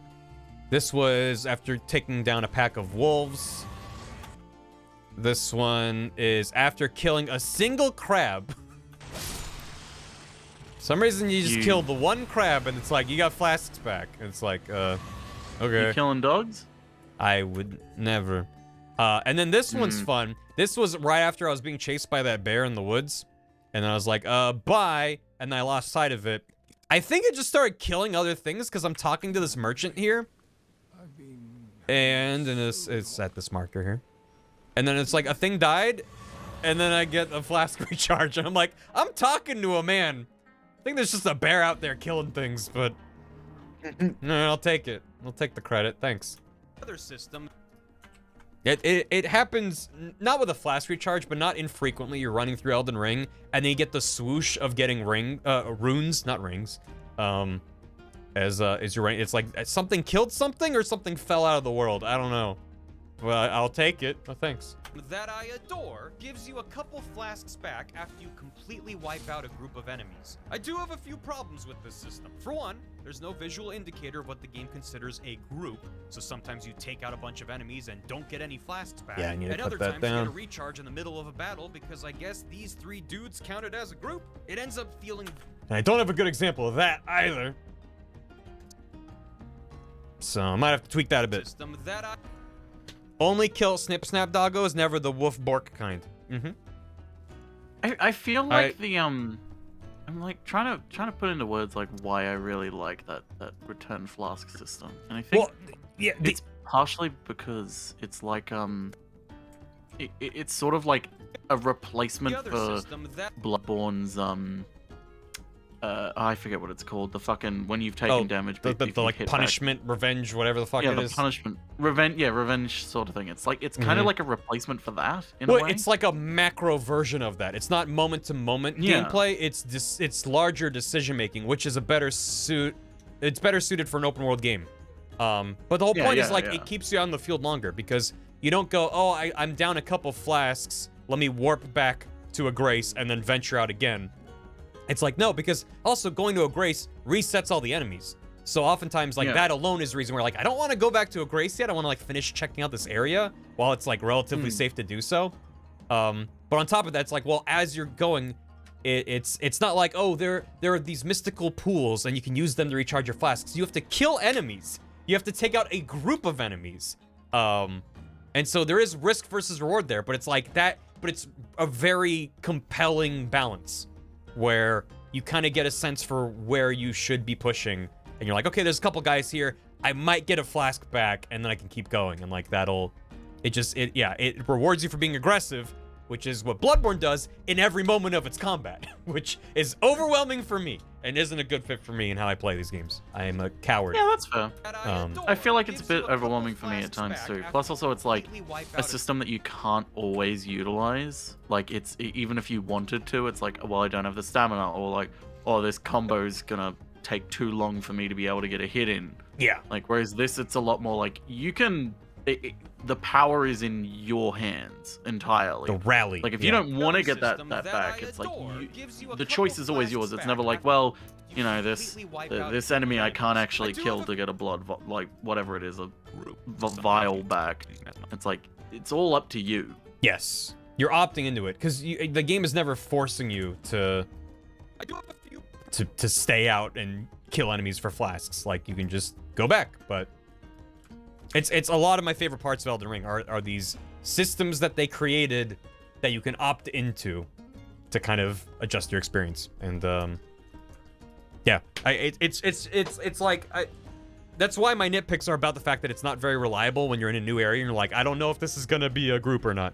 But yeah, because like as much as I like it, I haven't ever I can only think of like 1 or 2 situations where I've been like, oh, thank God that like I got vials back and it's like a net positive now. It's like I have none, and then suddenly I was able to kill a group without taking any damage, and now I'm actually I can keep exploring. I don't have to go back to the Grace. Yeah. There's like only 2 or 3 usually times it is usually it's a circumstantial thing, but I also feel the same way about the scarabs. I mean, they're both in the same section because they're about flasks, but also they're very similar, where like until you know here's where the scarab is or here's where the flask group is, you don't really count on it, but when it shows up, you're like, oh, I can take advantage of this right now. Yeah, they're like mini little, almost like a mini like pit stop in a way of like, hey, like you might be exploring right now, but you might be low on health, and you might be considering going back to the Grace. Why don't you get a flask from this little guy and keep going for a little longer? Mm-hmm. Like that sort of thing. Yep. Which I really like. Yeah, I like it too, because it's not extremely in your face. It's not something that you need, because also, generally speaking, throughout the game, they don't give you a lot of boss runs, which exist in other FromSoft games where the bonfire or the save point or whatever is nowhere near the boss. So every time you die, you have to run back to the boss room to attempt them again, and you're running through a whole area filled with enemies, and it's nonsense. And I touch on that very briefly in this video in the context of stamina, because that's when stamina becomes extremely egregious in other FromSoft games, when you're like, I'm just trying to get back to the boss. I don't care about running out of stamina and then having to walk and rebuild my stamina, and there's dudes around me. It's like, I don't fucking care. And Elden Ring goes, okay, you don't care about stamina. Okay, there's no stamina usage until you're in combat, which, to be fair, could also be triggered by an enemy that you run past. But still, it's like, if you're just out in the world, there's no stamina use, which is like, thank you. Thank you, thank you, thank you. It's good. I do have a few problems with this system. For one, there's no visual indicator of what the enemies. I do have a few problems with this system. For one, there's no visual indicator of what the game considers a group, so sometimes you take out a bunch of enemies and don't get any flasks back, and other times... Alright. I don't know why I wrote this in the script. This is such a specific example of saying that sometimes you kill 3 dudes and get a flask back while there's other dudes nearby, and it's like, that's definitely happened, but I couldn't name a place where that's happened. So I'm gonna need to either change the script or get a little creative with that. Doesn't your clip of the dudes where you run past, aren't you literally running past like the big armored man in that situation just outside Stormvale? The one outside Stormvale. This footage I'm looking at here, where I'm at like I know there's stream delay. Yeah, yeah, I'm pretty sure, like, isn't the beginning of the clip you running past the man in armor? No, the beginning of the clip is me killing the man in armor. Oh, okay, I thought you were running past him. And that's why I'm not including it, because it takes a while for me to kill him and then run over and kill the other guy. Yeah. Oh, okay, yeah, because I only saw the beginning of, like, you walking past and I didn't see him fall, so I was like, oh, he must still be alive, I guess? No worries. Take a bunch of Fuck that guy. Yeah. Also, I know that you are allergic to shields, Gam, but oh my god, the, not the parry, whatever it's called. The thing you can do after you block the guard counter. The charge attack? Not the charge attack, the guard counter. Not charge attack, the guard counter, yeah. That is, like, my favorite thing in the game. And he does it, and I'm like, this does kind of tempt me to use shields, because it does look really fucking cool. It's rarely free damage, so well. but it is so satisfying when you get, like, extra bits of damage on a boss, because you're like, I blocked, and then I poke, and then I run away. It's just feels so good when you get a good hit on someone like that. And I'll stick with my you can stick methods with it until, of course, the game is like, you needed a shield here, or good luck with this. I don't know if I've ever felt like I've needed a shield. It feels like there's always other ways. I mean, there's certainly bosses where it's like, thank God I had a shield, but you can probably do anything. I think there's only one boss right now where I'm like, I kind of wish I had a shield because it would probably make it easier. But I'm also very under-leveled for it, so it's like, I'll just come back later. Mm-hmm.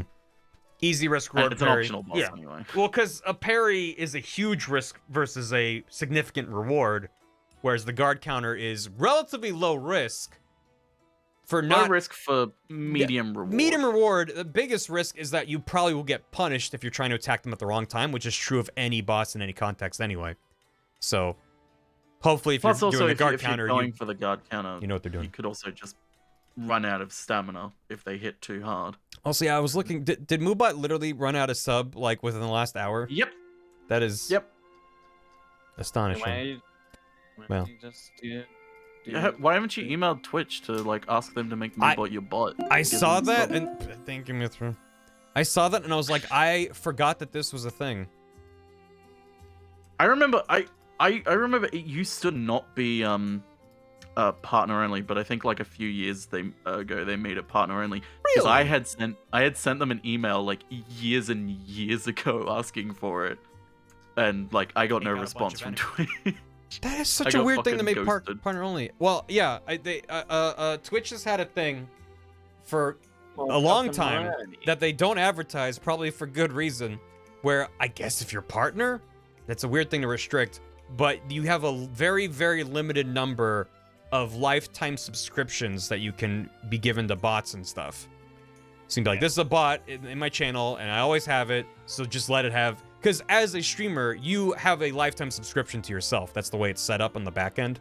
So you don't have to pay yourself to have your own emotes. You automatically have a lifetime subscription, which is just a thing that they can do in the back end. It's also how subscriptions used to be.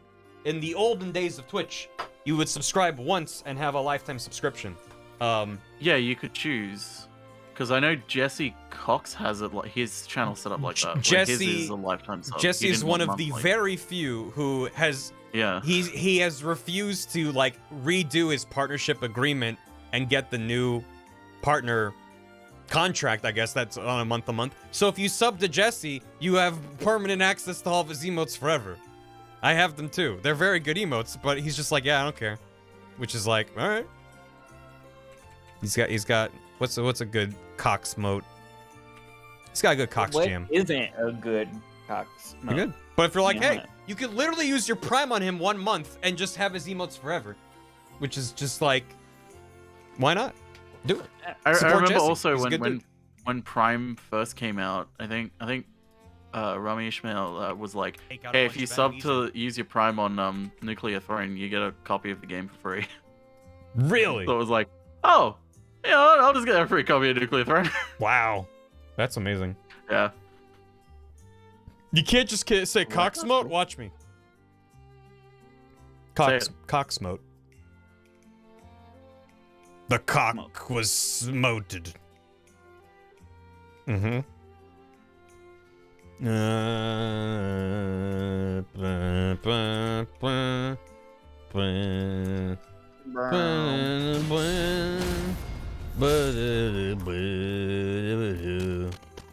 Fighting these dudes, fighting those dudes, getting a thing, didn't do, okay.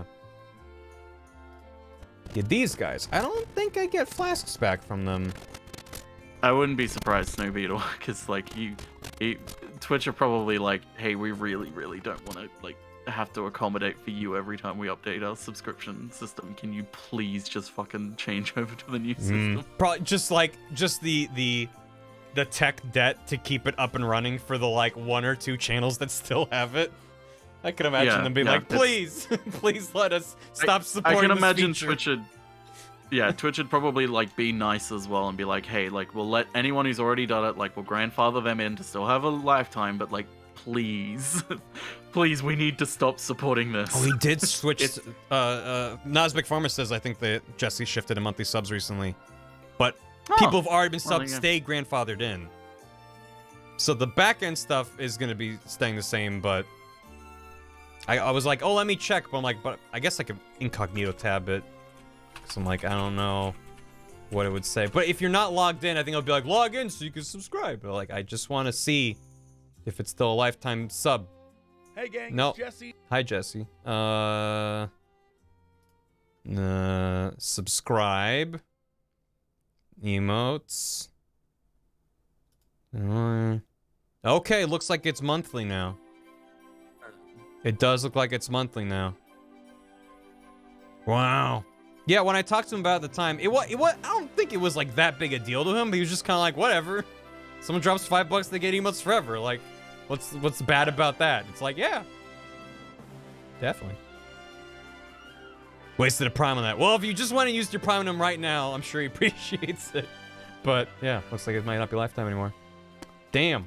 Well, it was a good deal while the getting was good. Nice try, chat. Yeah. Right. Well. Yeah. I'm gonna use this.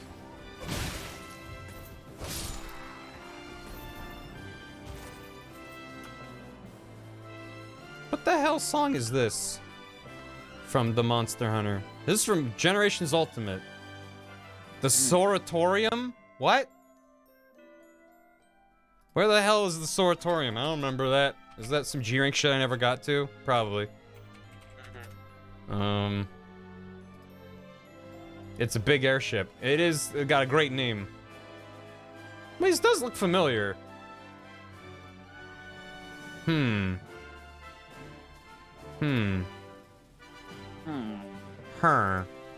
a story hub.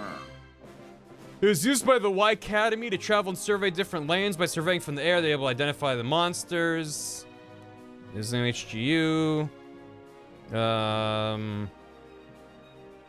It has Hunter's Hub for its quests or G-Rank. So this is the G-Rank hub. It is. No more infinite cocks. Yeah, Sora gets to turn into a ship. I don't remember if I ever hit G-Rank in Gen Ultimate. I don't think I did. I didn't hit G-Rank in, like, any of the games I played of the Monster Hunter series. I'm trying to think. Why not? Because typically I would get caught up with my friends in grinding high-rank monsters, and then we'd stop making progress. Or you'd hit a wall where they're like, here's the new Elder Dragon you gotta fight. And it's just like, oh god, this thing one-shot our entire group. Let's go back and get stronger. And then we stop playing it. After like 150 hours. So many excuses. Yeah, it was kind of tough to go back to Gen U after playing World. Even as someone who prefers Gen to World. There's some of that older jank is a little bit rough to go back to. That's why I love Rise so much. Rise has a lot of the quality of life from World, but a lot of the goofiness and charm that I felt like was lacking in some of World stuff. And I know when I've brought it before, people are like, but Iceborne brought back a lot of the goofy stuff. I'm like, but to me, it's still... When its aesthetic is leaning more realistic, I'm like, there's something missing. I like when it's a little bit more cartoony, and I feel like Rise perfectly lands right where I want it. Paintballing sucks. Having to fucking grab 1,000,000 blue mushrooms every time you're out in the field, like... Having to do supply runs. You don't have to do that shit in World and Rise. As soon as you get access to, like, any kind of farm, and, like, yeah, the earlier Monster Hunters had farms and stuff, but it felt like it was more of a drip feed. I'm just drowning in supplies. Like, I don't have to think about it. It's so nice. World graphics, Rise game style. A lot of people probably agree with you. Rise is exactly what I want. I'm like, give me 1,000,000 versions of Rise. But maybe... I like playing on the Switch. It makes me happy, but playing it at a high frame rate would be nice. Give me Rise on the PlayStation. I could just get it on Steam. I love it on the Switch. My Switch is gonna explode. Can't handle all those jaggies running around. All those polygons. There's kind of a lot of polygons in there. And take out a bunch of enemies and don't get any flasks back. And other times you get a recharge in the middle of a battle because I guess these 3 dudes counted as a group. It ends. Yeah, I don't really have footage for that. Why did I put that in the script? I knew that was going to be impossible to get footage of. That's cool. You take out a bunch of a group, sometimes you take out a bunch of enemies and don't get any flasks back. And other times you get a recharge. Another time. Maybe there, and then bring this back. Sometimes you take out a bunch of enemies and... Where does he get murdered? You take out a bunch of enemies and don't get any flasks back. There it is. So sometimes you take out a bunch of enemies and don't get any flasks back, and other times you get a recharge in the middle of... It's a pretty chaotic clip, Sometimes but... you take out a bunch of enemies and don't get probably any flasks fine. back, and other times you get a recharge. Yeah, that's, feeling very inconsistent, and you can't really plan for it unless you've already run through the... Well, this is a good place for me to wait. use... That's a Todd. It's a cutie Todd! Todd. I can't go back to old resource management, man. I wouldn't see the point. It's rough. You know, part of me wants to go back to Gen U just because there's so much content. It's got a stupid number of monsters in it and stuff, man. It's disgusting, but it's not the resource management is a big part of it. The wire bugs, man. I can't give up the wire bugs or the palamutes. The movement in Rise is so fast and satisfying. You have so many options, like, and going back to loading zones, have being separate. That's the other thing with World, man, is that like after how many dozens of hunts, I still got lost constantly in those maps. They're so interconnected with little twisty paths. Rise has very simple maps, but it's still all open. And you can see where the monster is and be like, I'm gonna go get him. And the monster can't slap you into a loading screen. It'll just knock you off a cliff and then you get back up because you wire bug. So yeah. Give me Gen U's monster list with Rise's gameplay and graphics and everything. I'll die happy. I'll ask for nothing again, Capcom. Decadent. Decadent is a word for it. How you doing, Todd? Don't forget to bring paintballs. My call out message, I believe, is still I forgot paintballs at the start of a mission in World. I mean, Rise. And didn't you have a response to it, Gam? I think so, but I still have mine that are chastising you and thanking Todd for healing me. Right. Are you playing any Sunbreak, I was like, Todd? thanks for doing your job, Barry. I always do my job. Plesioth, my beloved. Walking home very far. Have a good walk, dude. Sometimes a good walk is nice, though.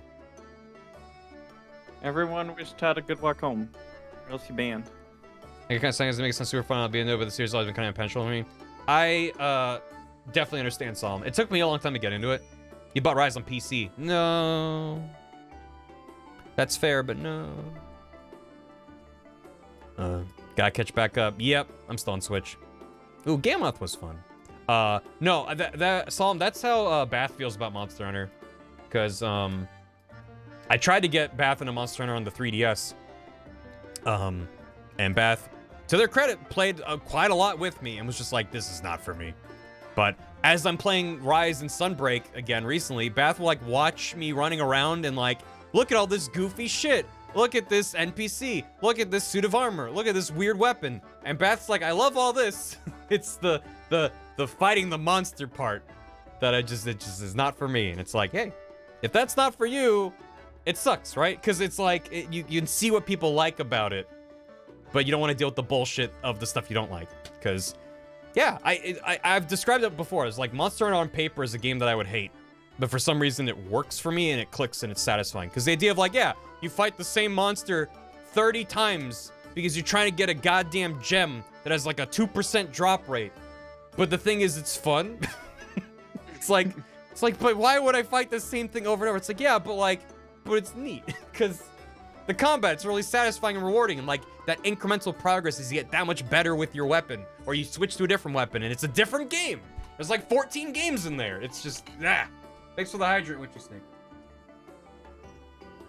And that's one thing I kind of miss from World, is World, for better and for worse, kind of trivialized the grind by just going, hey, if you get enough rare shit, you can just kind of make whatever other rare shit you want. Which I kind of like. There's like, it's like a built-in, like you've done other stuff and gotten lucky, so we're just gonna go, yeah, it's fine. You can, every now and then you can just spend a bunch of resources and get a very rare thing for free. For free. You're spending resources, but yeah, Rise went back to, if you don't get it, you don't get it. And it's rough. The fights aren't too long. No, I definitely had some back in the day that would go up to the 50-minute line, but typically it's like maybe like 20 minutes for a longish hunt, it feels like. Monster timing, perfecting the Gauntlet's Wirebug parry. Oh yeah. Oh yeah. Yeah, it's like kind of like a built-in pity system. The Melder. Were there hunts that guaranteed rare or uncommon mats? I don't remember that. Me can't be bothered to fight the same monster 30 times for a gem monster, and also me fights Rathalos 50 plus times to gather scales for the Rathalos mount in Final Fantasy 14. Yeah, there you go. See, the idea of grinding a fight like that in an MMO, because I've never found any kind of push key combat where you hit a button and a thing happens and you're waiting for a cooldown. I've never found that to be very rewarding or satisfying. It feels like you're juggling cooldowns and you're managing your positioning, which is not nothing. I just don't find that as interesting. Whereas a game like a FromSoft game or a Monster Hunter, where you have like individual weapons and yeah, hi Shiv, aren't you working? Yeah, but the idea of doing that in an MMO, I'm just like no, I'm good. But doing it in a game where it's like I'm like dodge rolling underneath a thing that's swiping at me, and then I go up and I bonk it on the head, and it stuns it and it falls over, and then I bop it and I spin around. It's like that's so visceral and rewarding, and I don't really get that from other types of combat. Only takes 3 minutes unsynced. That's fair. Final fort. Maybe. I said maybe. Ends up feeling very inconsistent. Right. All right. I'm going to go eat dinner. So have fun with your video. You're doing great, Barry. Keep up the good work. And have a great. Damn, you're cute. Have a great. Nice food. Take care, Mithra. Thanks for hanging out. Of course. Thank you for having me. Have a good day, everybody. You're all cute. Bye bye. You're cute. Bye. Here we go. This is perfect footage for me. See, it's like on the one hand, I don't have any footage for needing these three dudes are a group, but I do have footage for this is very inconsistent and random sometimes. Ends up feeling very inconsistent, and you can't really plan for it unless you've already run through this batch of enemies. Also, the game tells you up front that different. There you go.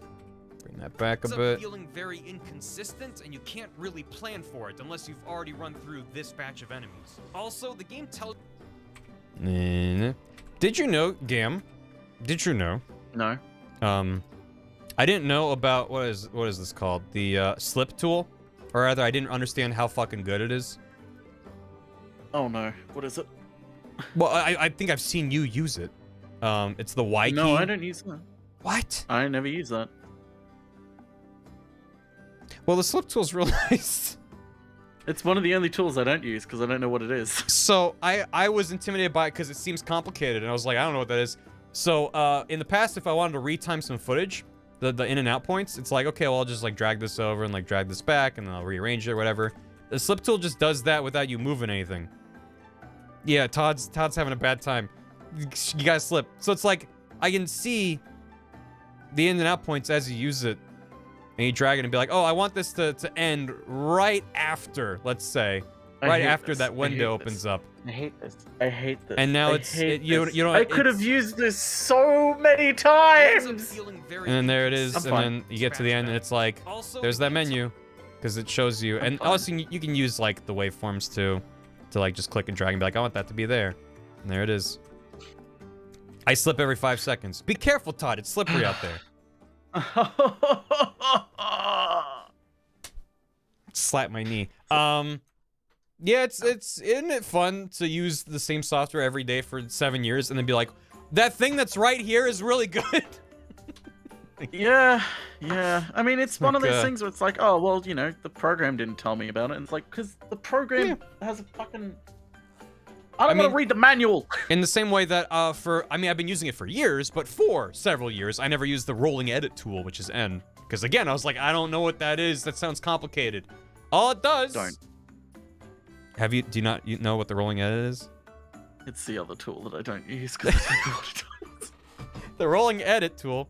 So let's say, for instance, I really like these two clips right here, but I don't like where this edit is, where this cut between them is. I'm like, I want it to happen here. So you can drag this over, and then drag this over. Or you just do that in one click and drag with the rolling edit tool, which lets you change where the edit happens, and it shows you a preview of where that is in the footage, and then there it is. Because it doesn't. It's not as useful for me, but it's good to know now. It doesn't. So it doesn't move the footage. So actually, my example was wrong. It's more like backing this up and dragging that over, rather than like. Well, maybe is that what I did? Whatever. It's like if you want to back up a clip, I guess you just drag it. But Game, I'm sorry. But no, I actually use the rolling edit tool more often. Because I pretty frequently am like, listening, I'm like, you know what, I want this cut to happen on this syllable here. And it's like, it doesn't take that long to just drag it out like that, but it's like, N key, click, drag, done. It's just, that's what I've learned, is that the N key and the Y key, they look scary and complicated. The rolling edit tool and the slip tool, but they're just, they let you do more complicated things that you would otherwise just do by clicking and dragging, just with fewer clicks and drags. That's really, it's just... I'm glad I know now. I probably wouldn't use the rolling edit one too much. But the other one, the slip tool, definitely, I wish I knew about that. In the anyway, context... I'll be back in an hour. Okay. In the context of the highlights, I would agree. But, yeah. Hey, take care! Have Good fun. luck. I'll be back. DaVinci Resolve, there's a context-sensitive version of that instead of a specific tool. I keep meaning to check out DaVinci Resolve. I've heard good things. Also, it's free for assembly edits. Oh, yeah, Todd. I miss game. Rolling edit all the time. Wow, interesting. Yeah, I mean, what's also nice is like with rolling edit grabbed, you can still just grab one bit of footage on its own. It still just works as a regular click and drag. Stuff like that. Just use Windows Movie Maker. Well, it's funny, I'm gonna say I'm familiar with Premiere. Clearly, I'm learning new shit about it almost every day. I'm very comfortable using it, and the idea of starting from scratch with another piece of software at this point is like, I don't want to learn new tricks, I'm an old dog. I mostly just want to know about DaVinci Resolve because it's free. And I want it to know it well enough because I get people saying, you know, I want to get into editing. What do you recommend? And it's hard to be like, pay Adobe a ton of money a month for shit that breaks sometimes. And to be like, hey, here's something that's free and very good. I don't have experience with it, but you can try it. I mean, I know of it, so I can recommend it. But, anyway. Just use iMovie. Just use iMovie, man. Just slap some text on it, call it a day. Why you have to spend so much time making video? Because I guess these three dudes counted as... Yeah, this is a problematic... This might change. It's fine. Vase Premiere and the shitty KDE one. What's the KDE one? Feeling very inconsistent, and you can't really... Also, if you want to pay for it, it's a one-time fee and not a subscription, which is pretty nice. Yeah. Plan for it unless you've already run through this batch of enemies. Also, the game tells you up front that different groups will recharge different numbers of flasks, but unless you're keeping a mental count of where you're at, there's no way to know how many flasks you got back. I have 12 hours of footage. Flask recharge from the thing. Yes, from giant enemy crab. This is Mr. Crab. Mr. Krabs, I don't feel so good. Well, he is a crab, so maybe it's... Boy, sponge me, boy. I don't feel so... There he goes.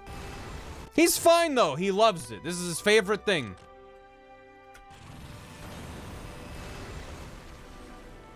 I like how the way I'm standing there, not moving, and it makes me look like a badass, but I was just trying to point at it again.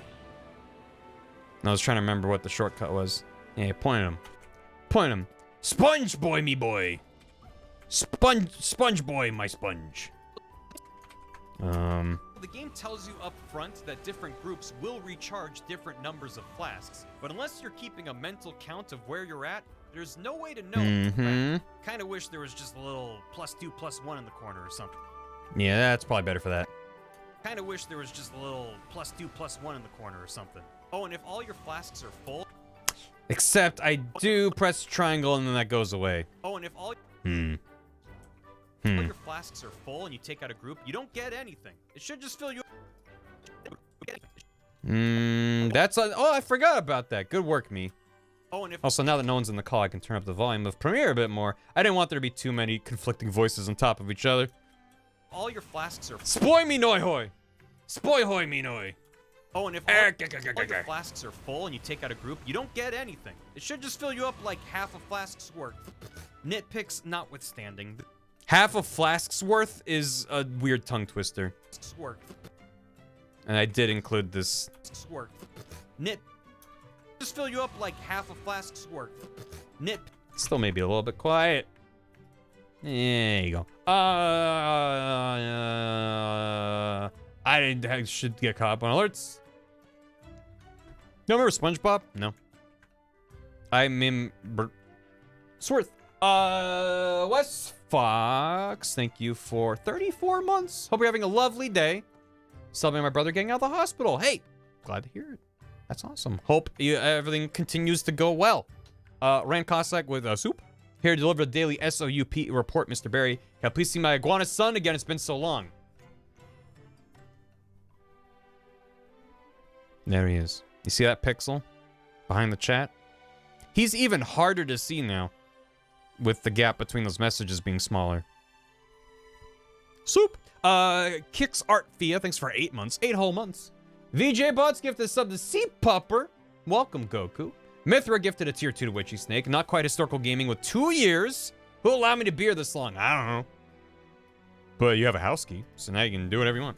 He's free. He's allowed to do what he wants. He's back there. He's lurking. He's having a good time. Not quite historical. Thank you for 2 years. Toon-Touche with 9 months. That's a baby. I'm gonna name him Harold. Happy birthday, Harold, and also enjoy your Ruby Key. Miss Fluffy Kitty with 48 months. Really? You're gonna have a key card right now? 48 months of Barry making some videos. I've made a few. Hopefully more. Dear Bits with the raid. And 52 months. That's upsetting. Codename 256 with 7 months. Big Cave. Flesh Tuber sounds like a horrible B-movie horror monster. Thank you. I didn't want to think about that again. I should have read that alert when it first happened. Delectable corn dog with a soup. Supper wasn't that good, so could I have some soup instead? You got it. Mithra gifted a sub to Moobot and Kitty Foe with 2 years. Not like this. Yeah, great. Thank you. Is that... Oh. Monster Hunter? Is it gonna monster hunt? There it goes. Okay, good. What am I doing? Have we made progress? Not a lot in the last, like, half hour. Well, that's some. Keep going. Nitpicks notwithstanding. Wait, yeah, this. More flasks. More flasks. This one. Probably fine. It makes me sad that this clip is this is the context for me getting a flask recharge. I can't stress this enough. This isn't a bit. I don't kill a lot of animals in Elden Ring. Like, they'll give you random wild animals, most of which aren't hostile to you. The wolves are some of the few that actually try to attack you. But other than, like, the dragonflies and maybe the squids, the octopus things, I don't really kill them. Like, the wolves I just avoid if I can. I definitely had to fight a bunch of them when there's nowhere else to go. But, like, birds, turtles, dogs, and dogs, and also other dogs. Like, if I loaded up my main save and showed you how many of the drops I have in my inventory from them, it's not that many. Like, it's not even like I'm like, oh, I can't hurt a virtual animal. It's just like they're just hanging out. They're just chilling.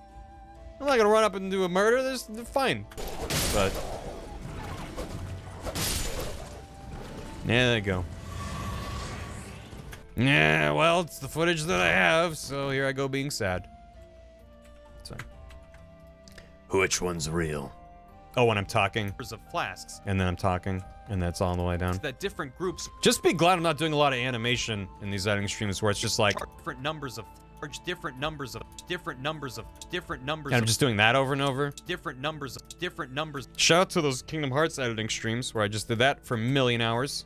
Different groups will recharge different numbers of flasks, but unless you're keeping a mental count of where you're at, there's no way to know how many flasks you got back.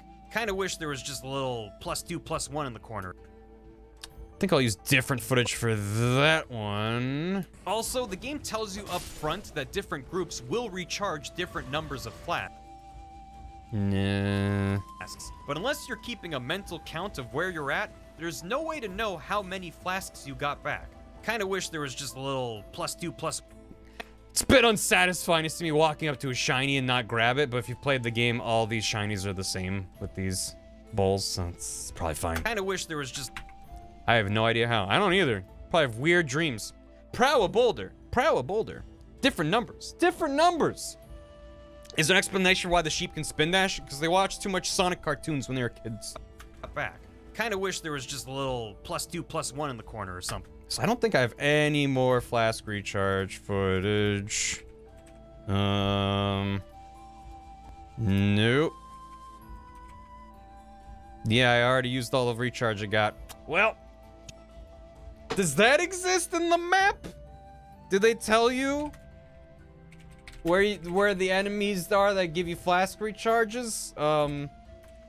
How would Elden Ring flask recharge groups? Yeah,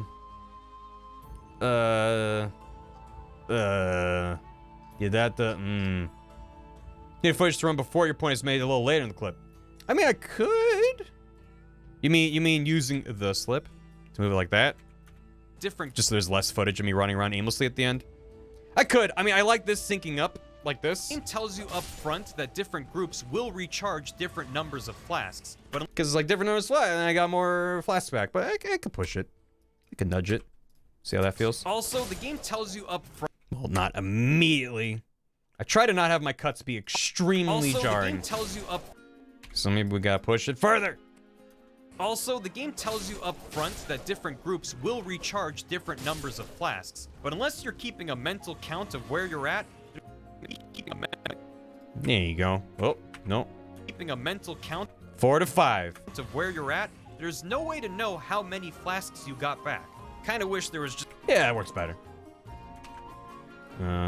If all your flasks are full and you take out a group, you don't get anything. It should just fill you up like half a flask's worth. Nitpicks notwithstanding. I wish there was just a little +2, +1 in the corner or something. Just gonna need to do another flask hit somewhere. We're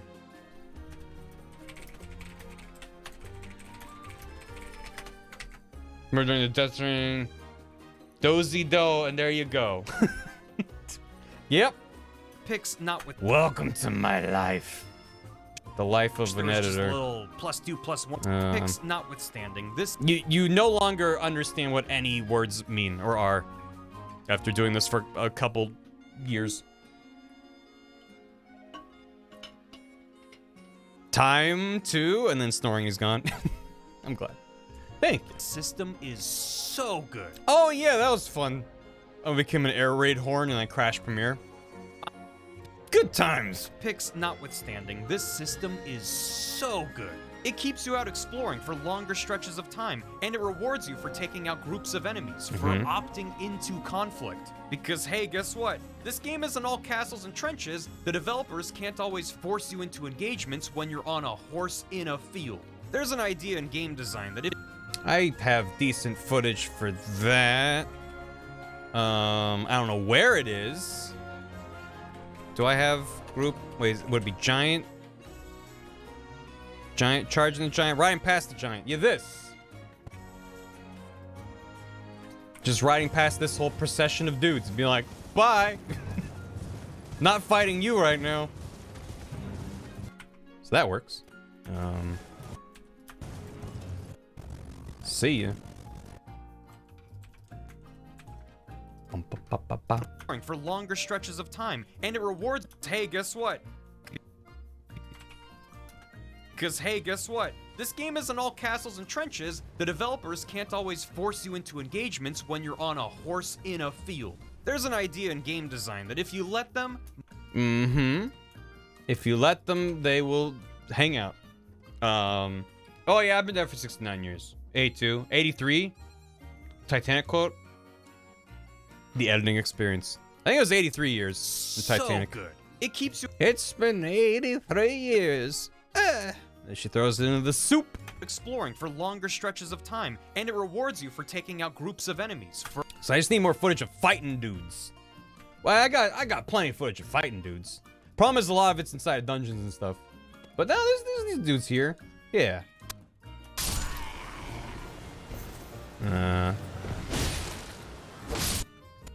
What's the most interesting footage from this whole encounter? If you can't, it's like, what a great battle. You can't see any of it. Just, there's a tree in the way. Maybe this bit's better. Yeah, get him. Nice. Got him. That went great. I got his pants. Run. sweet. And no flask back. But you don't have to know that because the footage will end before that point. Let them eat pickled turtleneck meat. Yeah, I would though. If it gave me those perks. I should probably include this really good whiff here. It's pretty nice. Pretty good combat there. And it rewards you for... Whoa, that's some long footage. Hey, guess what? An idea in game design that if you let them, most players will optimize the fun out of a game. You'll find a strategy that works and then do that for hours on end because slow, monotonous success is often more important than variety and riskier strategies. Who's this smart man pretending to be smart in my video? Get him out of there. Get him out of there. This system... Well. That would startle the fuck out of me. Hey, Todd. I saw you get startled in real time. That was great. Slightly delayed time. Yeah, I got to do it and then watch, and your eyeballs were like, oh! This is Todd. How you doing, Todd? How was your walk? What up? It was alright. It's a little hot outside, but you know, it do be like that sometimes. It do. Not bad. Loud, Todd. Oh, I'm loud. Oh, okay. But your entrance was alarming in a startling then exciting way. It was oh god, because at first I thought it was my footage exploding. It just was like and I was just like, oh no. And then I was like, wait, that noise has resolved itself into being Todd in my ears, and now I'm excited. I think I'd make okay, here, let me talk like an Elden Ring character. I see you're finally here. It's been thousands of years since I've seen you. But I suppose the Dark Witch's curse will continue to plague me. How's that? That was good. That was good. Thank you. They talk so fucking slow in this game. They do. Everyone talks so fucking slow. I'm just gonna play some more Monster Hunter music because I'm feeling it. Drown me out. Yeah, I made it quiet. Yeah, every character in Elden Ring is just like, brave tarnished. That's true. Are you here? Solemn's right. Not to nearly see enough me? ominous cackling. Hold on. Give me a second. There you go, really far away. That was ominous. You gotta slow it down though. The ominous cackling needs to be slower. Oh, okay, my bad. Mm-hmm. It's cutting out. I'm hearing like Discord was like nope. Noise gate? That's fucking yeah, funny. the noise gate was like nope, you're not getting that. Here, yeah, how about I'll do a Ganondorf instead. That was good. That was Are you sure you're not just playing melee back there? Come on. Dude, I've done so many Ganondorf noises. It's very I think I do the Ganondorf laugh at the end of Wind Waker where he's like ha ha ha. Oh, that one's good too. It just goes on and on and on. Yeah. It keeps I'm better at the non-Wind Waker Ganondorf sounds. Yeah. I think it just suits more my N64 timbre. era. Yeah. Mm-hmm. And yeah. It's a good vibe. It keeps you out exploring for long. So how's it going? You learned about the slip tool. I'm very proud of you. Yeah, I'm trying to remember where I learned about it. I think I might have been watching a video about something else, and he was like, "Let me just slip this footage." I was like, "What?" Like, wasn't the point of the video? You know? I almost got on the call on my phone next to a busy highway because I was just like, no, don't tell me you don't know about the slip tool. The slip tool is the thing I learned about within the last year, and the rolling edit was maybe like 6 years ago, and I've been editing full time for 10 years. I'm about to say like 11, something like that. 10 like years forever. this September or That's July, amazing. whatever. I mean, look. This is the thing. Sometimes, like, you know, you're going down the tool list and you're like, some of these icons look like they couldn't possibly be helpful. They just sound scary, and as I was explaining, both of them just do things you can do with the regular selection tool. It's just faster because it does a more complicated thing in one step, but it's not even that complicated. And they do a pretty good job of visualizing what's happening too. So. Yeah, it's definitely I like when I learned Premiere because I took like a thorough essentials course on the internet to learn, and like one of the things was literally just we're gonna go over all the key binds. That's like the main smart. key binds. And they just went over like, here's what all these things do, which of course is why I didn't learn about nesting, because nesting is not by default. There's no is not shortcut. bound. You're welcome. Yep. But then that's Yep. also like me not learning in a structured environment and being like, these icons are scary, I'm gonna ignore them. Hey, what's this do? You know, like, Yeah, the drop down. Yeah. It's like the drop Just that. downs. We can read those. Those have words. you know, it's a good piece of software when you right click on something and this is what happens. That's how you Yeah, know you're in for a right. good time. Like it literally fills the entire vertical resolution of the screen. My favorite part of that sentence is that Blender has that for 4 different menus. Blender is a interface to work with menus. The menus are Blender. And there's just Oh my menus God. within menus and panels for menus, and it's all context sensitive, and It yeah. really is. I just It's- really quick, I think I accidentally synced up this speech with the footage. For opting into conflict. Oh, amazing. Because you're being rewarded for opting into conflict. And as I'm going / kill. Oh, and I'm like, nice. that just kind of happened, and I'm keeping it. For opting Nice. into Doing a little trailer edit hey, there. guess Yeah. what? Yeah. You gotta sync it little up. gunshot reload. Mm-hmm. Gunshot. You have, yeah. Pum pum pum pum pum. But it works. It makes me. It makes my brain happy. Dude, I literally, we'll never go back. Notwithstanding, I this want it to be like system that for is everything. so- Whenever I watch a film Fucking trailer Kirby and they trailer? do that shit, yeah. Whenever they do that kind of syncing up shit, syncing up with the music, there was I don't remember which Pirates movie. It might have been the third one. I don't know. But there was a shot in the trailer where it's 2 dudes. It's the part of the movie where they're in a giant whirlpool. They're on ships. They're circling a giant whirlpool, and they're on top of a mast, and they're sword fighting.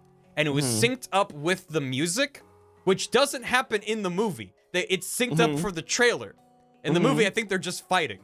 And it's like, that has lived in my brain of just like, that's the serotonin, that's the good shit. It's, fuck. Dude, The third I movie, mean, like, okay. why do we think AMVs were so fucking popular? That's what they did. That was like the whole AMV. Like, if you had a good AMV, it was like, if there was a drop, then that's when someone got punched. And then if there was like a refrain, there was like a cross dissolve into them like crying or something. Like, that's what you want. Like, you gotta, that's the juice. It's the juice. You gotta pour that shit in there. Yep. By the way, I was trying to remember this while I was walking home because I was a decent ways out when you started mentioning it. I do remember that if there's a I remember a place where a mob gives you a flask refill if you still need it. I do. Do you remember where I'm certain you've seen this, but there's a part where like a dragon comes bolting out of the sky In the lake, and it has not in the lake. Oh. It's north of. If it's north of Limgrave? Stormvale, then I'm not putting it in the video. Okay. But it is right before that moment. There's like a bunch of overturned carts, and there's like smelly guys with big clubs. They just like sitting around, and each of them refills your daily ding. Bunch of smelly guys sitting around north of. Is it north of Stormvale? Yeah. Let me see. Let me see if I Trying to can pull up remember. I'm gonna pull up the Elden Ring map, and I'll see if it's Yeah. Oh, are you appropriate. talking about Altus? Oh. If you can find on the map and point it to me without chat seeing it, then we'll be good. Oh my god, this game is so big. Yeah. Oh, okay, it is. It is. No, it's norther than I remember. Okay. Yeah, it's fair. Never I mean, mind. I appreciate it, Todd. No Leonie Never or Caleb footage mind. then? Nope. I mean, you can get there pretty dang quick, but it is, I'm sticking to my guns on this, that... Hey Barry, do you want to see? No, you don't. This could be potential. I was gonna say, I went to look at the map, and when you load like the map that like people have made like as an app, and it looks like fucking like a Ubisoft game because all the icons are turned on. Oh, yeah. Yeah, if you use, like, the interactive map on if you Google Elden Ring map. It makes me not want to play the game even more than I already don't want to play the game. Honestly, I should probably use this instead of the thing that I made, because... Did you make a thing? Yeah, I made a thing. Here, let me share. So this is the opening map that I'm restricting to, but this is with all the icons turned on. And yeah, it's it sucks. Because if you booted up Elden Ring and this was your map, you'd be like, I'm good, goodbye. I'm not interested. Take care. Lumadoon, good night. Thanks for the bits. Take care. It's definitely true. I think like I think it's so fascinating that we ever decided that this is what you should do. Yeah, I have. Because like I think what's interesting to me, and I don't know how you feel about this. As much as I do kind of hate it, I don't think that most games have designed out its necessity. No, if they don't put it on the map, you won't know that it's there. Because everything this was my problem with Elden Ring, is like walking right past characters I had been looking for hours. And like, it's, you know, do I want an icon on the map? Not necessarily, but it'd be nice if they weren't just sort of quietly standing there. Yeah. Well, they're just like, off you go. There's like somebody I talked to who was behind a wall. Yeah. I'm like, when am I ever gonna fucking find this person? There's definitely stuff in the game that is infuriating, but I support it for two reasons. One, because Elden Ring is a game that rewards you for being observant, paying attention, and getting lucky. It's true. And it makes those moments special because you're like, what the fuck? How many people found this on their own? Like, when you get moments like that, that sticks with you. That is a special feeling. And it's part of the like ownership of your character, because like especially if you get a thing and then you have that thing through the game and then you're like, oh man, like this thing made the game easier, and people are like, what the fuck is that? And you're like, oh, did you did you not find behind the wall the woman? That is every conversation about Elden Ring. It's, oh, you didn't find the one talisman that trivializes the game? You need to triple jump off of turrets. You need first you need the triple jump talisman, which you get from the traveling horse merchant to the east. And then he sends you on a quest to the south, and you go on a mystical boat ride. And at the end of the boat ride is a gigantic golem who you must defeat, after which there's an elusive wall in the corner, and you go through there, and then you get the quadruple jump. It's like shit like but that. You have to be careful. If you've told this particular NPC that you don't like boats, then you can't do the quest, and you're fucked. And nothing shows up there. Exactly. You go there, and there's just sort of like a sign, and if you read it, it goes. But that's why I love Elden Ring. Elden Ring sounds like a fake video game when you describe it. And we're gonna get into it when I do a spoiler-filled stream or 7. For now, I'm keeping it bottled up. But when you start actually sharing stories of like, I did this and I went here and I did these things, it's like, it sounds like a fake game. You're like, I went into a cave and this, and it's just like, what are you talking about? Like, that's why I love this thing so much. Bar bottled up. Thank you. So. I mean, it really is like playing D&D with an irresponsible DM. Yeah, DM like, who always yes ands. They care about your experience. Like, they don't want you to have a bad time per se, but they're just not very good at DMing. They're very imaginative. They're just bad DMs. And that's okay for millions of people that aren't me. Yep. But yeah, so it's like I'm fine with them hiding random obscure shit that I know I'm gonna miss, because I'm constantly finding shit anyway. And letting go of a completionist mindset for a game like this, I think, is healthy, frankly. Oh, yeah. And I know that all that information is out there. I know that day 3, every secret was uncovered and on the internet. So I know that in the future, whether I'm going to do it before I finish my first playthrough, or if I'm just going to wait for a New Game Plus to be like, okay, well, now I'm going to follow steps. I'm going to look up guides. I'm going to find the 30 NPCs I missed. I'm going to finish the quest lines that I fucked up. I think I said last time. You want to do that, though? Not in my first playthrough. But I'm saying, like... do you want to do it at all? Yeah. Yeah. That's what I find interesting. I think that doesn't make sense to me. Like... Obviously, you can fucking do whatever you want, but I mean, like, I guess in my brain is like, okay, well, if this is all kind of like owning your own experience, then it sort of feels like just doing everything is like not. It just feels sort of like a bunch of tedious stuff I don't care about, because now I have a particular thing I'm expecting, to see. You know what I mean? No. It's kind of like replaying Fire Emblem and like getting to the point where like stories diverge or whatever. Like I guess it just wouldn't be as exciting to me. Maybe it's because I'm not thinking about like, oh, you'd be replaying it with a different build. Well, yeah, that's part of it. For me, it's I know it's not going to be as exciting. But the thing is, for me, I'm curious what's out there. I'm curious what's in the game. I'm curious what I missed. And I shouldn't have to justify it because it's just like I'm constantly finding cool shit. I want to see what everything is in there. I more meant if you're looking up like, hey, here's stuff that you shouldn't miss, and then you go collecting that on a second playthrough. I guess I just feel like it's less stuff that I shouldn't miss. I'm not gonna look up a guide of like top 10 things you should make sure you do in your playthrough. Vacation locations in Elden. Because but for me, it's like, well, everyone's different, right? My version of it is like, I'm not interested in looking up, here's how to get the best PvE build that one-shots every enemy in the game from hour 5. Like, I don't care about that. I care about, like, where are the dungeons that I missed? Where are the bosses that I missed? Like, the more substantial content. Not necessarily as much as, like, min-maxing kind of stuff.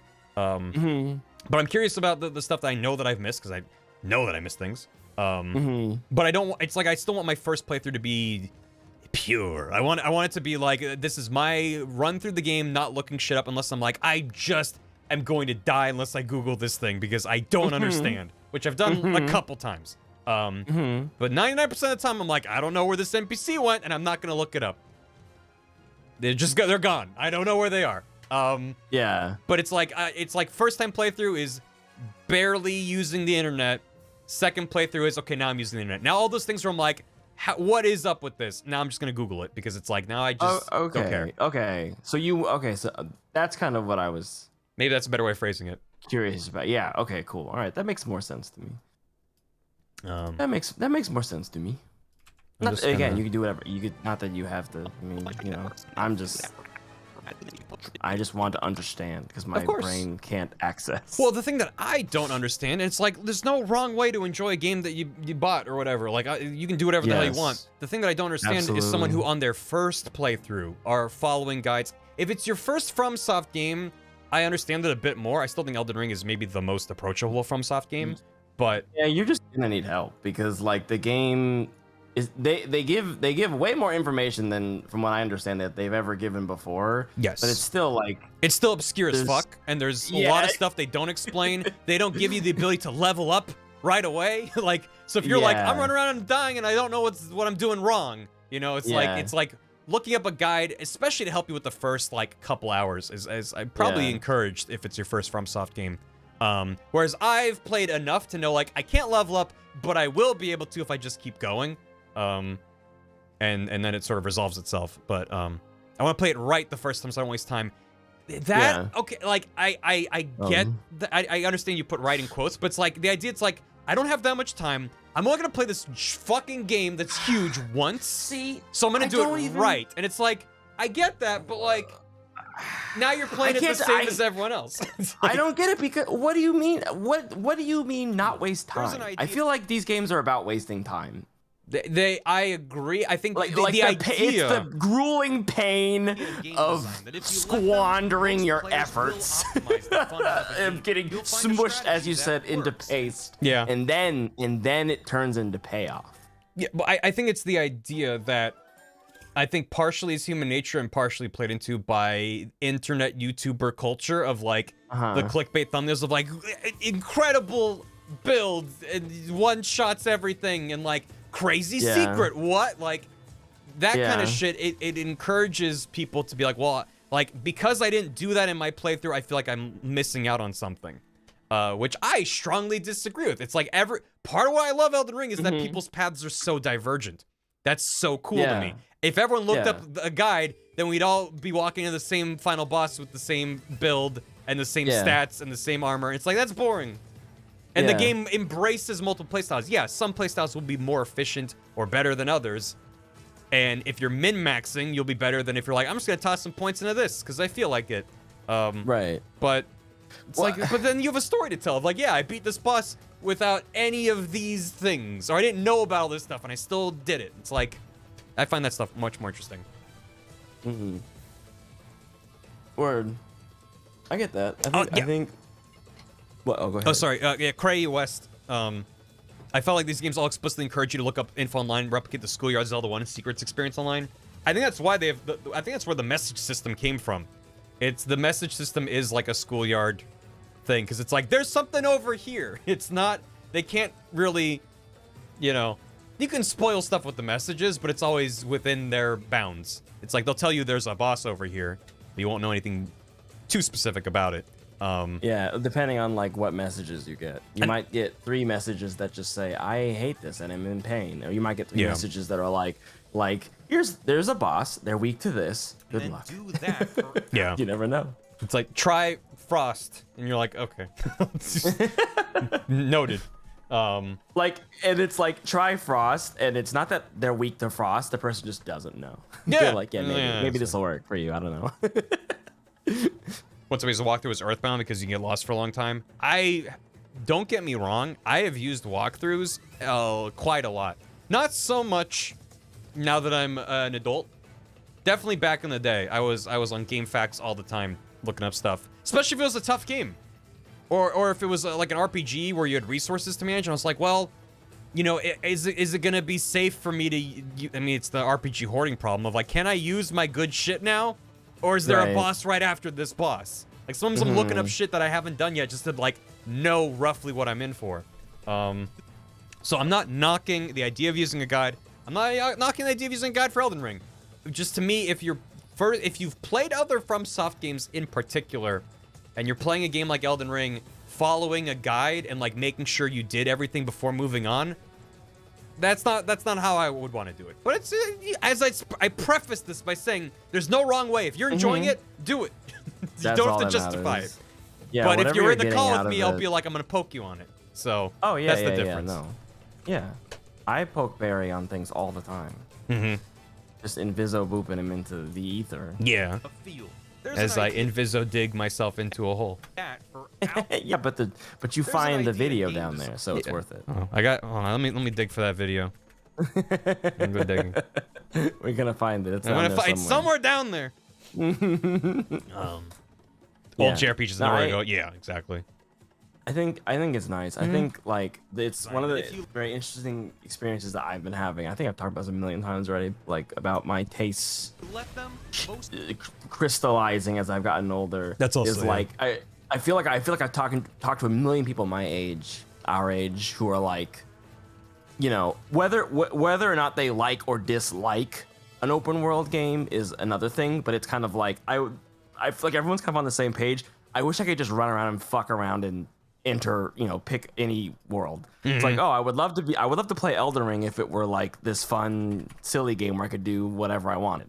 Or it's like, I'd love to play Ghost of Tsushima if I could just do whatever I wanted. It just kind of makes me, it's really interesting that like, not that, again, obviously some people also love what they're playing, right? They're not saying, this should be different. But some people are like, oh man, I really love this world. I just don't want to do what I'm supposed to do here.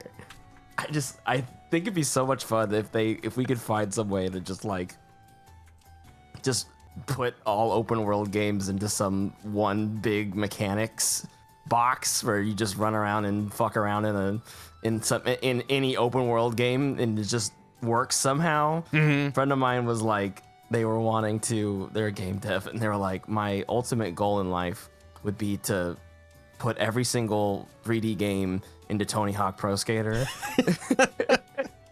Yeah, I was like, if you ever do that, I will have one thing to play for the rest like at least a couple of years. That's it.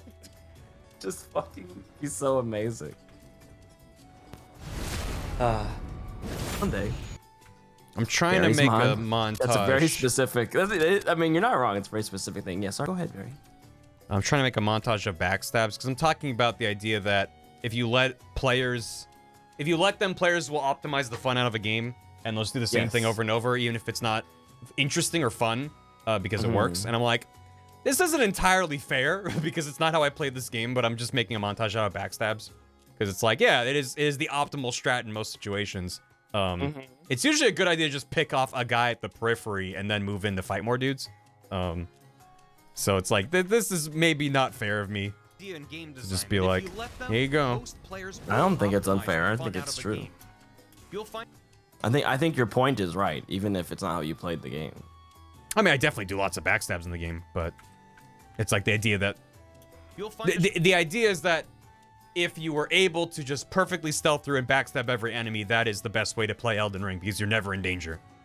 So that was kind of one of my big gripes with Breath of the Wild is like all the fun ways to handle shit was like nowhere near as good as just going in and beating the shit out of them with whatever you had in your pockets. True. And sometimes getting that big camp explosion was more efficient than anything. Also, hi, Scaredy. I have been hanging out. How I'm you just doing?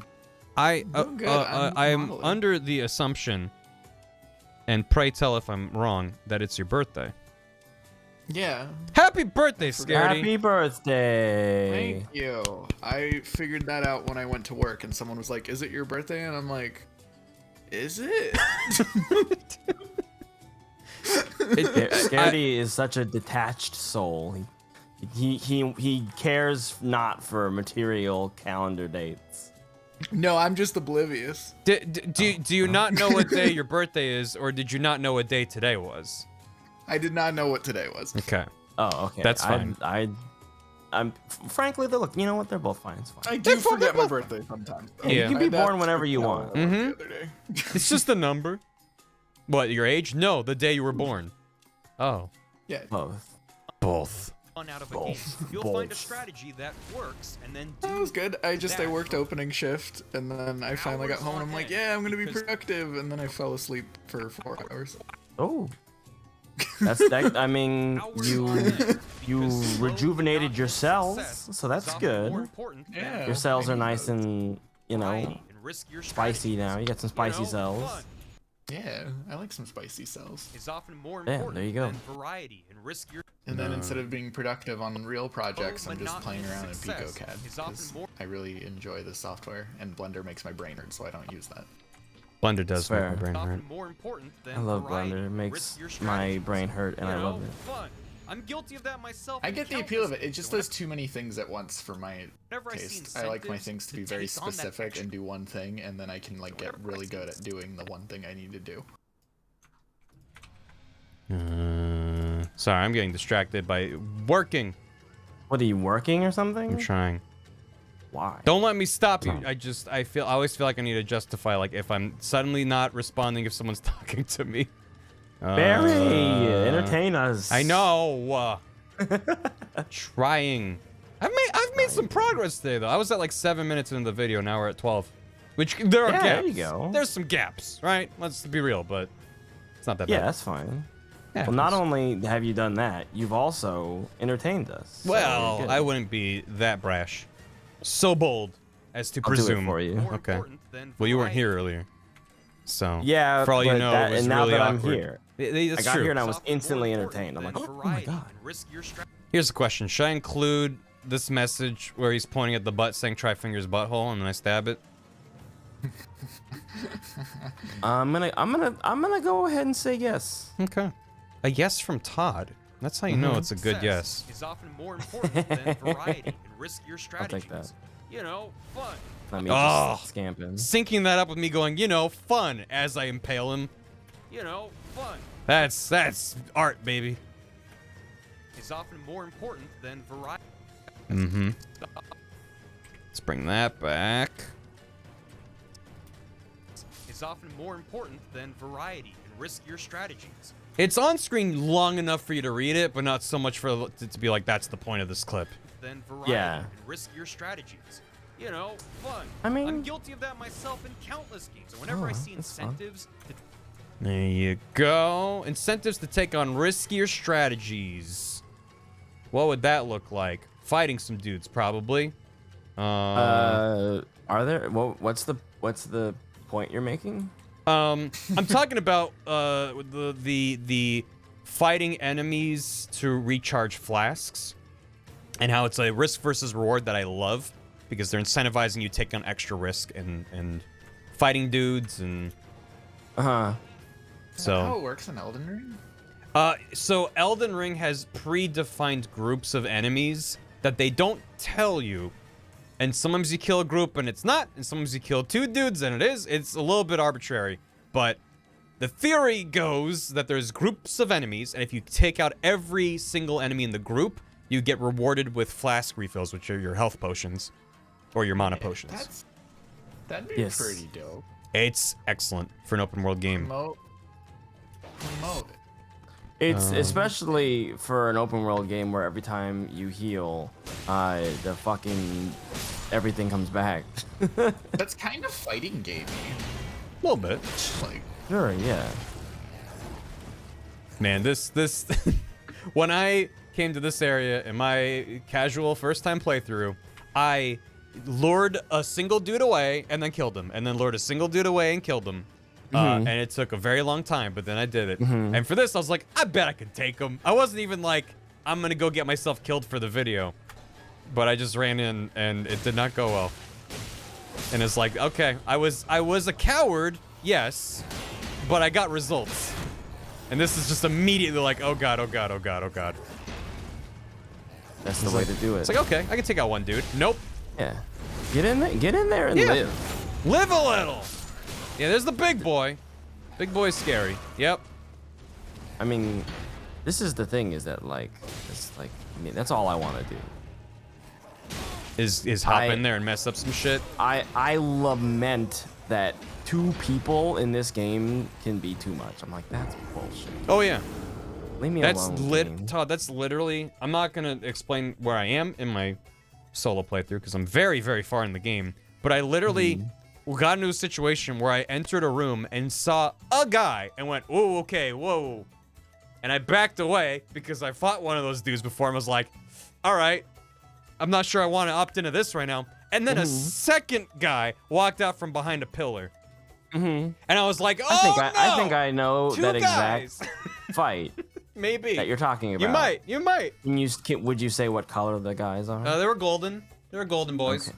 Yep. Thank you for that hydrant, Jay. Just walk around them, don't really aggro. Yeah, you can just go around the pile to the left, but I mean, I want it. There's like shinies and shit up there. You want to grab them. There's like a guy in the back corner, whatever. Barry's trying to have an experience. Yeah, excuse you? Who are you to tell me how to have my experience? Just watch Barry's whole video where he talks about how you... No, I'm kidding. I'm gonna make a 20-minute long video essay that's just titled, Don't Share Your Opinions With Me. No, what you really need to do is make an Elden Ring video called You're Playing Elden Ring Wrong. Yeah. There it is. And there's gotta be an arrow in the thumbnail. Yeah. And it's pointing to like the player's belt. And it's like, yeah, you haven't equipped a belt in Elden Ring? There's a hidden belt slot. And let's increase all your stats for free. That would be pretty great to just like put out a video gaslighting everyone. Oh.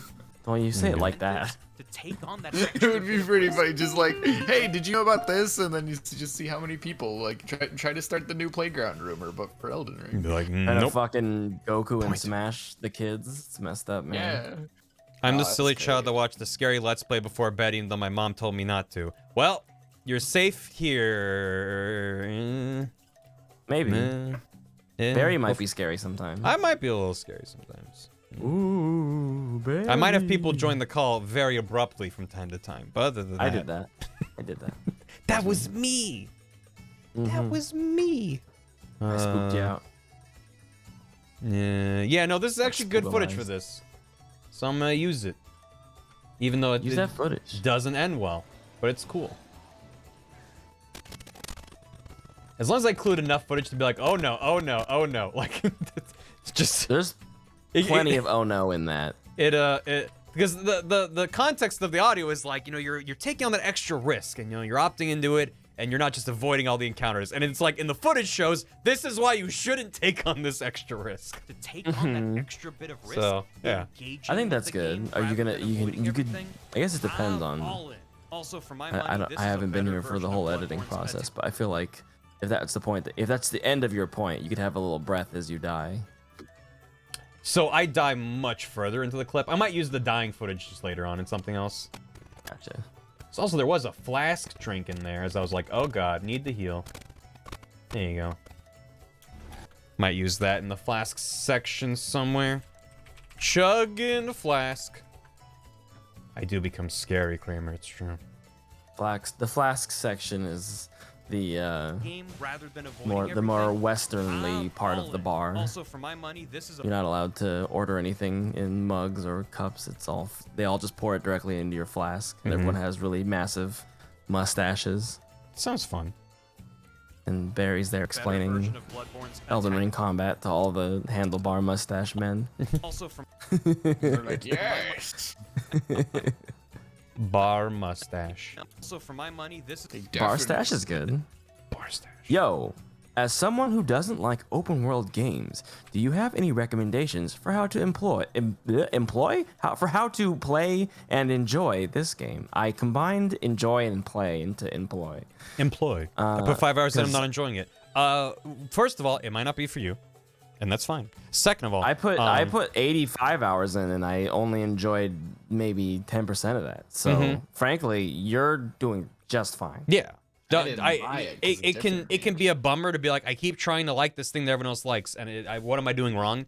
And I'm gonna start with it just might not be for you, and that's fine.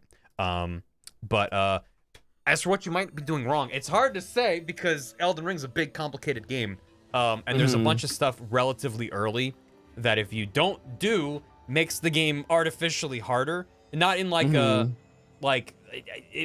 saying it like that makes it seem like you did something wrong, but it's like if you don't go to the very first church that the game points you at, you miss out on some very important stuff early on to be able to like be stronger and stuff. And beyond that, 5 hours in is relatively not a lot in Elden Ring. Yeah. And it also depends on what you're not enjoying about it. Yeah, because well, they specifically mentioned open world games. So if they're having an issue with navigation or with tasking, that could help us give you advice if that's something you're interested in clarifying. Like Dan did, yeah. It took me 3 attempts to get Dark Souls. I imagine Elden Ring might be the same deal. It took me 3 attempts to get Dark Souls 3. That's the first FromSoft that clicked for me. I was playing Dark Souls 3 because I wanted to get into 1 and 2, and it didn't click for me. I was playing 3 and was like, this sucks, I'm having a bad time, I keep dying, and I'm losing my souls, and I'm not making progress. And I had a friend literally on the couch with me who was a FromSoft vet, just not telling me what to do, but just like helping me out. Grizzled. Yeah, grizzled veteran. And as soon as I unlocked the first shortcut in the first real area of Dark Souls 3, I went, oh. And then it clicked, and then I was off to the races. So it like took a bit for me to get it. With Elden Ring, I feel like because it's so open, it could be that the kind of starting class you picked just might not be a fun playstyle for you. Maybe it's too dexterity heavy and you want to be a little bit slower and tankier and be able to take more hits with a shield. Maybe you have a giant fucking sword that takes an hour to swing and you're like, I wish I was able to get more little bits of damage in there. Some of it might be playstyle stuff like that. Some of it also might be, yeah, if you don't like open world games, Elden Ring is very open, right? But there's the grace beams that point you where you're supposed to go. If you immediately follow them, you'll probably hit a wall where you're like, I'm not strong enough for this. So that's when you need to go out and do other stuff to get stronger, get better gear, get better talismans, upgrade flasks, like stuff you do by exploring the game. But just keep in mind, like, okay, I'm getting strong enough so I can get back to that linear progress the game's pushing me towards. Because if you're overwhelmed with things to do, don't worry about covering every inch of the map. Just be like, I just need to get strong enough to keep going where the beams of light are pointing me, because that's important, crucial stuff to do. They always point you towards something important. Just not liking running around the open world, it feels everything keeps pointing to the same area or dead ends. Huh. Let me think about that. Because I haven't had that experience, but... found a boss in a pond that got a turtle charm, I like that. It's me, the video gamesman. Hey, Duncan. The dead end, I'm like, I don't know about a lot of dead... I mean, there certainly are dead ends in Elden Ring, but it's never like I went really, really far and there was nothing. It's like, well, I'm in an area and these are dead ends, but then there's stuff here. Hey, Plody, you're welcome. So... If they took a left turn at Albuquerque situation. So it sounds like you're finding some stuff that you're like, this is interesting, but you're going around the same area. I maybe just pick a direction and go.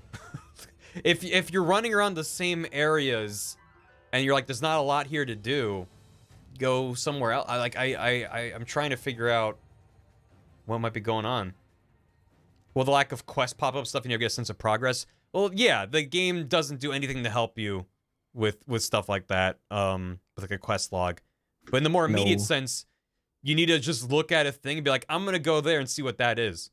You need to be kind of a little bit self-driven. What I like to do is if I pop into a catacombs or a dungeon or something, I put a little skull icon next to it on the map, and then I remove the skull icon once I've finished it. So I know, like, hey, I need to go back and finish that dungeon that I dipped a toe and was like, nope, that's too much for me right now. There's something to be aimless. Well, the other Souls games are relatively more linear. I mean, Dark Souls and others are pretty open, but like, every area is relatively linear. Elden Ring is very big and open, and then there's specific areas that are linear within it. But even then, it's like I mean, they're from soft linear, which means that there might be literally no doors, but you're actually supposed to walk around the crenellation of a tower. Yeah, and that's the correct way. Or you're through the level, or you're in a little mini dungeon, and it seems like to be like 3 rooms with a single enemy, and it's like, but actually, there's a whole separate part of the dungeon. You just need to know how to access it. It's like they fuck with you a lot, so I get it. But one of the strengths of Elden Ring to me is like, if you're not meshing with something or the area you're in, just leave. Just be like, you know what? I don't like this dungeon. Just go. I don't want to fight this boss. Just don't. Just do it later or don't. If you find that frustrating and you're like, but I want to be doing it right then when I get there, then I don't know what to tell you. Yeah. Then you might be in the Todd camp, where you don't like the unconventional design of this game. I go in one direction and find a cliff and go, all right, I guess I'll try again. Hit the bricks. I mean, it sounds to me like you're still in what I would call the starting areas, which is like... Yeah, if you're still in, like, pre-Stormvale, like Limgrave. Yeah. Yeah, then... Because... Like, the game hasn't really started. Not in a way that's gonna help you find a direction, anyway. Yeah, because I'm trying to pull up the map here, and I have to zoom it in so you don't see anything else. If you're basically here, because the game starts you right here, where my cursor is, right over there. And if you're just kind of running around this area, or even this area as well, although I think this area, is, the peninsula down here is a little bit more dense. It is. But even still, there's a lot of stuff here, but also like this area over here, there's not a whole lot. Not a whole lot going on right here. There's stuff everywhere, but it's like, maybe like in this area you kind of run through and it's like, yeah, it's just kind of a field. Not a whole lot. But just keep going. You go, work your way up to the north. You can look at the map. I mean, it's something I talk about in my video. You can look at the map and be like, you know what? Like, I don't know what this is. I'm gonna go check this out, you know? And on the way, you'll see like 20 different things that distract you. It's true. So you can use the map as that, or be like, I don't know what this seems like something. It's like a building in a lake. I don't know what that is. I'll go check that out. So you can use that to kind of guide your direction. Or if it's, I mean, because it sounds like what you've been doing is also what I like to do, which is just being in the world and looking and being like, I'm gonna see what's over there. And then you go over there. But if you hit a dead end doing that, and then you're like, well, I guess I'll go somewhere else. I don't personally find that frustrating, or maybe frustrating is not the right word, but I don't know. I've done a mix of both as I've been working my way through, of looking at a thing in the distance and going towards it because it looks neat, and looking at the map and going, well, that looks like something. That's probably a thing right there, and probably this. Like, they do a pretty good job of showing you stuff on the map that's like, these are places where there's stuff. There's content here. Yeah, there's quite a few spots on the map that are like, what's this black and red hole? Yeah, this. Those were helpful. Yeah, sometimes you get to an area and you're like, where should I go? Yeah. And you just find something like that on the map, or just pick a direction, because there are definitely spots on the map where there's not a lot going on, but they're relatively few and far between, and there's almost always stuff on the periphery, or there's stuff you just ran past because you didn't look at a thing from the right angle, which is frustrating, but that's Elden Ring. So I would just give it a little more time. I'm absolutely in the starting area. Gotcha. Don't worry about it. Don't be in a rush to leave the starting area. But yeah, I don't want you to feel like you're doing anything wrong. And don't feel like you're not like progressing fast enough or anything. Just like take your time and keep exploring, keep trying to get stronger, level up a bit. And yeah, if you want more direction, the flask, I keep calling flasks, the grace beams. I don't really know. Those flasks. Sounds like a Marvel vs. Capcom 2 move. It did. Grace beam. Grace beam. Also, welcome back, Gam. I mean, they show up in game, but they're on the map as well. It's just this giant little point of light. I'm trying to see. I have footage somewhere of the beams of light on the map. You have one when you first exit the tomb. Well, exit the tomb. This. Right there. Yeah. Oh, sorry. I'm like a few seconds behind. Oh, there it is. There you go. So you can, at any time you can open up the map, and if you've been to a site of grace with a beam of light, it appears on the map. So just follow those. It's important to note that not that actually it's maybe not important to note, but the beams of light don't point to the ultimate destination. They point to the next grace in the chain. So you don't have to worry about if I follow this beam of light as the crow flies, I'm gonna wind up at some super tough boss. It's just like you can see here, like from the very start, it points you to the church. The church points you to this spot near the ruins, and then that points you up towards that way, and then that one points you up and around. Like, you kind of work your way towards your destination. Same here from the south of the lake. It's like, go this way to the grace. Ultimately, you want to go basically south, but if you go south, you'll hit a cliff and be like, I can't cross there. So like, nope, go towards this bridge that lets you then gain access to the peninsula. Like, follow the grace beams if you're like, I don't know where to go. And if you hit a wall, then go do something else to get stronger. So, anyway. I hope it does click with you. I think it's a very neat game that appeals to a lot of different types of players. But also, that's why I started with it might not be for you. Which I know can be frustrating to hear. But sometimes I've benefited from like, I want to like this game and I don't. And it's like, not every game's for everybody. So, no. It's important to keep that in mind. Animal Crossing isn't for me. I think... I don't know. Maybe, well, you know, maybe I should. Also, for my money, this is a better. I don't know. I feel like Elden Ring. I feel like when you start playing Elden Ring, once you have your little come out of the tomb, come out of the cave moment, I feel like if there isn't part of you that's excited at that point, then it's probably not going to change your mind. I disagree a bit, because walking out in a limb grave is really when the game starts.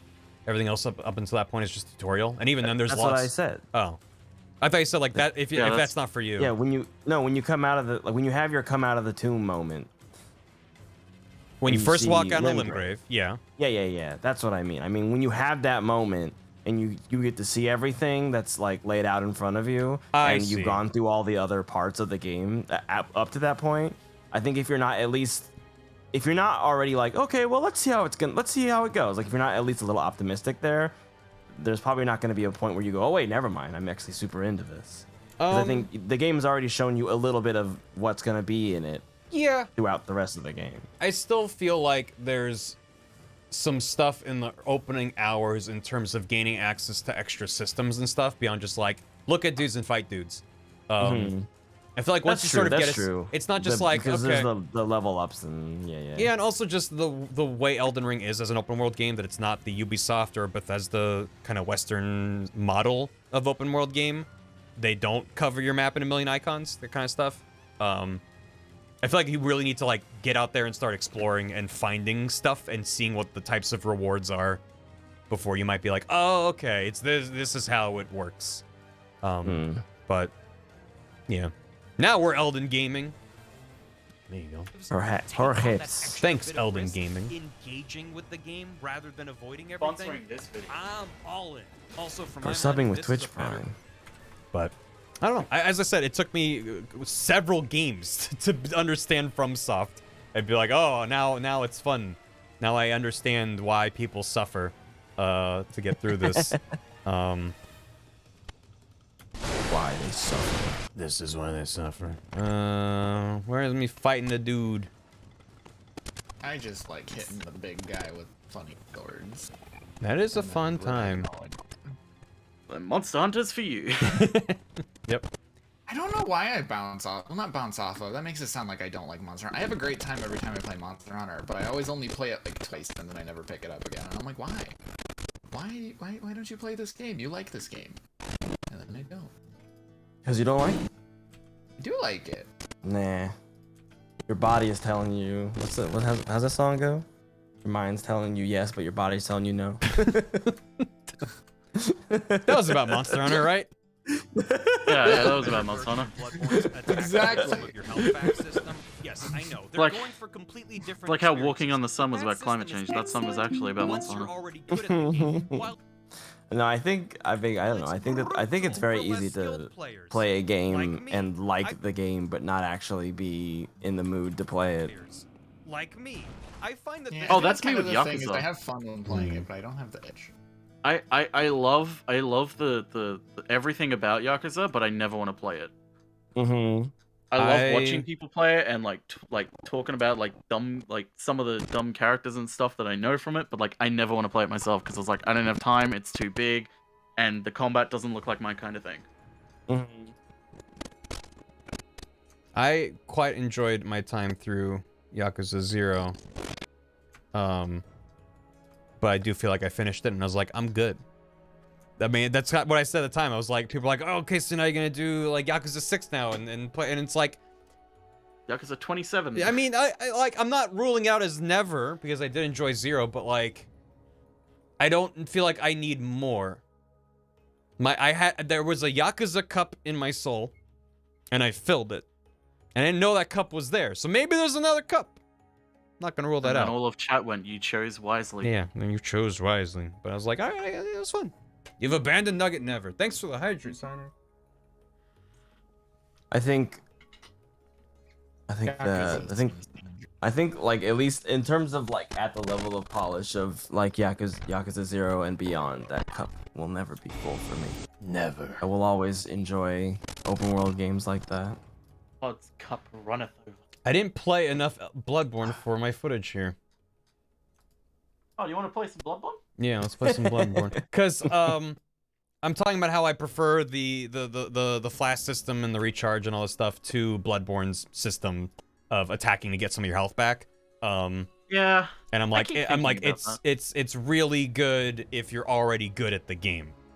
But if you're like me, then and I'm like I dropped this footage into me find this dude and like the footage syncs up where I'm like, it's brutal if you're bad at the game, like me. And it syncs up with me killing this guy, and I'm like, oh. I find that That doesn't make me look that bad at the game. And like, I'm not a Bloodborne god, but it's like I did kill this guy my first try, who was devastating when I first tried him. So, yeah, we'll see. I'll just...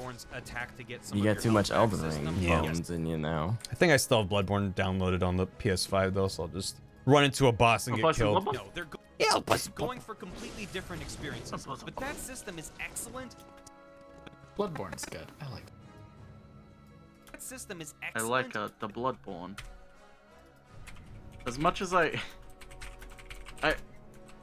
still am like, man, I wish I cared about Elden Ring story. Because it's like, it still feels like there's way too many characters and shit for me to keep track of it all and also be interested. But it's also just like, man, the way of telling this story just does not interest me with a story like this. Like, initially it's like, oh, cool, so something like this happened, and then it's like, yep, and then all these people remain, and it's like, oh, okay. So, is there anything else interesting? And it's like, well, there's little bits here and there between, like, you know, NPCs and their individual backstories, and I'm like, I guess, but, I don't know, I don't really care about, you know, Blop Shitto. Hey, he was a fucking warrior, and he died fighting. He gave time for Ship Glutto to get out of there. Will not speak poorly of him. He's a Looks like hero. we're talking about Star Wars. I don't know what we're talking Stack about. and double jump. Excellent. No. Some open world games. I was just trying to think of an NPC, but I was like, I actually didn't want to say one because it would be a spoiler if I said the one I was thinking of, and I was like, oh.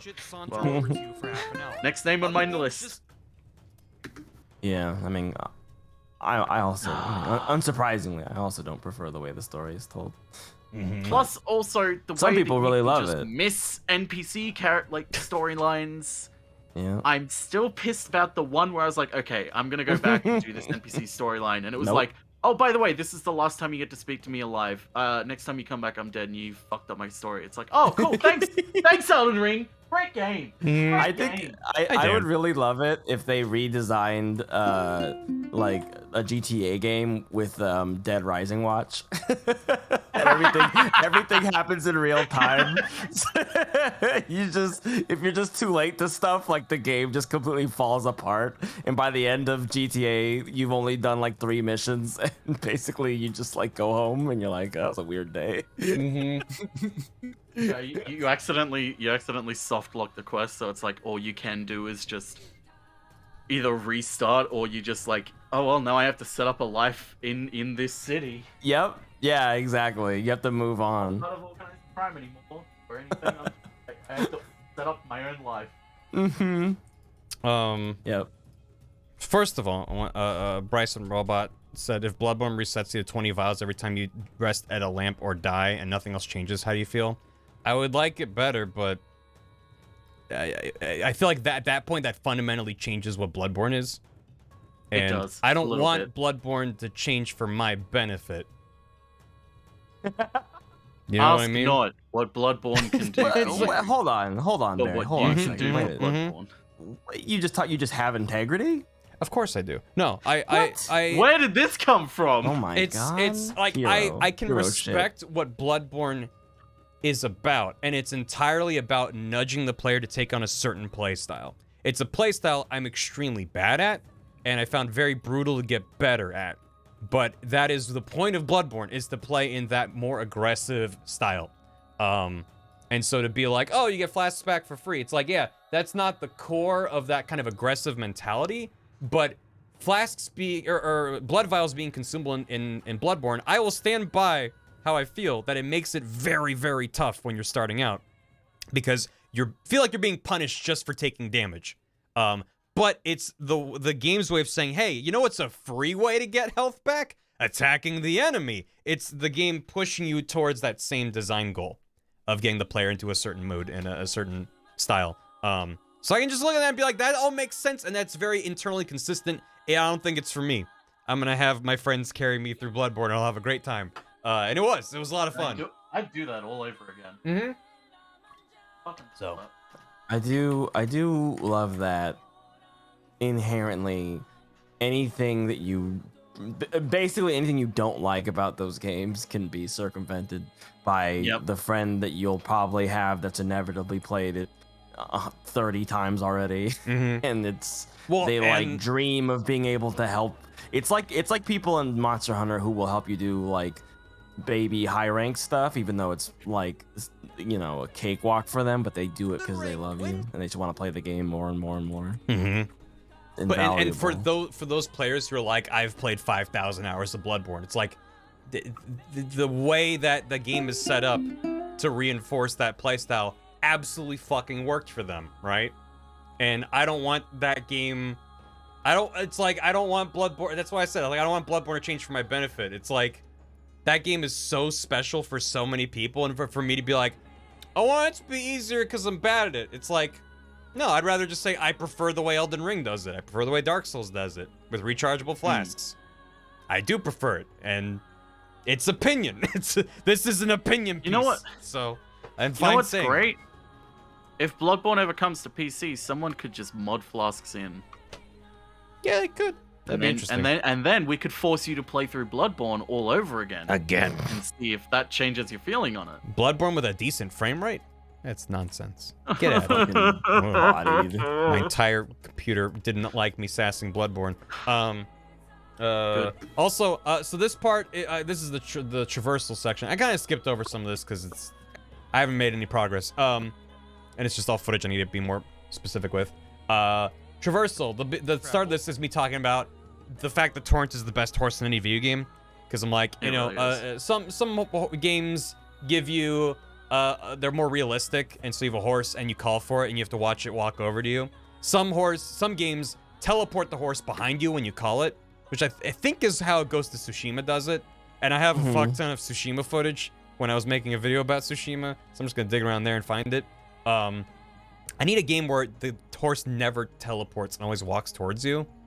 I think Breath of the Wild doesn't teleport your horse, if I'm remembering correctly. Yeah, Breath of the Wild, if you get too far away, it'll say horse butt couldn't hear your call or whatever you call your horse. But even when it's within range, I think because it shows it on the mini map, so it just always walks over to you. I mean, it'll run. Yeah. It only walks to you. Yeah. You can't turn your back to it and call, and then it's like, boop, here I am. No. Which is weird for how gamified Breath of the Wild is, that they don't teleport the horse to you. Fucking Aonuma is obsessed with realistic horses, and I hate him. I hate him. I hate him personally for his love of horses. He did this to me. Witcher 3 which appears on buildings, is that a good example? Probably, but I've never played The Witcher 3. How hard would it be from a fresh save file to get some janky footage of Roach? And I know that the answer is probably yes. It's very easy to get, but like, would I have to play a lot? D-Horse and Phantom Pain? Like, how far into the game do you have to play before it's like, oh, I have places where I can spawn in Roach? Within minutes? 1 to 2 hours. Those are different answers. No teleport horse.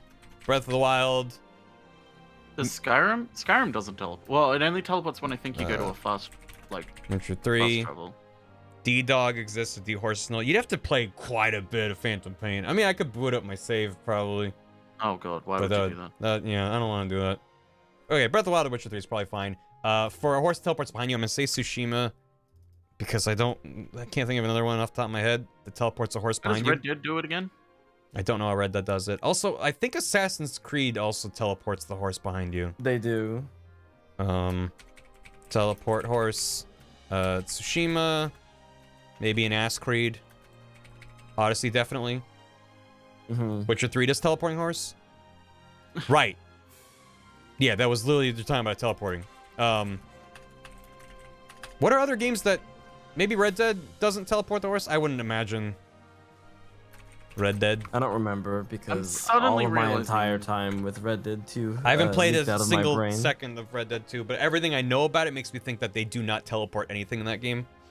So I'm starting to realize I have a not lot of played games of many horses. games with a horse in it. A lot of games of horses in them. Every game has a horse in it. You just haven't met it yet. Too many. Teleport your horse behind you when you Put the horses away. Fable have watch it horses? saunter over to you, Fable friend. 3 had horses, didn't it? I actually don't remember that it did. Elden Ring wins It's the so award. long since I've played Fable 3. Roach and Witch 3 is a goddamn jump scare. That's what I'm talking about. Where it's like, Yeah, Roach will like put his head through the camera, like he'd be just like, "Hello, I'm too a horse." excited. You call. Yeah, you Yeah. call exactly. Do you need me? So Okay. yeah, this whole bit is like, okay, a game where you call your horse and walks over to you, fine. A game where the horse teleports behind you is objectively better. I don't care. It's objectively better. There's no opinion there. It's better. But Elden Ring wins the award for best horse in a video game because Torrent appears out of the ground beneath you, and then you're off, which is just the genius. And he can double jump. It's like, oh my god, he's the best horse ever. So I need to make sure I have some footage for that. Yeah. You ever just like be like, hey, how do we get the horse there? And be like, fuck it. I don't give a. You think I give a damn? Just make him so. We don't have time in the budget for an animation. Just have him appear. People just want to fight the thing. It's I would basically love. it. Just let me fight. You know what I would love? I would love a game that when you summon your horse, it falls from the sky and lands in front of you. That'd be good. Oh, like I the like Dragon ragdolls Quest for a style second. Doom, where it just. There you go. One of my I want favorite horse summons is in Far Cry games, where somebody has to drive your car to you, and they sometimes get stuck on the pathfinding, and the AI like doesn't know what to do anymore because like they didn't quite make it to you, so they're like there's just a guy on the road like waiting, like won't get out of your car, and you're like, "Hello, is this for me?" And What do I do? What do I do? What do I turn do? to a regular NPC after they have weird dialogue. Makes me laugh. I love also when you do that and there's like a yeah, car right. in between you and them, and they just slam right into the car. Yep. That's a little bit janky with the rock there. This is one of those things I didn't go into my footage and mark every time I summoned Torrent, but now I wish I did. Because I need it. The hell is this song? Bonus track. Well, I was like, I've never heard this in Monster Hunter Tri. It's a bonus track. There you go. Thanks. Oh, this file's getting too big. Oh no, PicoCAD. Oh no. Be careful, Scaredy. Oh. Okay, so that's. I mean, that's okay. what happens when you try 3D modeling in the Pico 8 application. That's not a bug, Amphi. That's a feature. Let me have infinite car. But can you drift your horse? You can Nightfall. in Nightfall. Good. If you can't drift your horse in the game, then take the horse out. I agree. Oh, isn't that one where you? Oh no, the horse. You start on the horse. You start on the horse and the horse stays put when you're off it. Yeah, the horse stays put. Yeah, you don't summon in that one. That would have been a great one if it did teleport. That would be.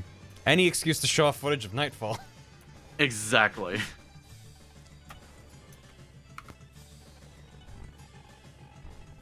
Okay, I'll be back in a sec.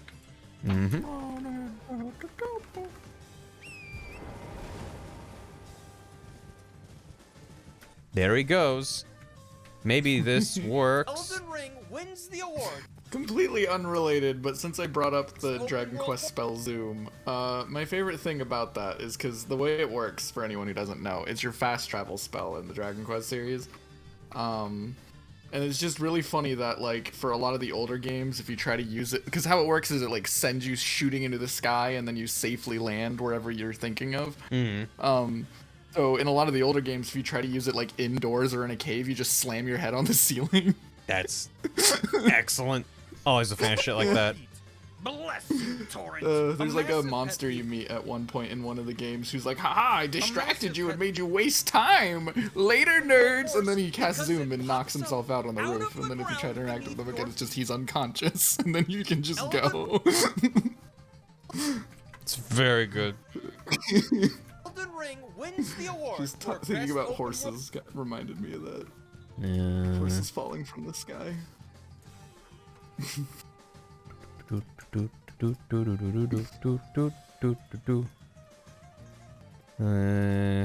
Harms.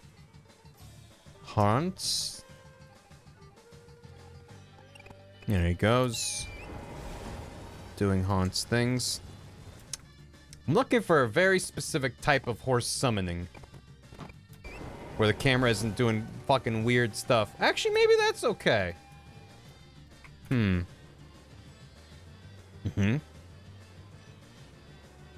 sure was doing something else. Yeah, I don't hate that. That's In good. Minecraft, your horse doesn't just teleport to you. There's a game where the horse has to manually follow you, and it's insufferable. Leave me alone, horse.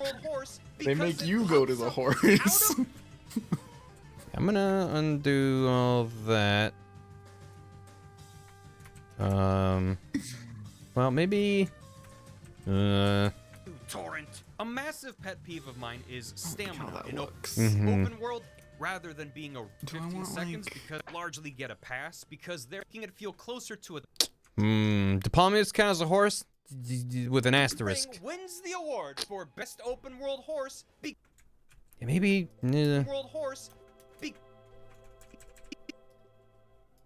I think they would count, considering the functionality of the horse that you're talking about. I think a Palamute would count. Thank you, YouTube. YouTube went, you're done with this playlist, so I'm gonna start playing Sticker Bush Symphony from Donkey Kong Country 2 for 1 hour. Oh Saying yeah, that's is, a bad thing? is Onsta in charge of your YouTube I think algorithm? so. I think so. There's nothing bad with that at all, Barry. Nothing wrong with that, but it's just like, am I crazy? Playlists used to just end instead of just, here's some shit we You have found. autoplay on? I have autoplay on because It's a otherwise, setting in the playlist. otherwise the playlist doesn't autoplay. I want the playlist to play without me telling it to play the next track, but I want it to stop when the playlist is done. You want the playlist to have repeat off. Is that a feature? Yeah, I could have. I mean, it's a feature in like MP3 players from 20 years ago. Hey, YouTube's a small company. They can't make that kind of code. No. I could have sworn Yes, that there's you an can. option to turn off playing autoplay after the playlist ends. I would assume you don't. can, but I don't have any evidence. All I see is personally. autoplay. That's it. Hey Barry, can we get Cleopatra from Miss Pac-Man Maze Madness? Yeah, all right.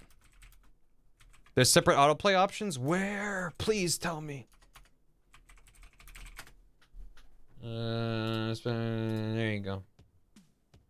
Well, I guess this line just exists in my model now because I don't know how to delete it. Don't turn on autoplay and don't have repeat on. I don't see the issue. Reverse chronological order? That'd be me with the monthly highlights.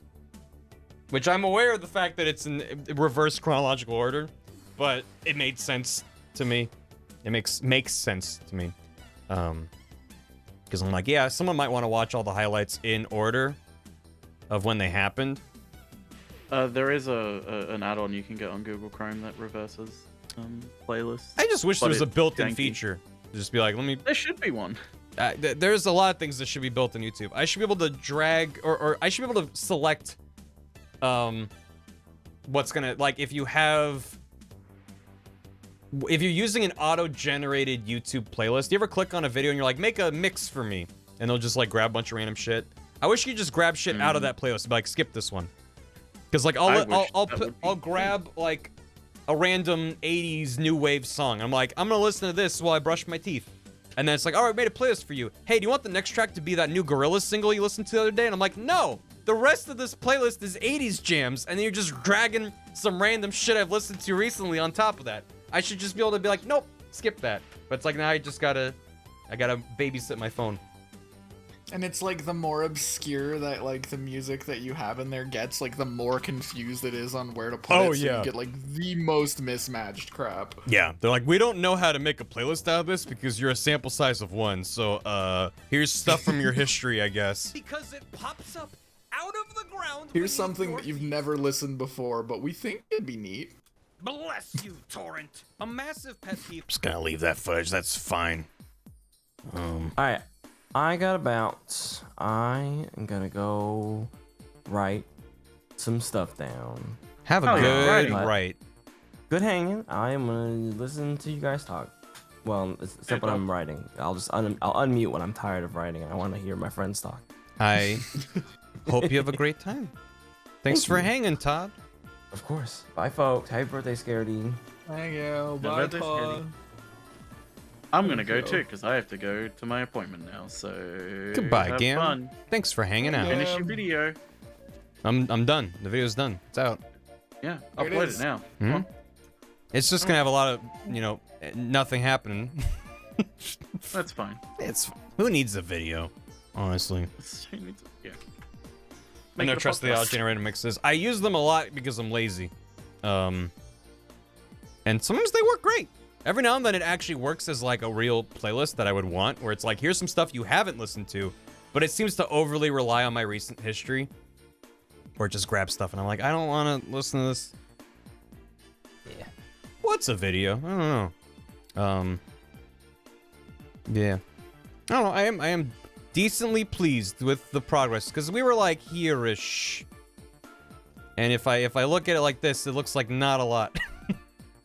That's always how editing goes, though. It's like you're scaling a mountain, and if you count the individual steps, you'll never make it there. You just gotta chip away at it bit by bit, and before you know it, you're like, oh, look at that. A miserable sequence of events. Thank you, Don. What is a video? Just use dolly art to fill in the rest of the video. You know, I have a dolly that I made for this video. I don't know if I'm gonna include it now, because see, this is the problem, where I've taken too long to make the video. So now I'm like, I don't know.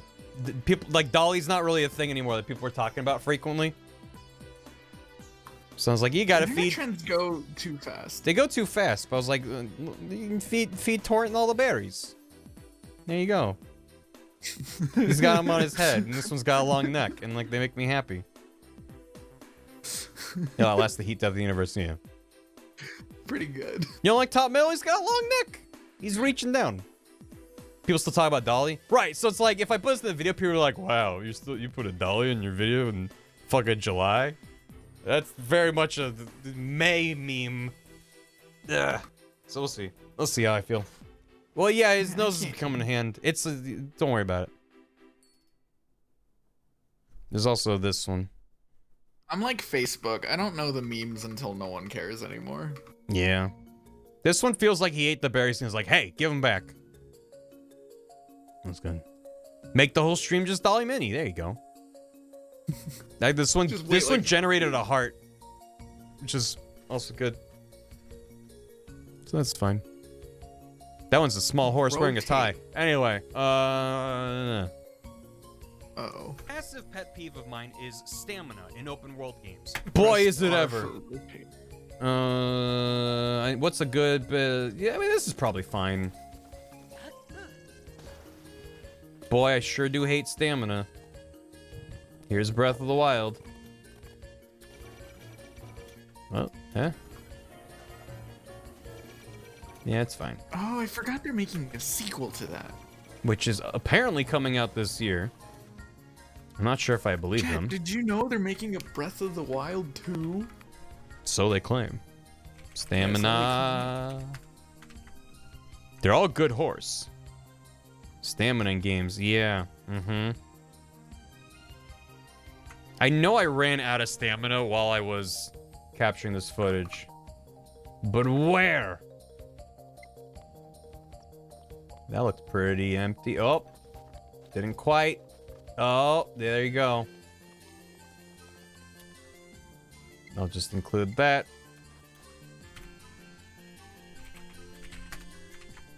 Go to a single video, turn off autoplay, go to playlist, hit play, playlist plays through, and a playlist stops. I'm in a playlist right now. Go to a single video, turn off autoplay on this video. YouTube? There's no autoplay toggle on this video. YouTube? Are you alright? Normally the video itself has a little thing that says autoplay, but this doesn't. So what do I do if there's no option for autoplay? Where is it, Pac-Man? Did you eat it?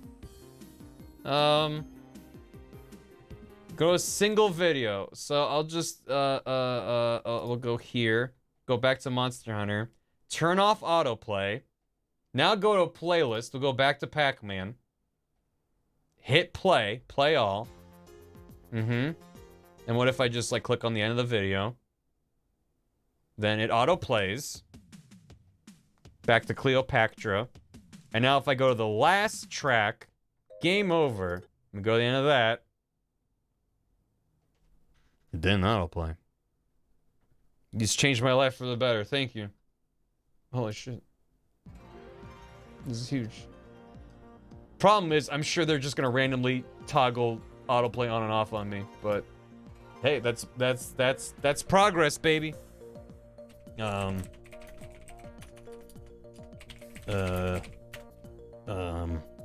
just need something to listen to right now. It should be on the video player next to the captions button, but for some reason, some of these songs just don't.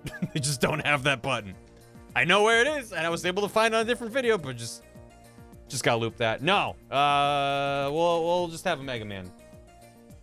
And Mega Man's always good. Yeah, I like Mega Man. Especially the Smash Ultimate remixes of Mega Man are so good. Bum, bum, bum. All right, let me. Yeah, what's your favorite Mega Man song? Oh, here he is. He's tired. I got him tired. Good. Favorite Mega Man song. It feels like the normie answer, but Mega Man 2, Wily Castle 2. I mean, that's a good answer. It's so good. It's the normie answer It's for so a good good. It's not fair. As for a regular stage level, maybe Snake Man. I like Snake Man a lot for some reason. I just like Snake Man in general. He's a good guy. Intro stage of Mega Man X4. The Mega Man soundtrack is cheating as an answer. That's just too good. Yeah, here we go. He got tired. Having to suffer because you held the run button too long. Peak video gaming. What the? I only need 2 things from Breath of the Wild 2. It could literally be the exact same game in the exact same world. If all they did was remove stamina, just remove it. Get rid of it. If they want to give you a restriction when you're climbing, you can do that without stamina. Get rid of stamina and give me any method, anything, any method for circumventing rain when I want to climb. That's it. And then Breath of the Wild's a perfect game. No problems. No problem. No further questions, Your Honor. In a game that's all about problem solving and thinking through like, oh, if I do this, then I can achieve this effect. When it rains and you're climbing, you're like, guess I'll die. Your only option is find cover, make a bonfire, and sleep till morning. That's it. You can't even have like a super rare armor that you can level up and then lets you grip in the rain. Nothing in the game. It's just... That's what I'm hoping for, is more stuff that, like, has cool uses beyond just being strong. Give me more, like, situational gear to carry around. That way I can switch out for situation. There was a lot of armor in Breath of the Wild that was situational, and I would swap between some stuff from time to time. Kind of makes me wish that it was easier to, like, swap between loadouts or something. Or, like, this is my climbing set. You just gotta flick the stick, and then bam, you're in climbing mode. Like, that'd be nice, but... Yeah, I did like how it wasn't just, this is the best armor, wear this all the time. They're like, well, this one is good for swimming, this one's good for climbing, this one's good for this, like... But I agree, I think they could push that system further, and I kind of hope they do. That's kind of like how I felt Breath of the Wild was, like, at its best, was with, like, whenever you're trying to solve weird situational problems with, like, the crap that you have. It also makes, like, going in different directions, like, more meaningful for multiple playthroughs and for everyone comparing their things, because, like, oh, I had this gear, and I went this way, but because you didn't start going in that direction, you didn't have that gear, but we dealt with the same problem in different... I mean, that's Elden Ring. Elden Ring is, you didn't get this thing that I built my entire loadout around. So you had a completely different experience from me. Like, that's exactly what it is. What's wrong with you, dude? Yeah, constant rain to solve the puzzle was neat, because then they were using it to an end. But when you're climbing a mountain in the middle of nowhere and then it just suddenly starts raining, it's like, alright. Yeah, I agree. The area that was constantly raining, it's like, okay, this is a problem to solve. I have to work around this. But, again, that's why I'm like, if they just gave me some tool, something, somewhere, that let me climb in the rain, then I'd be fine. It was just, you know, it's like, maybe me slower at climbing, but I don't slip down. I don't care. Just anything. Because I love rain in real life, and I love rain in video games, and I learned to hate it in Breath of the Wild, and I'm mad at it for it after all these years. How dare you ruin the best weather? Oh, that'd be interesting. Accept the things you can't control. The entire point of Breath of the Wild is getting the player to accept there's certain things that can't be solved. But the whole entire... The game then goes, here's a bunch of tools to manipulate the environment. You can make pillars of ice and water, and you can move magnets around, and you can freeze things and eat them. Man, I wish the pillars were more useful. Yeah. I love those. I only used them when I was like, I need to cross this water very slowly. And then make a misstep and then fall. I think that's like another thing I hope Breath of the Wild 2 like can learn and improve from is making it to where all of your gear is more close to equally useful. Because oh boy, once you get Rivali's Gale, there's no point in anything. Yep. Yeah. It's maybe too. I mean, I loved using it, but it's almost too powerful. Yeah, it's the whole optimizing the fun out. Like, oh, I have the best way to get around now. Nice. I'm going to use this like exclusively. Something realism? No thank you. It's a game that's really easy to do the whole optimizing the fun out of. It's really easy to do that with Breath of the Wild. I say this to someone who played like all of it, like 100% of it. Same. So, except for the Korok seeds. That's not fun. Is it cheating if I just show Link running for 20 seconds of this video? I criticize Breath of the Wild because I like it. Same. Heads up. I adored Breath of the Wild, and I played a ton of it. I can't talk this much crap about something like a Call of Duty because I just don't care. Well, yeah, to put in an amount of effort into defending something or criticizing it means you care on some level. Yeah. Yeah, if you're just like, I don't even bother to criticize it because I don't care, it's like, Make them watch them. I mean, it's like it does match what I'm talking about. Honestly, I could probably I'm just like stamina sucks, and I don't like watching people run. So I'm just gonna. Because I find it. I'm gonna leave it for now, and then probably later I'll be like, I gotta break it up, but maybe not. You'll find out when the. You'll find out when the game comes out. When the video comes out. Did he include 20 seconds of Link running? Only you'll know in the future. Yeah, no, I made a whole video about immersion because it's dumb and doesn't mean anything. Software's games largely It's true. If you want to understand where I come from about games, just watch my video about immersion. And watch me for 15 minutes being like, everything you like is bad. No fun allowed. Yeah. It cooled down just slow enough to be spammable? I feel like it wasn't really spammable because of how slow it was to cool down. But more contextual stuff like the waterfall jump would be awesome. Yeah. No, I'm really curious to see what they do with Bout to 2. What's the most exciting thing about a sequel to a good game? Man, for Thank snakes, but he keeps living anyway. Thank you for the hammy, Every Appreciate it. Because it's filled with snakes, and if there's a reason I'm still alive, when the number of snakes here is 5, I'm willing to wait for it. I'm willing to Or you snake could for just it. not learn and remake the game for the 5 billionth time. That's another approach. I don't want to learn. I don't want to do new things. Thank you very much for the hammy. Fully edited video viewer doesn't know. The whistle run, I don't think is intentional. Isn't that an exploit? So I wouldn't include that necessarily. Beep, beep, beep, beep, boop, boop, boop. Boop, boop, boop, boop. Do I have combat? Did I fight things, or did I just run around? I think I just ran around. That's fine. That's fine, right? Oh, I did fight these wormy dudes.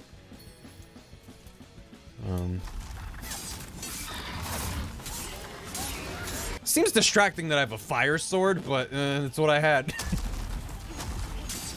No, you can just play through all of Elden Ring again to get more footage. Yeah. This one's Demon Souls. But yeah. Oh. Same difference. They all kind of blur together to me. Hey, Gotta admit. Yep. I don't blame you at all. But look, I what do you like mean? them, This one has your souls counter on the top right. Elden Ring is in the bottom right. It's completely different UIs. I don't know what you're talking about. They're fun though, but aesthetically, I'm like, these are the same game except for like Bloodborne. Bloodborne is definitely the outlier. That's why I like Bloodborne though. I like Bloodborne as just like a cool. I enjoy it in the same way I enjoyed like weird indie games that are about like exploring strange worlds more than I liked it in terms of like a Souls game type situation. Like I just liked in that You have a world. certain amount of actions you can perform before the end of your turn. Do you want to commit to that extra swing, leaving you without enough stamina to dodge away? Then But again, the I have fun stamina wrong, can so. be egregious when There's that. And then that's why I have this footage of running past dudes.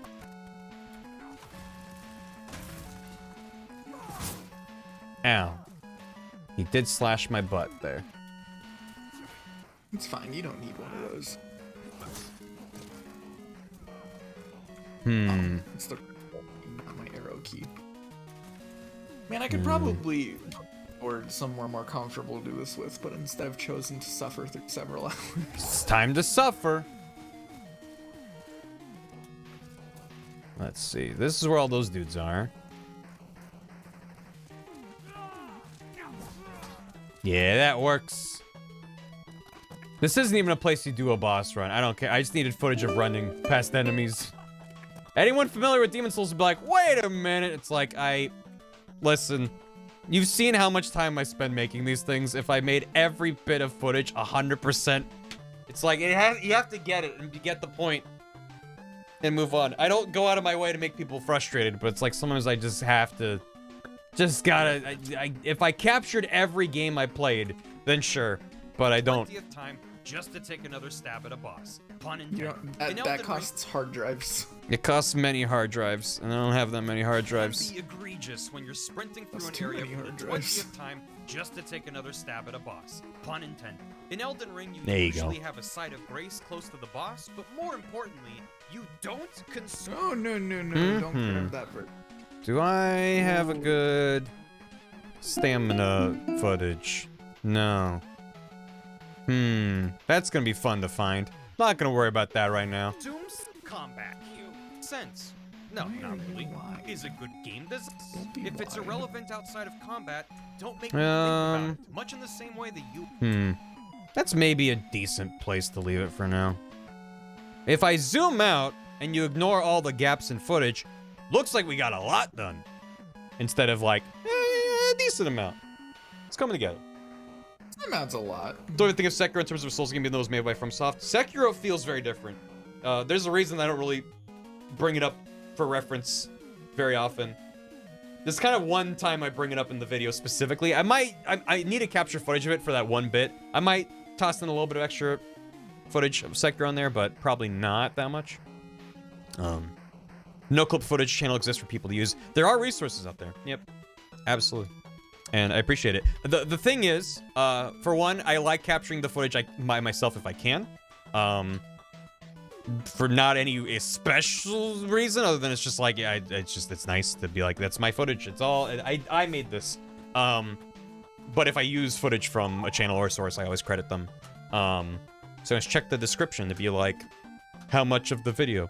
But also it gives me fine control because oftentimes I'm citing specific examples of things that happen in a game. And in a game like Elden Ring, unless you make a thing happen, it's not gonna happen. If I'm like, oh, it's like, I'm talking about these systems interplaying in different ways. So typically I'm making lists of things to capture and then booting up the PS5 and run through. So yeah, I appreciate it, Strider. Thank you. Yeah, that was a lot of fun to make. After this video, the next video I plan to make is not like that. It's actually not like any video I've made, but it's a dumb video. How about this game is me trying to be smart and talk about game design, which I love doing, but it takes a lot of time and effort. And I like making dumb videos like the Sword and Smash one, because those also take a lot of time and effort, but I don't have to worry, like, am I making my point clear? Is this footage reinforcing what I'm talking about? It's just like, is it funny?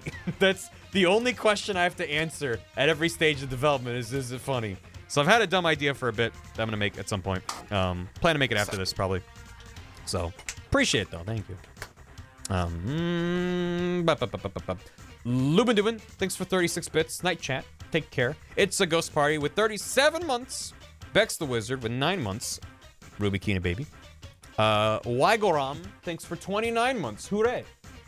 Amphi with a tier 3 and 33 months. That's a lot of threes. Calm down. This is the content police. Video and games are illegal. Cease and desist. Yes, sir. Thank you, though. That's a lot. Appreciate it. Like every video. Well, I mean, it's a dumb video, which is like many of my past videos, but in terms of like, it's not like the Sword and Smash video, which is itself kind of like the Kingdom Hearts videos, where it's like 2D animated cutouts. It's not like the game design videos, whatever. I'm not trying to hype it up. I'm just saying I got ideas for stuff. I'm just very slow at making things. Which is why I always say, but it's like I really appreciate the people that do decide to join and hang out for these outing streams because I enjoy doing them. I feel like they are interesting as a behind the scenes, as a peek behind the curtain, as preview of coming attractions. For me, it's great because I effectively am double dipping. You know, I'm taking time that I normally would be streaming a game and using it to work, and people are giving me soup and funding the project directly. So I do appreciate that very, very much because I do try to get a lot of work done outside of streams, but sometimes it's just not happening. Life gets busy, you know? Getting stuff done is hard. It is hard.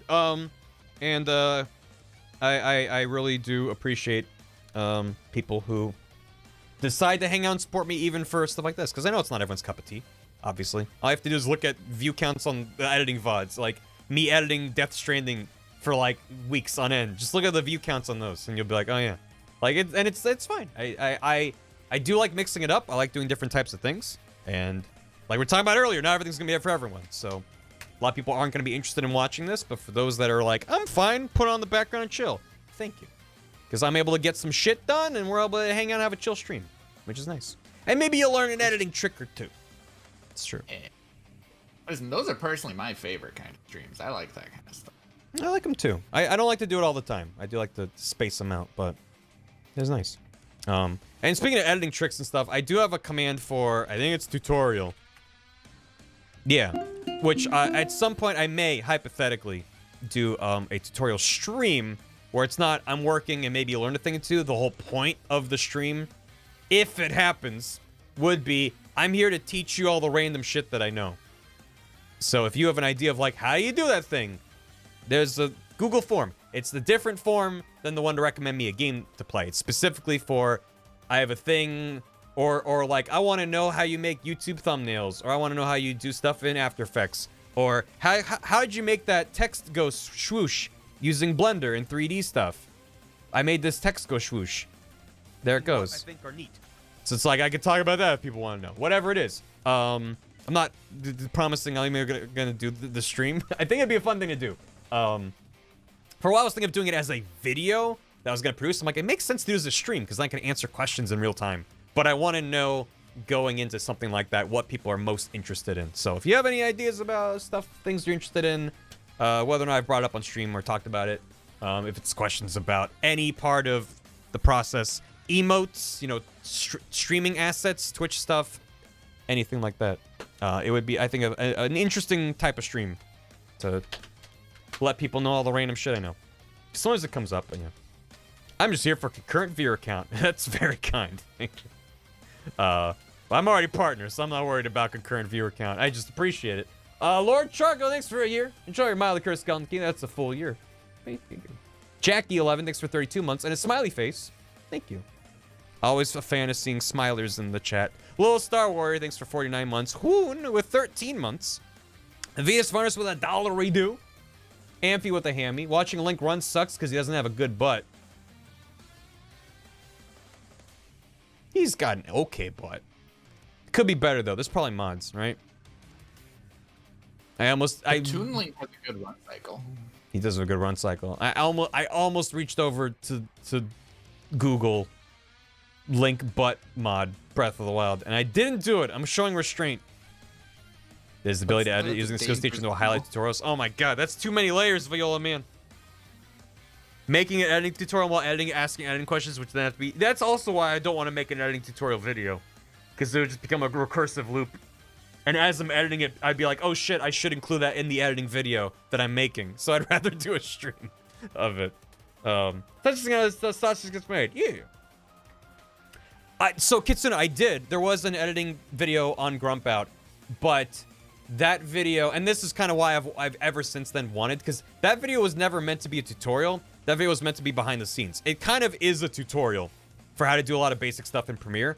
That video is, here's how to make a Let's Play in the exact way that we made Let's Plays while I was with Grumps. So it's very specific in its scope, but I've had a lot of people tell me that they went on to become editors, and that's their career, and that video made it seem approachable and accessible. And it's not like I expect a random stream that I do to have that kind of effect. It's not about that, but it's just like, well, it would be nice to gather more of my knowledge in one place. Answer questions that people might have.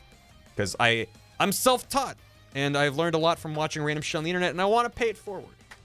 If people care. If people are like, nah, I'm good, this is fine, then I probably won't do a separate stream dedicated just to the various software and things that I use, but anyway. Yeah.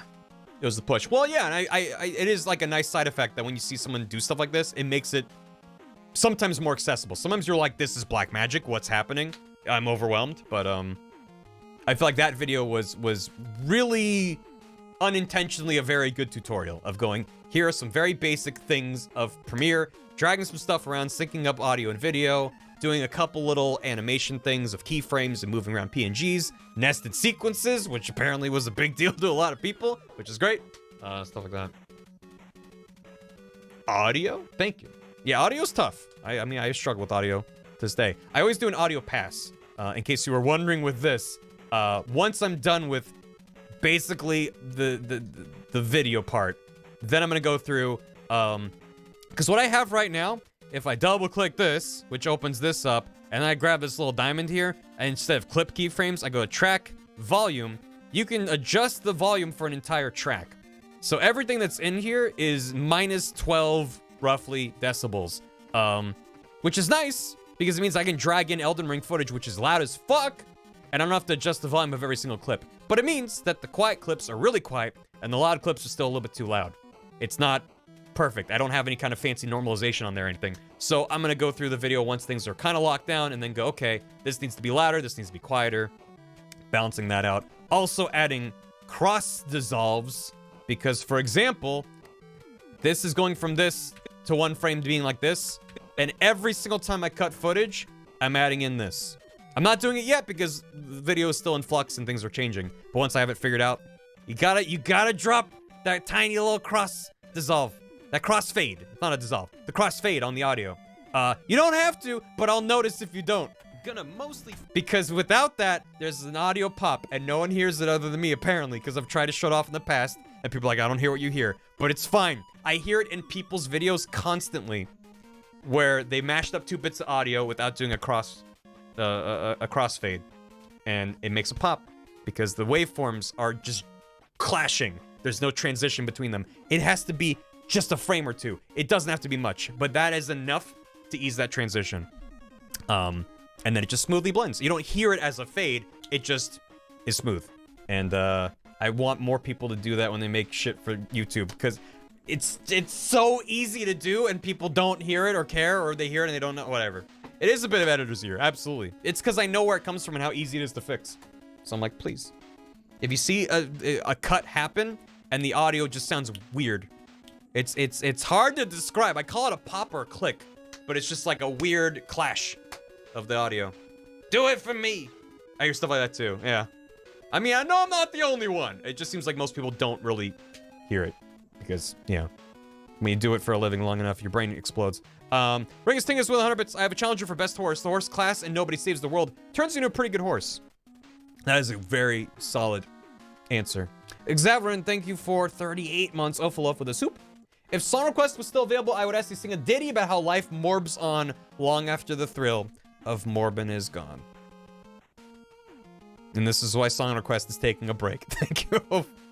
Oh yeah, Morb goes on. Snowbeal gifted a sub to Barry Clary for their 6th month. Enjoy that golden key. Appreciate it. Thank you. AI interpolation animation, it looks awful, and why it looks awful. It is similar. It's extremely, it's like once you have an eye or an ear for it, you'll see it everywhere. It's like a life hack that makes your life worse. You've opened Pandora's box and now you see things that shouldn't be seen. That's a YouTube channel idea. Yeah. Life hacks that make your life worse. Unleveled audio. Yeah, when things aren't bouncing, one thing. I have a lot of audio pet peeves. Even just not even tossing a very simple, like noise reduction, which can be overdone for sure. I was watching, a Marquez Brownlee video. He was talking about a phone. I know that doesn't narrow it down. It was a recent video, and there was like crazy loud fan noise as he's talking, and I'm like, all you gotta do is just like slap a little noise suppression on that waveform, and it's gonna cut out a massive amount of it. Not all of it, won't be perfect, but it's like a little bit of effort to just tighten up the production a little bit. And his videos are extremely slick. I was kind of surprised that they had egregious fan noise in an upload, but yeah. To the lament configuration. Such sites where something is plumb sharp down at a glance and it will drive you insane. Yeah, I've done some light carpentry, extremely light, and so I don't have a skill for that, which maybe is for the best. You gotta tighten them up. Anyway, I'm just rambling and talking about shit now. I need to stop streaming and have dinner and stuff, but I am actually pleased. We got more work done than we did in the first Elden Ring stream. And I don't know if I'll do more Elden Ring editing streams. I'm hoping to get a lot done outside of streams, but these streams happen when I'm like, I have not had time to work.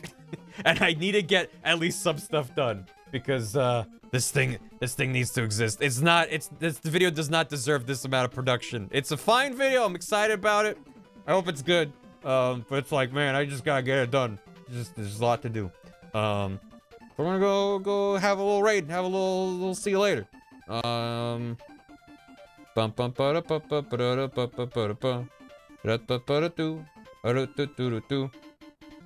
you guys want to say hi to Will? Will is doing Neon White with the title Curse You Tom. So I'm assuming that Tom well, I know that Tom came into my chat to be like, hey, I beat all your times, which was very rude and very fair. But there's a way. Hey, he's playing some Neon White. It's a good game. I have no idea how far he is in the game, so if you're like, I don't want to see anything Neon White, then you know. Yes, from Will and Grace. No, Shriveling Fire. We gotta have a raid message. What's it gonna be? It could be will or won't, I guess. Will and ampersand. Does Will have hams? Let me check. No. Will does not have hams. So it's not gonna work. Will and Will. There you go. That works. Thanks for hanging out. Appreciate it.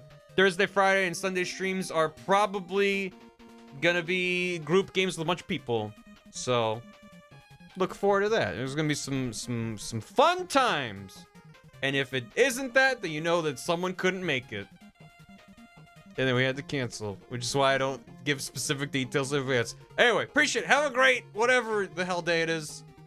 Get out of here. Get out of my house. I don't live at the office. I work here. Goodbye. Take care. See you later.